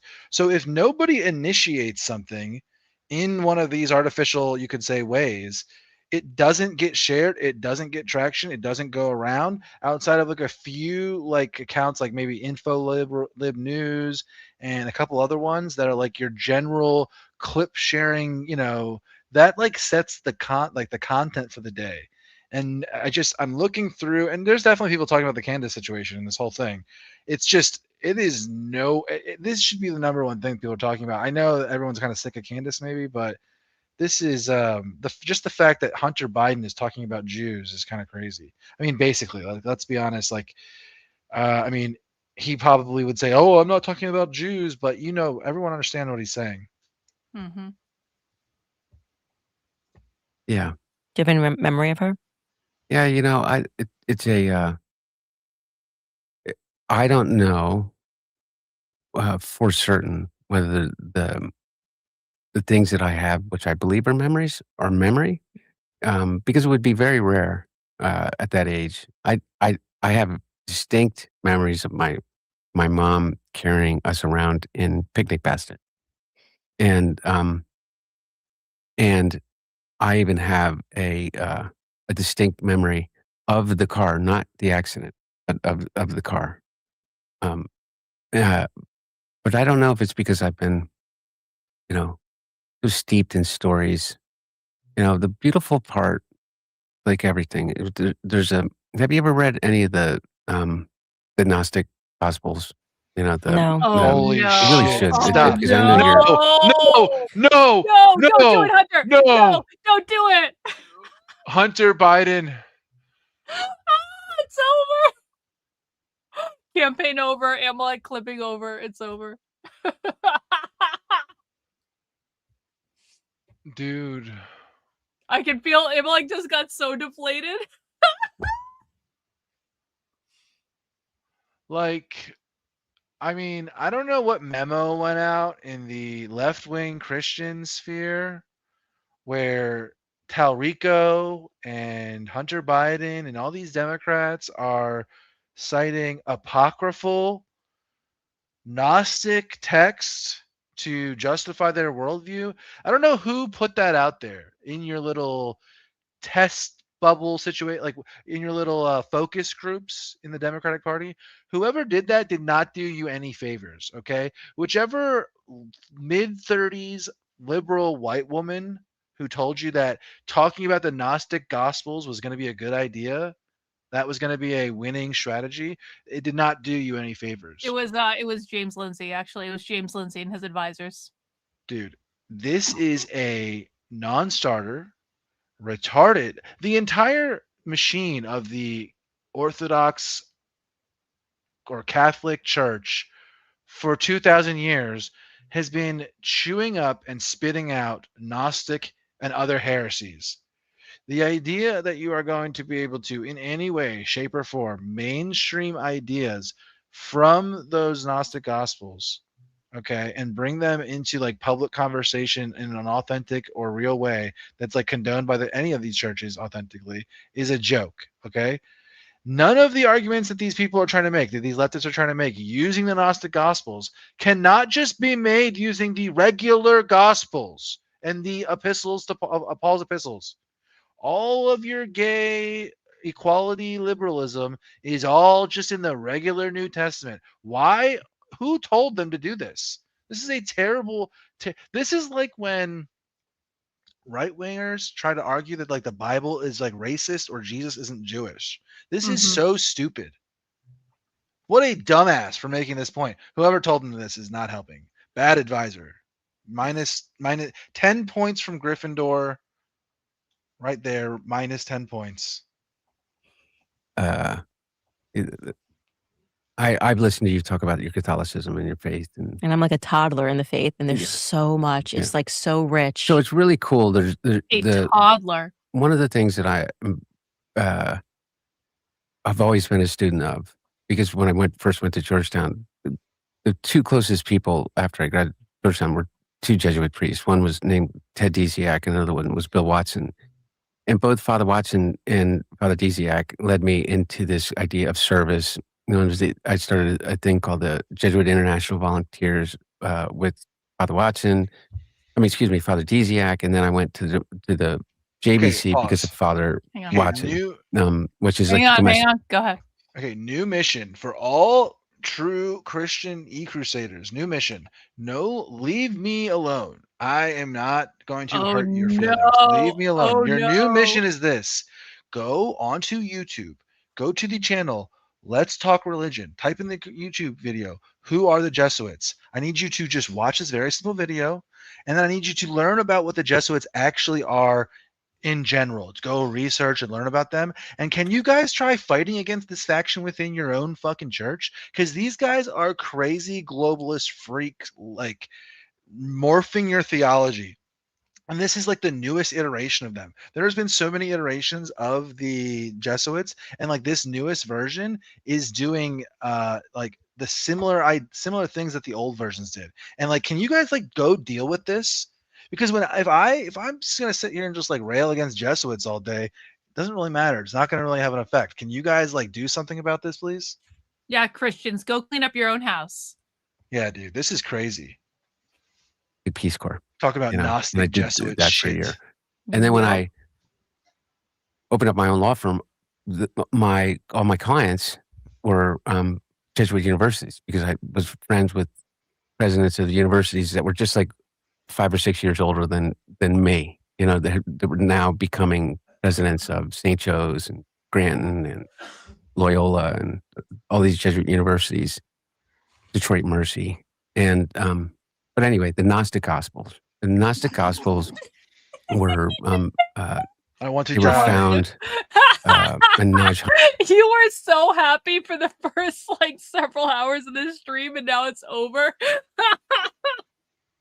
Well, he clearly doesn't know it because all he's done so far is said Gnostic gospel. So he doesn't know what the fuck he's talking about yet. It's just like a buzzword. It's a very popular thing, and I understand why it focus grouped well. I'll just say that. I can see how whoever did the focus group and whoever's testing these type of ideas, I can see how they've stumbled upon, ooh, maybe that's an interesting idea we should flirt with.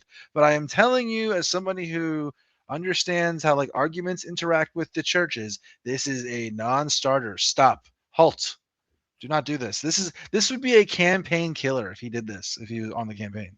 At least it's at the end of the interview. People probably have given up by now, honestly.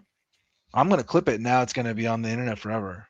Well, why would you throw him under the bus like that? Can't you just clip the good stuff about him talking about the Jews? Why you gotta be a dick? You don't have to clip this section. You can leave it alone. Just pretend it didn't look the other way. Not everything. Amalek, there's a mission here. No, and that mission is to spread the gospel of Hunter Biden. Okay, not to throw him under the bus before he even gets started. I understand. Look, my mission is like a broader mission that's like broader than Hunter Biden, and like I want everyone to have these like same ideas here, even people that like hate me and like dislike me and hate my politics. I want even my enemies to have it. So like I want people like Kyle Kalinske and these liberals and things like that. They need to hear what I'm saying too about this religion thing, because they're totally off basis. They do think that there's no such Judaism and Zionism are two different things. They're totally different, and all these other stupid ideas that these guys have. Okay. So I would just say, like, giving some constructive critique to these people, saying, hey, this fucking Gnostic Bible rhetoric you're using is actually just going to murder your campaign in the room. But what if you just shared the good parts and those went viral and those really helped him out and they were happy about it, and you just ignored the Gnostic stuff and maybe they just decide on their own it's a bad idea? Maybe that'll work. Mm-hmm. Comedy, and they were written in the period between Christ's death and the first 2 centuries. And there's the Gospel of Thomas, Gospel of Philip, and Constantine. And now I'm going to do this boring. The hell No, out of I'm her. very interested in this. Emperor Constantine converted to Christianity. Yep, the end. But what he did, and really what it was about, was not a true transformation of faith. It was a way to consolidate power. So he made the Christian bishops, who were 200 years into the very, very early church. He made the Christian bishops his lieutenants and enforcers as it related to the religion, so that he can control the more radical elements of it. And so that is when they came to an adoption of just 4 gospels. Mm. And there's all of these other writings that became that you could get excommunicated for promoting. That is really beautiful. Really beautiful. Hold on, pause. Portraits, like the Gospel of Mary Magdalene. Go ahead. This is actually Gospel of crazy. This Mary is crazy. I Magdalene. had no idea we were going here, dude. This is so awesome. Okay, so first of all, that like recounting of the history there, it's not perfect. It's pretty good on the interview for like that was fine. I'm not going to nitpick. I would recommend that anyone who wants to learn about what he's actually talking about, that they read Peter Brown, either The World of Late Antiquity or The Rise of Western Christendom. It goes over and covers this Constantine era in antiquity, and it explains like the political dynamics and what was going on, and basically like what he's just saying about putting bishops into places of power and solving theological disputes and things like that. That is what that goes over, I would say. And the other book I would say is Early Christianities by Bart Ehrman, who, despite him being like the guy who debunks mythicism, and I'm a mythicist, his book Early Christianities is fantastic. Excellent work that goes over the Gnostic stuff that he's kind of going to be talking about here. But as far as like each of these gospels have like different weird things, just to explain why this is like this is the Catholic Church and many Christians have this like fan fiction idea, and it's built into the Bible in Acts, the book of Acts, who the author of Acts is the same author of the book of Gospel Luke. It's often called Luke Acts. And whoever wrote that, they had written into this like basically what is the church's origin story. And in that origin story, so in the Bible itself and in the the apostolic churches, the Orthodox and Catholic Church, however you want to look back in those, both of those churches basically claim to be from the apostles and from this original church, and that this Orthodox church has been around. Jesus himself founded it. Like, I'm sorry to break your heart. I'm not trying to like ruin your day, but like that is a false history that's like a mythical history that your church wrote way later, and this is scholarship that your own people believe, your own Catholic scholars acknowledge. So what I would say is that a better understanding of Christianity, early Christianity, according to scholarship, is that there were essentially many Christianities scattered throughout the Mediterranean, the Roman Empire at the time, and that they had a vast, a huge different range of different ideas and theologies and Christologies and things like that. And some of them included things that are weird and quote unquote Gnostic, but this like category of what is Gnostic and not Gnostic, the better way to describe this is Orthodox, what won in Orthodoxy, which are the four Gospels and the and Nicene Christianity, right? Versus like anti-orthodoxy or non-orthodox Christianity, which we call like Gnosticism, but really the Gnostics, like that category is just like a scholarly category. That's not how they would have viewed themselves back then.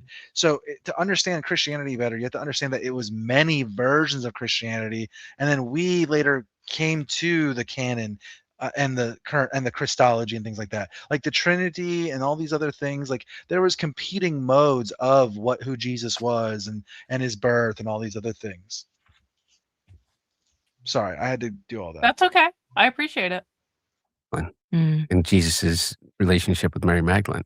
But anyway, it's not a gospel, but it is one of the texts. I think it's called the Acts of John. There is a thing that Christ says.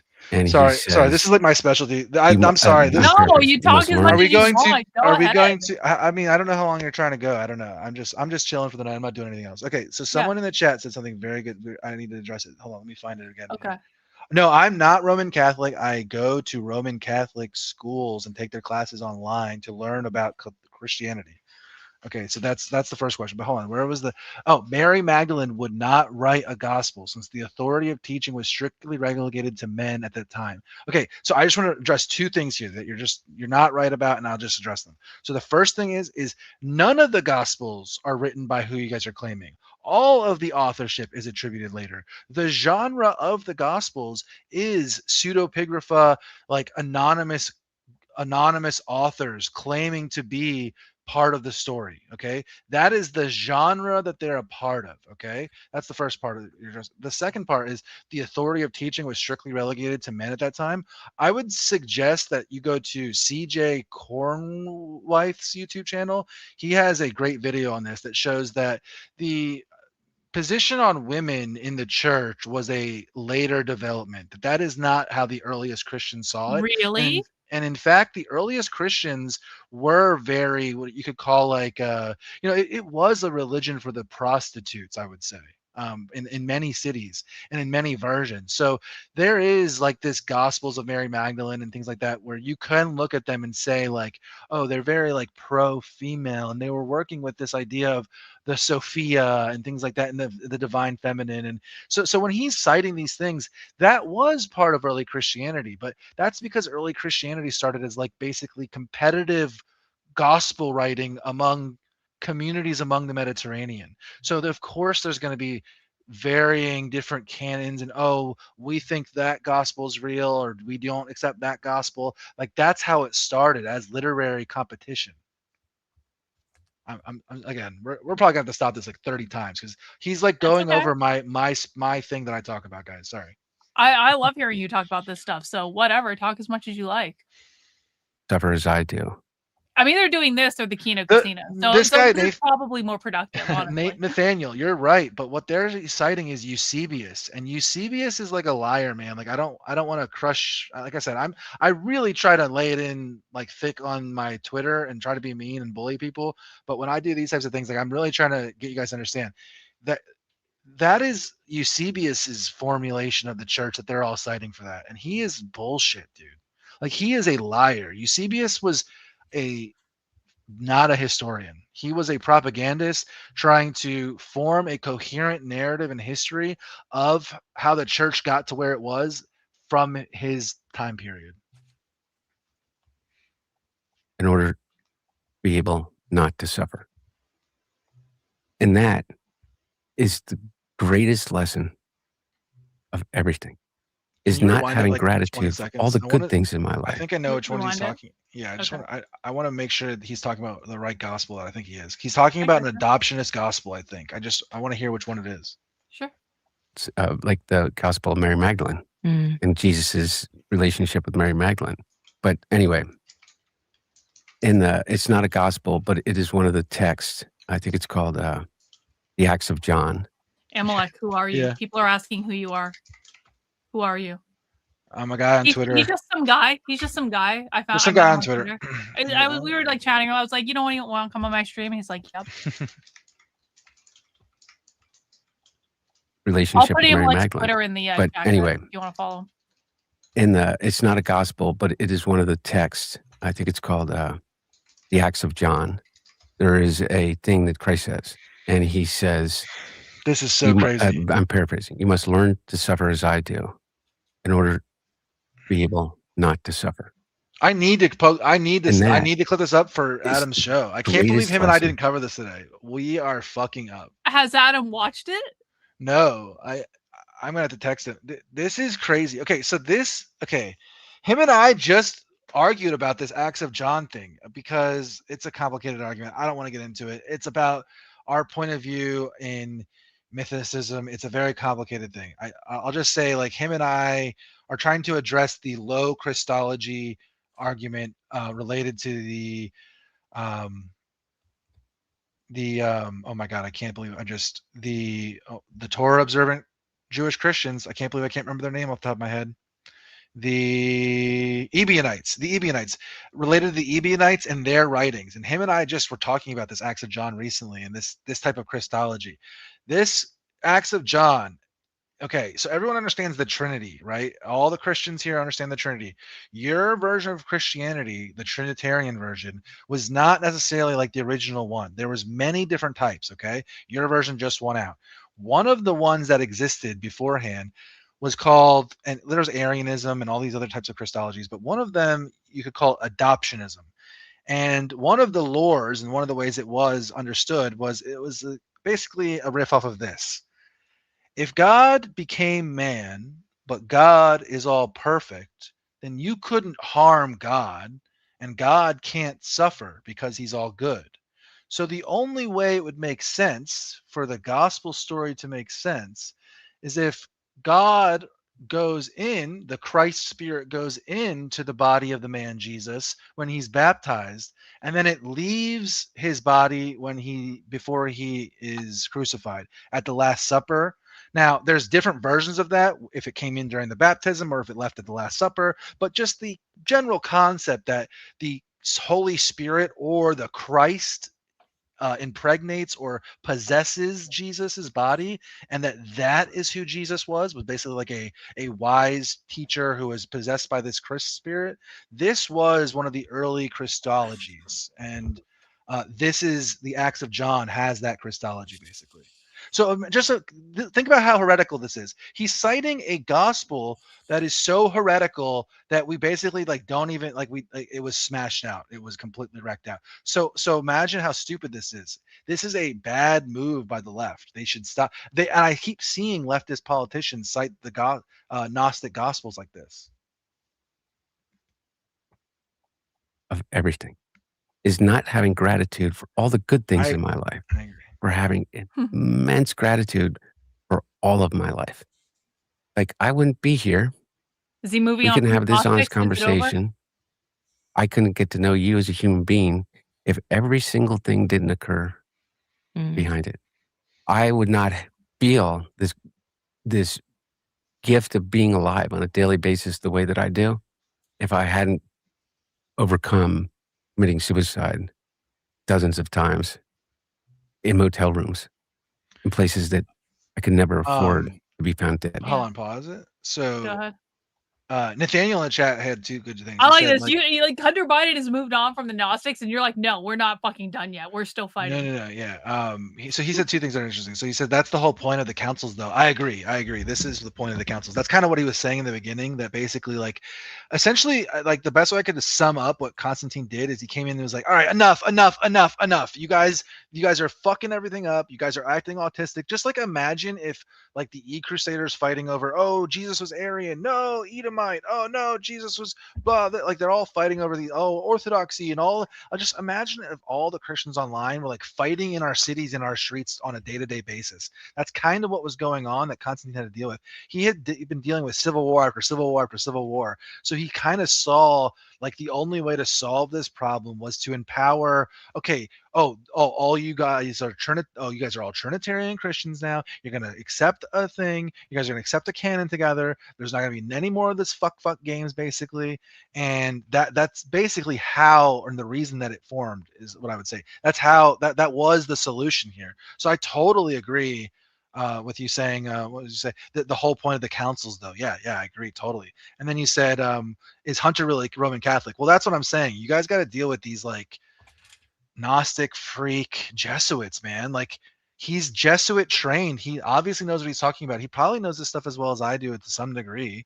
And like, there's got to be like there's got to be some sort of responsibility that Catholics specifically, but just Christians in general, take for Christians like this. Like, I don't know, you guys have to clean your house up or something, because there's only so much I can do from the outside and say from the outside. It really has to come from change from within your churches if you want to fix this type of shit, or they're just going to keep doing this forever, or I'm going to get it banned. So you better watch out. That would be amazing. You know, and it's that piece of life that, like, the only way I got it is when they just tore off all my clothes, tarred and feathered me, and put me in the center of town. He was crucified "Look like at him." Jesus. And I survived. When you survive that, you kind of go, what am I going to do with my life? Now he's The being number one thing I want to resurrected. do with my life is, number one, take care of me. Yeah.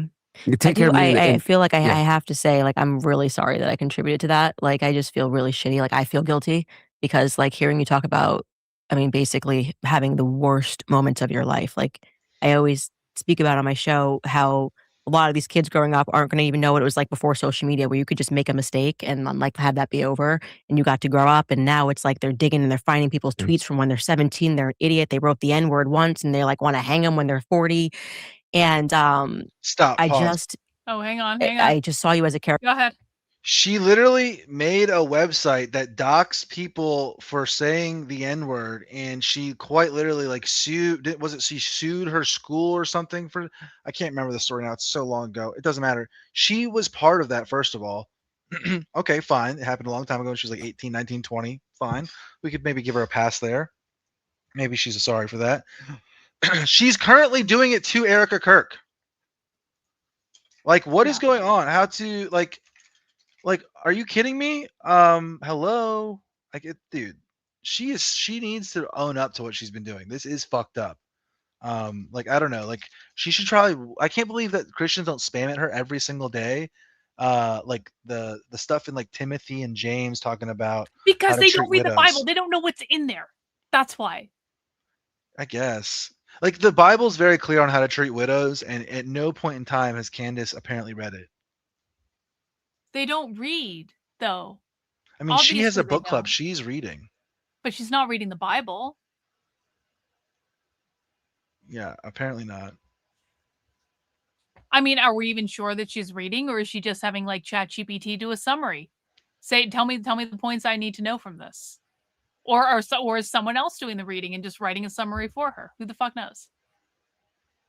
Caricature, and it was definitely, like I said, like feeling gaslit by the political machine, convinced that it was just the left that partook in this political machine. And I just like really want to say, like, genuinely, like, I'm so sorry that I just didn't even consider he's a crackhead, and like, you know, like, that's actually a very relatable thing, and he shouldn't be. You know, like, to have that is just unbelievable to consider every worst thing that you've ever done. I am, like I told you before we started, I cry very easily. But I just feel like Oh, no. it's not who I want to You're be, gonna and I think cry. I've come a long way from that in general. And like, but I did partake in just the inhumanity of just look at this guy at the worst moment of his life, like with prostitutes. He's on crack, he's on drugs, and we should make fun of him because it makes us feel good. Or it makes us feel like we're somehow beating the machine, and that it was, I think, Master Shake says in the chat, you can't hide behind being a widow if you're going to be a CEO in public too. I don't agree. Think I don't think he's arguing that. I don't think he's arguing that at all. You know, I agree. That's what I'm saying. I don't. There's criticism go around. She should not have been stepped up to being the CEO. She is now fully open to public attacks based on her being the CEO and people stepping over the line occasionally, because that's also part of being the CEO. Totally acknowledge that. However, the other thing that's happening is that Candace is literally accusing her of killing her husband with no evidence, mind you. Okay, if Candace got her best shot to line up the evidence, she could not do it for us. Okay, in a court of law or the public or any other kind of way of looking at it, she just doesn't have any evidence for this, and she's been accusing Erica Kirk of killing her husband. That's what I'm talking about, not the CEO. All that stuff's legitimate. I agree. Why do you think that TPUSA hasn't sued Candace yet? Or that Erica Kirk hasn't? I thought they were going to, or maybe I remember misremembering. I think they were posturing, but they never did. I don't know. It's hard for me to say because I'm not I'm not a fly on the wall in TPUSA, and I'm pretty sure what's going on is that they have no idea what the fuck they're doing and what the fuck to do. Well, did you hear, Maddox is asking in the chat, did you see this little documentary that came out from this like leftist group about TPUSA yesterday? I saw like the people posting clips and trailer of it, I think, but I didn't watch it yet. No, I have it on my watch later list. So we watched it yesterday on the show, and it's basically like it's 10 minutes long, so it's like super short. They're going to do multiple parts. It's going to like drip out, but like the basic premise is they called around to all these high schools that allege to have TPUSA chapters, and they found out that basically the whole thing is fake. Like the chapters either never existed, or it was like started by one person who got a TPUS, a gift card from them at some sort of event or something like that. And so this is being reported on like forms that go to the government. So like, and to donors and stuff like that as well. And so now it's kind of like, are they just committing like massive fraud basically? I mean, it's totally possible because I do think that the energy that started them and that wave that they surfed in, they like stole from the real authentic people. Like that has like lost some of it. You know, it's coming into the time. You know, it's coming into the same, like hitting the beach. It's kind of nearing the end of its time, and like a new wave is going to come. And so the idea that they would be like, oh, we're one of the biggest orgs ever, and look how many big events we can hold and all this other stuff. Yeah, maybe it is all astroturf. I mean, I'll say this: the events they threw during the Super Bowl, and that whole thing. That was garbage. All that stuff, like, I mean, they paid people to be in the audience and things like that. So it's not entirely out of question that could be true. warped viewpoint, and hearing you speak about it today, I'm just like, wow, that You- is so gross that I particularly, You have so much, and I mean this in a good way, so much power. Because I think that your audience absolutely trusts you. And the reason that they trust you is because you've shown an enormous amount of courage of speaking your mind, particularly as it related to someone that you love like a brother.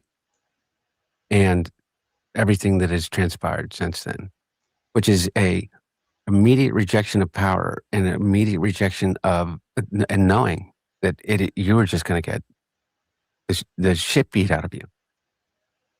And for you to say that to me, I truly mean it. But just from a purely selfish point of view, it means the world. And no one and deserves that it was, and I didn't, I truly didn't come here for that. I came here because, you know what? I ask forgiveness every day, without any expectation that I will be forgiven. But I know the people that I hurt, and and I still do, and I'm not even remotely perfect, and I still screw up, and but God, if we could have this conversation and genuinely, authentically believe that, I think just opens the door for and a few other people, without being, with all humility, maybe a few other people. And there is a freedom in it too. Like, there's a freedom that your worst moments of just like, Yeah, there's nothing totally. else. What are you gonna say? Yeah, You know what I it's mean? like, you got me butt naked up with Yeah. the crack pipe. So Yeah, I mean, I exactly. survived it, and so Yeah. you have it, and Yeah. it allows you to kind of return Yeah. to who you are, because it's Yeah. addiction is. Yeah.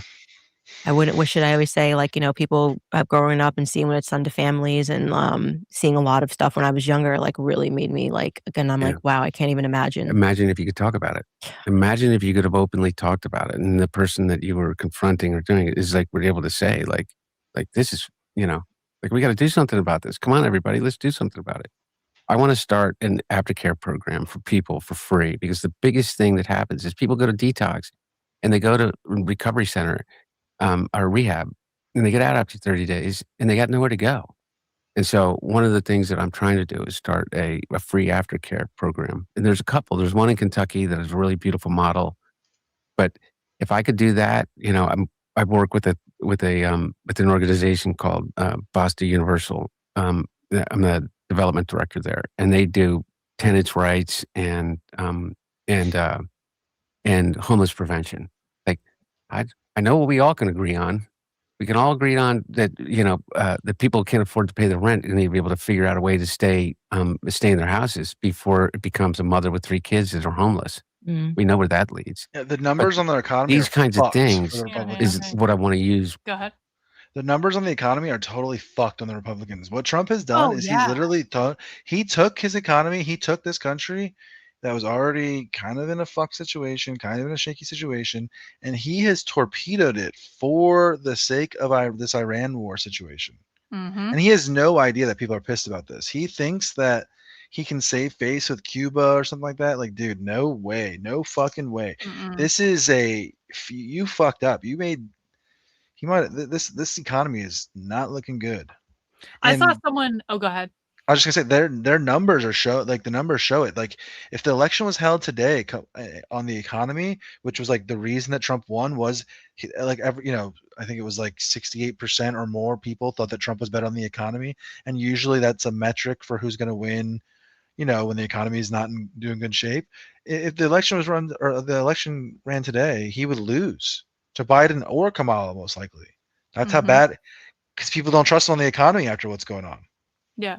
I saw something go viral the other day where it was like someone found an old grocery store receipt from their mom from like 20 years ago or something, and it was a full receipt that was like this long with everything they needed for the week, and it was like $171. And it's like, you compare that with what you spend at the store. Like, I went to the grocery store earlier today and I spent $30 on 4 bottles of water, a bag of cheese, a Caesar salad, and some pepperonis that I'm gonna make into like a wrap, so I can have the pepperoni inside the cheese and the pepper, or the salad inside the pepperoni cheese is melted. It's gonna be fucking awesome. It's keto and all that shit. But like I bought that, and I bought 4 bottles of water, and I think like some gum or something, and it was like $30 fucking. And I was like, are you shitting me? This is crazy. But it's like when you compare that to $171 20 years ago to put groceries in your house for your family for a week. And I remember like back in the day when I mean, this is a million years ago now, but like when I was younger, going grocery shopping with my mom, she would never spend over $150 to get groceries for the week. And even $150 would have been a lot of fucking money to spend on that. It's like, these are just practical issues, and Trump has no idea.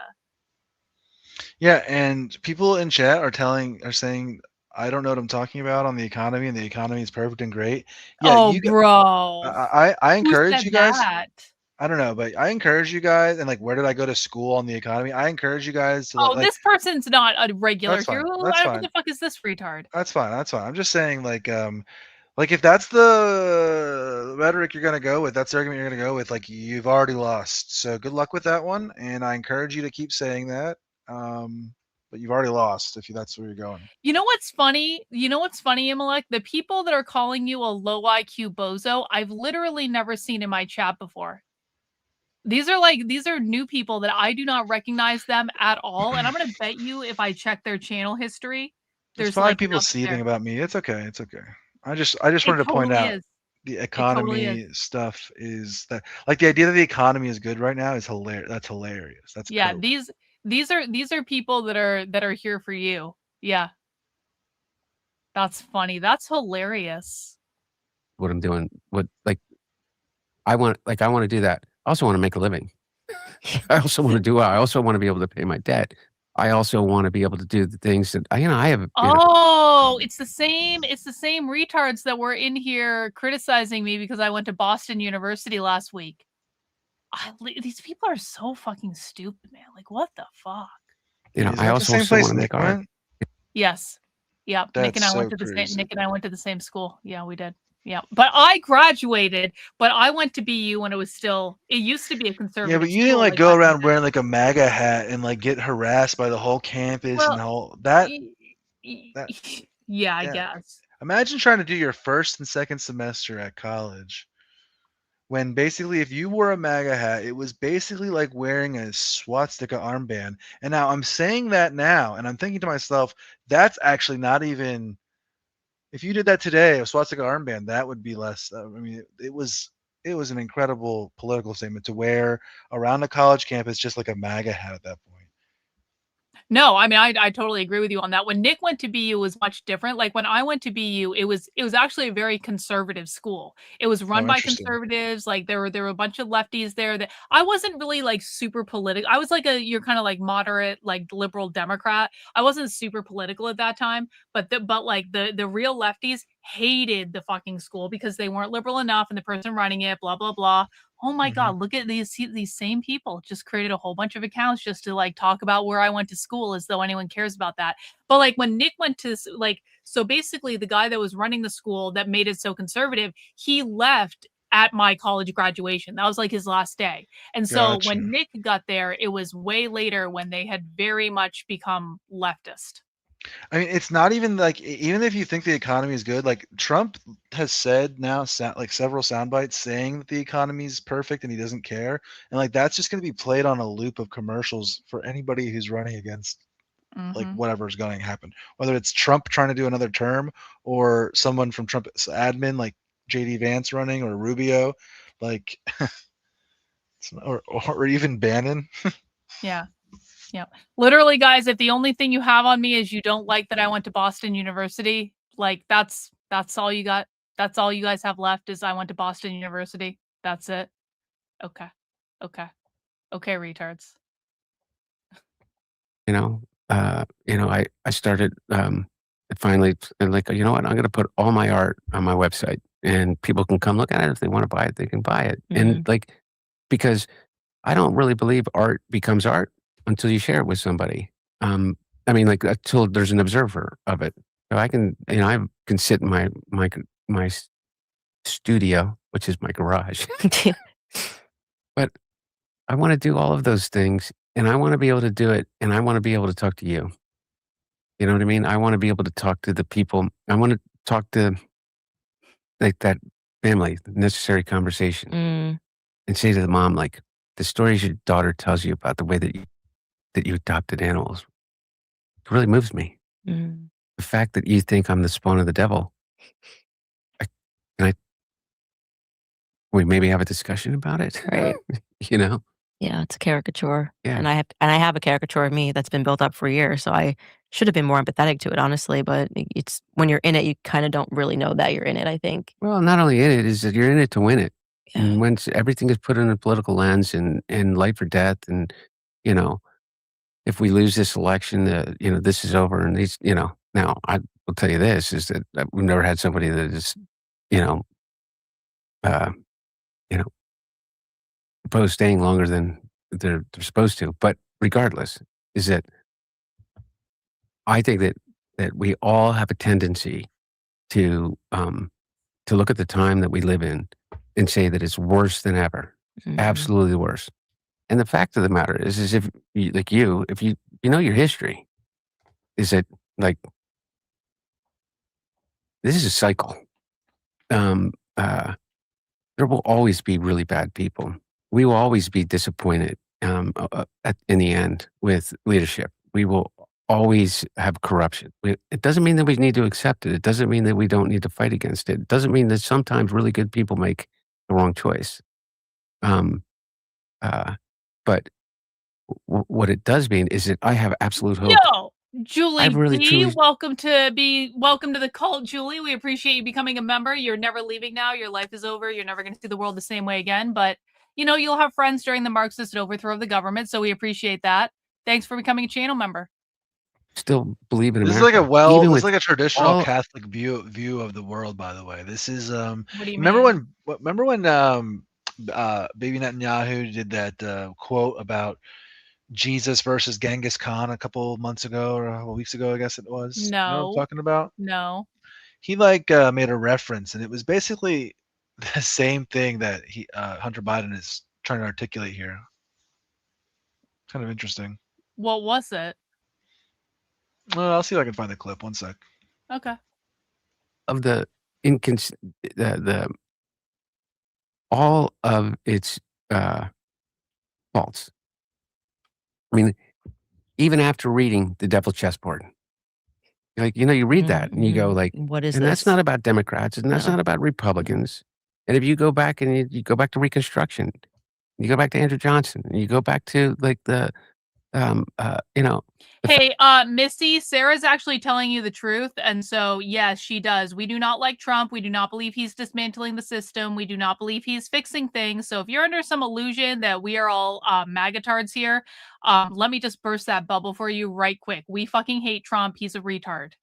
fact that the United States of America has not had, it's not been truly the United States of America until, you know, 1964 at best. And this whole thing, but I still really believe in the illusion. And the thing that makes me so mad is they have completely torn away that illusion, and people feel hopeless. They feel like there's no chance of changing it. Okay, they gave this guy the reins to do it, and he was the one who was going to blow everything up and make it better for everybody. And they're kind of like, wait a second. What happened to Charlie? Wait a second. Mm-hmm. Why are we at war again? Yeah. You know. Wow, wait. Yeah, Does he think that the this is Jews actually the killed most Charlie important too question, now? and I will make. Is that what he thinks? No, I didn't get that from what he said. I mean, Let's listen again. I just wouldn't say that's off the table, I guess, is what I'm observing here. He definitely People hasn't feel hopeless. not Go said ahead. that. He just hasn't not said that. I don't know. Like, well, listen. He again. he hasn't confirmed that he thinks the official narrative. So he could think something else. We don't know. They feel like there's no chance of changing it. Okay, they gave this guy the reins to do it, and he was the one who was going to blow everything up and make it better for everybody. And they're kind of like, wait a second. What happened to Charlie? Wait a second. Why are we at war again? Yeah. You know, I think this is actually the most important question, and I will make this my final question I want to ask you. But Uh-oh. I'm really interested about your faith life. Oh God. You're Catholic. You're raised Catholic. You I went to Catholic am, school, and yeah. you're talking to me about the Gnostic Okay, Gospels. let's you and I go see the Pope together. I would love to do that. Seriously. I think he's a little mad at America right now. No, but you and I can go he's see been. him. I was tweeted the same Yeah. day as the Pope, by the way, by Trump when he said bad things about me. For so real, let's go to the Vatican. I would love to. I would Which love is the to. coolest place in the world. I love I the just got Pope. back from Italy. I Yeah. was there 2 Oh, were weeks you? ago. Yeah, I Okay. did my confirmation. Well, oh, you did? I did. It was just the most beautiful, Oh, that's so cool. unbelievable. Yeah. It was literally the same day that Trump Yeah. posted the Time most vile person of the year. So Yeah. I felt like there was, even in that, there was something divine, because Nick it is was like totally gonna looking at endorse him fake if he does it. power and then the real Mhm. power of like having, a cardinal getting confirmed, being in Italy, the deep history, like what outlasts that. Like there was something so fickle about it, like posting this photo of me when I was sick. Okay, great. Wait, hold on. Talk about humiliating people for sport. Somebody literally sent this to me right before I came into you. They knew that I was going to talk to you. And I promise you, I did not plan to do this. No, you're so fine. It was a prayer. If you are wise and understand God's ways, prove it by living an honorable life. Do good works with the humility that comes from wisdom. I hate. But if you are bitterly jealous Wow. and there is selfish ambition in your heart, Hold it in. don't cover up the truth. What? What? I hate them. Why? Just let it play. I don't want to chimp out on your stream. But what if I want you to? I just hate. You know how these much I people love who it do when you this. go off. I just don't understand. Like, who the fuck?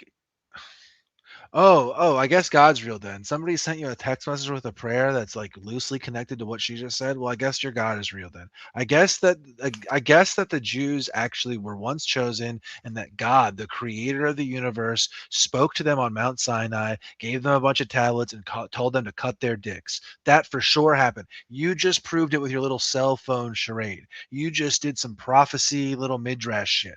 How about, yeah, that for sure checks out. Fuck you. You feel better? You feel good? I hate this shit. Boasting and lying. For jealousy and selfishness are not God's kind of wisdom. Such things are earthly, unspiritual, and demonic. For wherever there is jealousy and selfish ambition, there you will find disorder and evil of every kind. Yeah, we need less of that. First piece of Yep. that, when you were True. just talking, is what's my faith? If you are wise and understand God's ways, prove it by living an honorable life. And the thing that I recognized is that quote from Mother Teresa. I don't go to Mass as much as I used to. Grew up going to Mass every Sunday. I never would miss a Mass. I went to Georgetown. I was Catholic. But what I realized is that my real faith is in that belief, is that just do the next right thing. That's it. Whether it's the golden rule. And that doesn't mean you have to be weak in your empathy, but always be compassionate. I believe in the perennial philosophy. Oh I my believe God. the same What is exact that? message. Explain, please. You can yell if you want. It's okay. Hold on. Listen. Okay. First of all, this whole way he's speaking and stuff like that, I just kind of realized it. He's very young to be speaking like this. He is going to age in speech way worse than his father. You know what I'm saying? Mhm. He is just unable to string together a sentence here where he's talking about this stuff. But the perennial philosophy shit, I don't know how much. I think it's the Jesuits are pretty into this. At least the current version, I'm pretty sure. But basically, it's this idea. Nick has talked about this before. How in Nostra Aetate, in Vatican II, it's sort of unclear language in some people's view, like related to this, and it's just this idea that, yes, salvation is through the Catholic Church. However, there are many ways to God, or many ways to be righteous, and basically that view. I would encourage anybody who wants to know more, to go to the Catholic Catechism. Actually, I'll just, if you go to usccb.cld.bz, Catechism of the Catholic Church, or just Google Catechism of the Catholic Church. It's from the United States Conference of Bishops. They have an awesome online PDF version. And I would just encourage anyone that wants know what they're talking about here is just type in perennialism, or I'm sorry, yeah, I think that does that. I'll figure out the exact CCC he's referencing, but it basically describes this concept that there's maybe many ways, even if we all disagree, as long as we're doing this golden rule type thing. And yeah, this is not a good thing, I don't think. I think it kind of promotes Noahidism, or it leaves the door open for Noahidism within Christianity, and specifically Catholicism. Hold on, let me find where that's at, though. Here, you Amalek just sent me this Bibi Netanyahu quote. Let's watch this real quick. It's 1 minute long. It starts the future. You know, if people want to be naive, then they don't see the kind of world we're living in. In this world, it's not enough to be moral. It's not enough to be just. It's not enough to be right. You know, one of the greatest writers of the 20th century, someone that I admire a lot, was the historian Will Durant. Now, he wrote many volumes. I read most of them. He also wrote The Lessons of History, very brief, 100-page book, in which he said, well, history proves that, unfortunately and unhappily, Jesus Christ has no advantage over Genghis Khan. Because if you are strong enough, ruthless enough, powerful enough, evil will overcome good. Aggression will overcome moderation. So you have no choice. If you look at the world as it is today, you have to be blind not to see that the democracies led by the United States have to reassert their will to defend themselves. Okay. So what I would say about that is I complain that Christianity is generally nonviolent and weak in a lot of ways, and but there is one button you can press for Christians to kind of rile up and get them to do defending their people and things like that.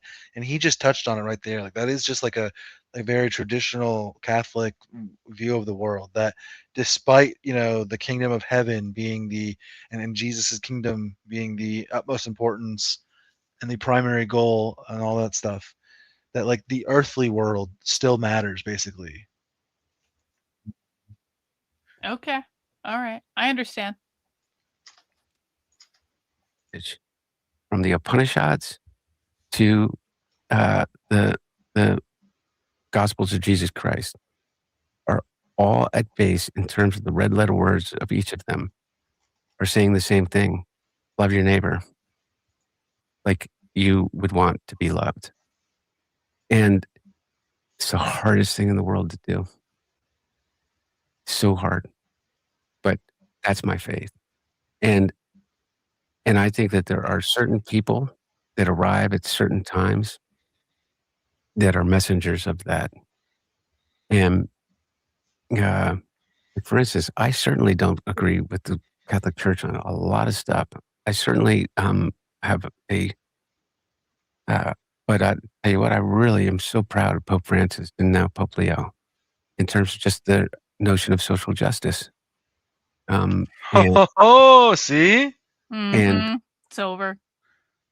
I think that there can be a practical application of that in terms of our He leader. means that in the leftist way of social justice. I know he does.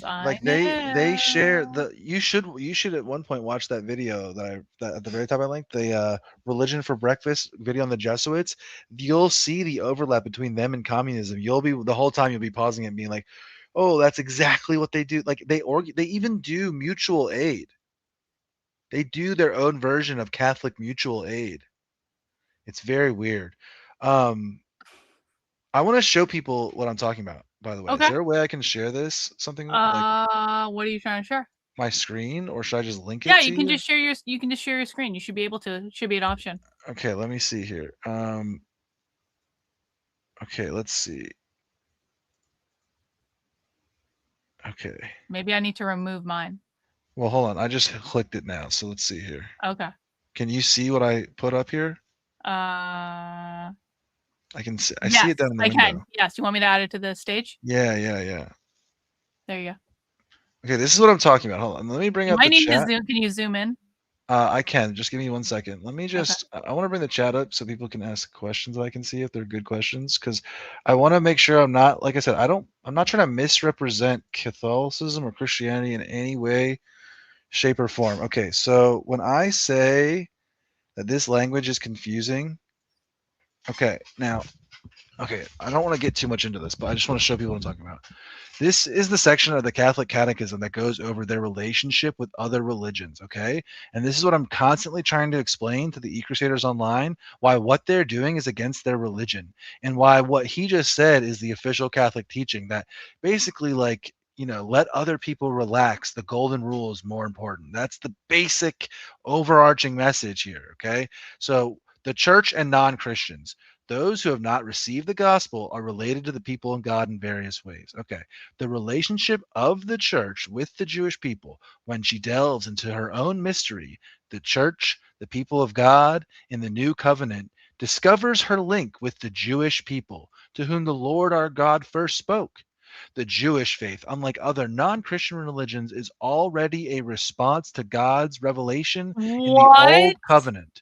To the Jews belong the sonship, the glory, the covenants, the giving of the law, the worship, and the promises. To them belong the patriarchs, and of their race, according to the flesh, is the Christ. For the No gifts way. and the call of God are irrevocable. And this is citing Romans and Paul, various places. No fucking way. Very, very important. Okay. Now, so that's just Jews. Hold on. This is what Okay. I'm not trying to dunk on them for the Jew thing. That's not the point of what I'm trying to show them here. What I'm trying to show you is there's also about the Muslims. So it says here, the plan of salvation also includes those who acknowledge the Creator in the first place, among whom are the Muslims. Those profess to hold the faith of Abraham, and together with us, they adore the one merciful God, mankind's judge on the last day. Your own church, Catholics, acknowledge that you are worshiping the same God as the Muslims, and in fact, that although they are misguided on the Gospels, that you share in the same roots that Abraham's faith, your forefathers' faith. You understand? The next part, the church's bond with the non-Christian religions in the first place, the common origin and end of the human race. Okay, it says here, all nations form one community. This is so because all stem from one stock, which God created to people the entire earth, and also because all share a common destiny, namely God, his providence, evident goodness, and saving designs extend to all against the day when the elect are gathered together in the holy city, i.e., Jerusalem.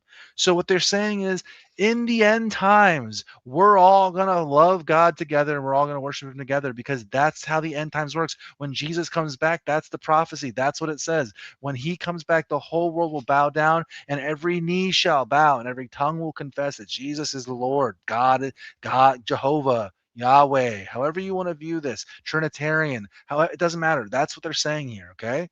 So now it says here, the Catholic Church recognizes in other religions that search among the shadows and images for the God who is unknown yet near. He gives life and breath, and all things want all men to be saved. Thus, the church considered all goodness and truth found in these religions as a preparation for the gospel and given by him who enlightens all men that they may at length have life. Now, does it sound to me like that's how they treat you about witchcraft? No, it doesn't at all. No. Is that how they treat you? No. It says, it's not in what it their should be. religious behavior, however, men also display the limits and errors that disfigure the image of God in them. It goes on and explains how essentially, we'll keep reading actually, because this is important. They had this idea, and this is an early church cope, that all of the gods of the Europeans and of the pagans in general, that those gods were evil spirits, essentially, that their stories were in some ways similar to Jesus's, because these were sent by the devil beforehand, because the devil knew what Jesus' story would be. So he sent like false similar versions of the story, like Dionysus and things like that. This is one of their first apologetics in the church, just so you know. So what they say here is, so very often deceived by the evil one, men have become vain in their reasoning and have exchanged the truth of God for a lie and served the creature rather than the creator, or else, and this is almost done, living and dying in this world without God, they are exposed to ultimate despair. It says, to reunite all his children scattered and led astray by sin, the Father has willed to the world to call the whole of humanity together, into his son's church. The church is the place where humanity must rediscover its unity and salvation. The church is the world reconciled. She is the bark which, in the full sail of the Lord's cross, by the breath of the Holy Spirit, navigates safely in this world. According to another image dear to the church fathers, she is the prefigured by Noah's ark, which alone saves from the flood. They want to basically do that with humanity, all of the races, okay? And then to be fair to them, it expands more salvation. Outside the church, there is no salvation.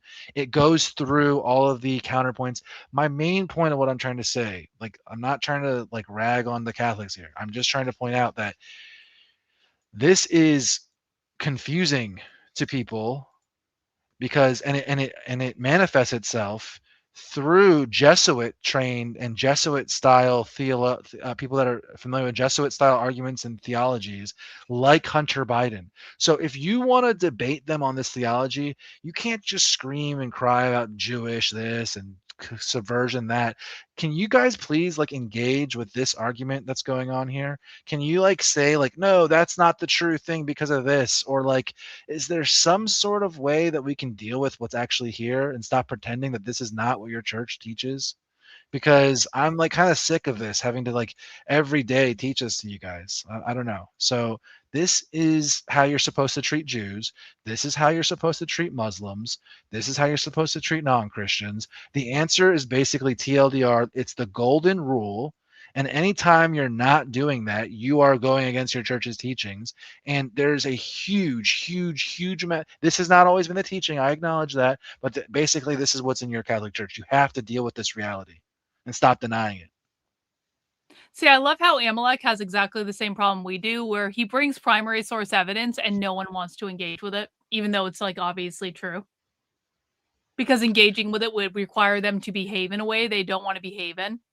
And like, this is universalism. Someone said, is this not universalism? Yeah, that's my problem with this, because we're basically have people online who are pretending that like there's no salvation for the white man outside of the Catholic Church. And like, look, you can be personally Catholic. I disagree with you, but I'm willing to engage in those debates openly and honestly about your religion. I know it very well, obviously. But that's like a side point. I just don't want these people mixing the Catholic stuff with the white identity stuff. It makes the white identity stuff incoherent. It only attracts retards. I don't like that. It needs to stop. Like, I don't know what to tell people. It's cooked. And at one point it made sense. Like, the old school version of this was full of like retards and degenerates. So being like, oh, we're going to be Christian now, it made sense. I get it. It's run its course now. It's time to reorient again, reorganize, and understand that we're in a time where things are different. Everyone has these views now, and we have to like level people up out of this stuff, because if this is like what we're going to do, we're going to like fight, like we're going to like complain about Jews, and then like this is what your book says about the Jews. Like, I don't know, guys, like that's just cooked. People are just going to turn and open the book, and they're going to realize like, oh, so the people online were lying about what Catholicism teaches. And then it's like, okay, well then where are we? We just wasted all of our time. Fair enough. You good? Yeah. All I right. can't believe this interview. Adam needs to see this. I would love to know what Adam thinks about this. Stop sharing. All right. We're almost done. That faith that is used as a cudgel is really, really dangerous. I think that I know a lot of people that I personally love and very close to that are part of an evangelical church, particularly in the African American community, but that are horrified by the complicity of a certain section of the evangelical church and what's happening in the world today. Mm. So, to me, my faith is very personal, rooted in it's rooted in Catholicism, and it's rooted in the Society of Jesus, the Jesuit Church in particular, which they used to always call the Black Pope until we finally got a Jesuit Pope. But and with the eyes wide open too, that the church is as an institution is incredibly flawed and had been, but it's given me an enormous sense of community and belonging, just from a cultural perspective. Well, what I'm gonna say is I really think you should go to confession. Yeah. You should do that. Oh, I don't worry. I've been to confession. Yeah, you should go to confession, get Don't- and just 100%. Yeah, don't worry. go back to the root. I've Go back been to there. the root, and here's the other there's thing. so much there, and it's like you're not, you're just not enough. Your brain's not enough. I mean, hearing you describe that, I can do this. That there is just something about, for me, like the submission that just every at mass and just remembering, like, The beautiful thing. yeah, The beautiful not thing is enough. this. The beautiful thing is that I have been going to confession for 6 years. Wow. Right here. That's me. I like that freedom. What you feel like the only person that you could say this to, and I'm not saying that there is not like my impure thoughts that I'm, that's between me and God. But I am saying is that feeling of release that the confessional is there for is the feeling that when I was finally able to see beyond all of the noise that I received by just existing and getting up every day and looking, turning over and seeing that my wife who saved me and Bowie and my dad as a dad, not as president, but just as a dad. And my mom and my sister and my aunts and uncles and everybody else. And then the wider circle, my friend George, my friend Franny, my friend Bobby. I like people that came into my life and never left. And despite it all, when there was nothing in it for them, but just grief and ridicule. Pretty cool. It's everything. Yeah. Ladies and gentlemen, Hunter Biden. Never thought this conversation would happen, and it just stranger things have happened, and I'm just All right, we made it. We made it, Amalek. We made it to the end. That was an interesting 5 hours, I have to say. Are you serious? It's been 5 hours since we've It's been been on. 5 hours we've been watching this. That's so crazy. I love it. I love it. I Do you have mean- any final thoughts? Not really. I would just say we'll see how things go with the whole thing. I hate Candace Owens so much and this whole low IQ retard shit so much. Even if I acknowledge that there's some positives to it, somebody has to push back against it because it seems like nobody wants to. Everyone just kind of wants to let it out there and to be annoying with these stupid copes and arguments and things like that. So yeah, and then just I want to address one thing. Nathaniel had said he's talking about how Jay Dyer owned the Roman Catholics on this, and isn't it funny how I clearly know the material, Adam clearly knows the material. We're not pulling things from our asses.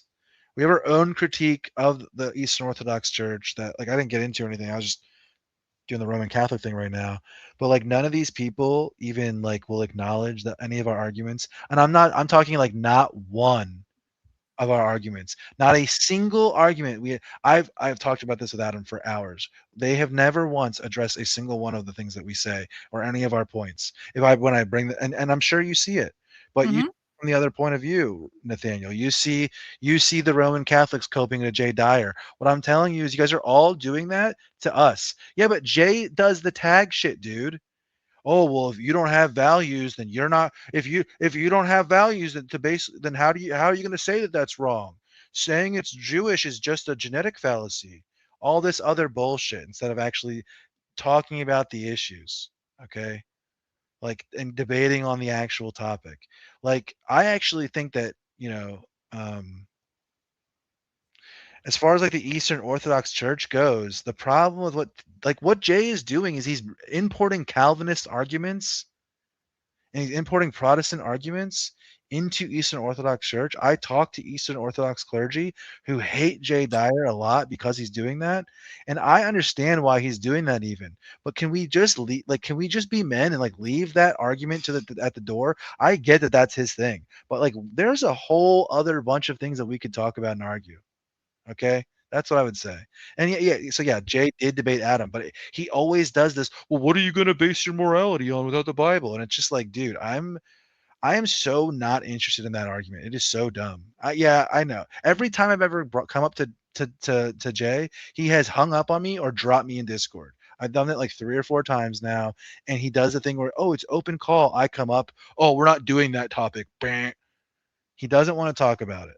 And the other thing is, like, no disrespect to Jay, like he's well read on a bunch of things. He is not familiar with any of the mythicist arguments that we go over. None of them. None of them. I was red pilled on mythicism by reading Bart Ehrman. Okay. That's how I got it. Okay. That's how I got to this position. I read the sources saying that Jesus existed as a historical figure, and I thought, wow, this is piss poor evidence. I wonder what the other side's saying. And I was like, wow, that's a way better argument. And instead of dealing with that fact that that's how I came to the conclusion as an authentic person who previously thought there was a historical guy, and like these guys refuse to deal with this. Just debate us on the topic, please. Adam wrote a book, edited the book, put together a book, published a book, and now he's doing a book club where we go over the book and the whole thing. He has put out his ideas. If somebody wants to debunk them, please do so. Not a single person has written a single word reviewing it, saying why we're wrong or anything like that. So please just address the arguments instead of pretending like what we're saying is like uneducated or something. It's obviously not. Cool. Anything else you want to say about Candace and Hunter Biden? Or would you level out on this one? I hope that he stops doing the Gnostic thing. But it was overall pretty good. 9 out of 10, probably 8 out of 10 with the Christian crap. But yeah, I thought it was much better than I thought it was going to be. Honestly, I was not expecting him to be kind of like that calm about it. I guess I really didn't know what to expect because I've never listened to him before. But I thought it was entertaining, and I actually hope he does run for something, just as like a joke more than anything else. But that would be pretty rad. It would be the most entertaining possible outcome. Guys, if you enjoyed Amalek on the stream today, I'm putting his Twitter in the chat. Go ahead and follow him. You just hit 10,000 followers, Amalek. Congratulations. I know. Pretty sick. Yep, hit it today. Yeah. Well, it's been a while since you've been back on the stream. You're going to come back another time more soon this time. I thought this was really fun. I enjoyed it. Yeah, it was fun. I will do that. Right on. Well, I want to thank everyone who gave 63 channel memberships today. You guys rock. I want to thank everyone who sent in super chats. I will be back tomorrow at 6 p.m. for Socialism Saturday. We're doing more queer Marxism, like the really fucked up shit. So that's going to be an awesome Socialism Saturday. Thank you guys for hanging out with us, and we will see you next time. Take care, guys. We'll see you soon.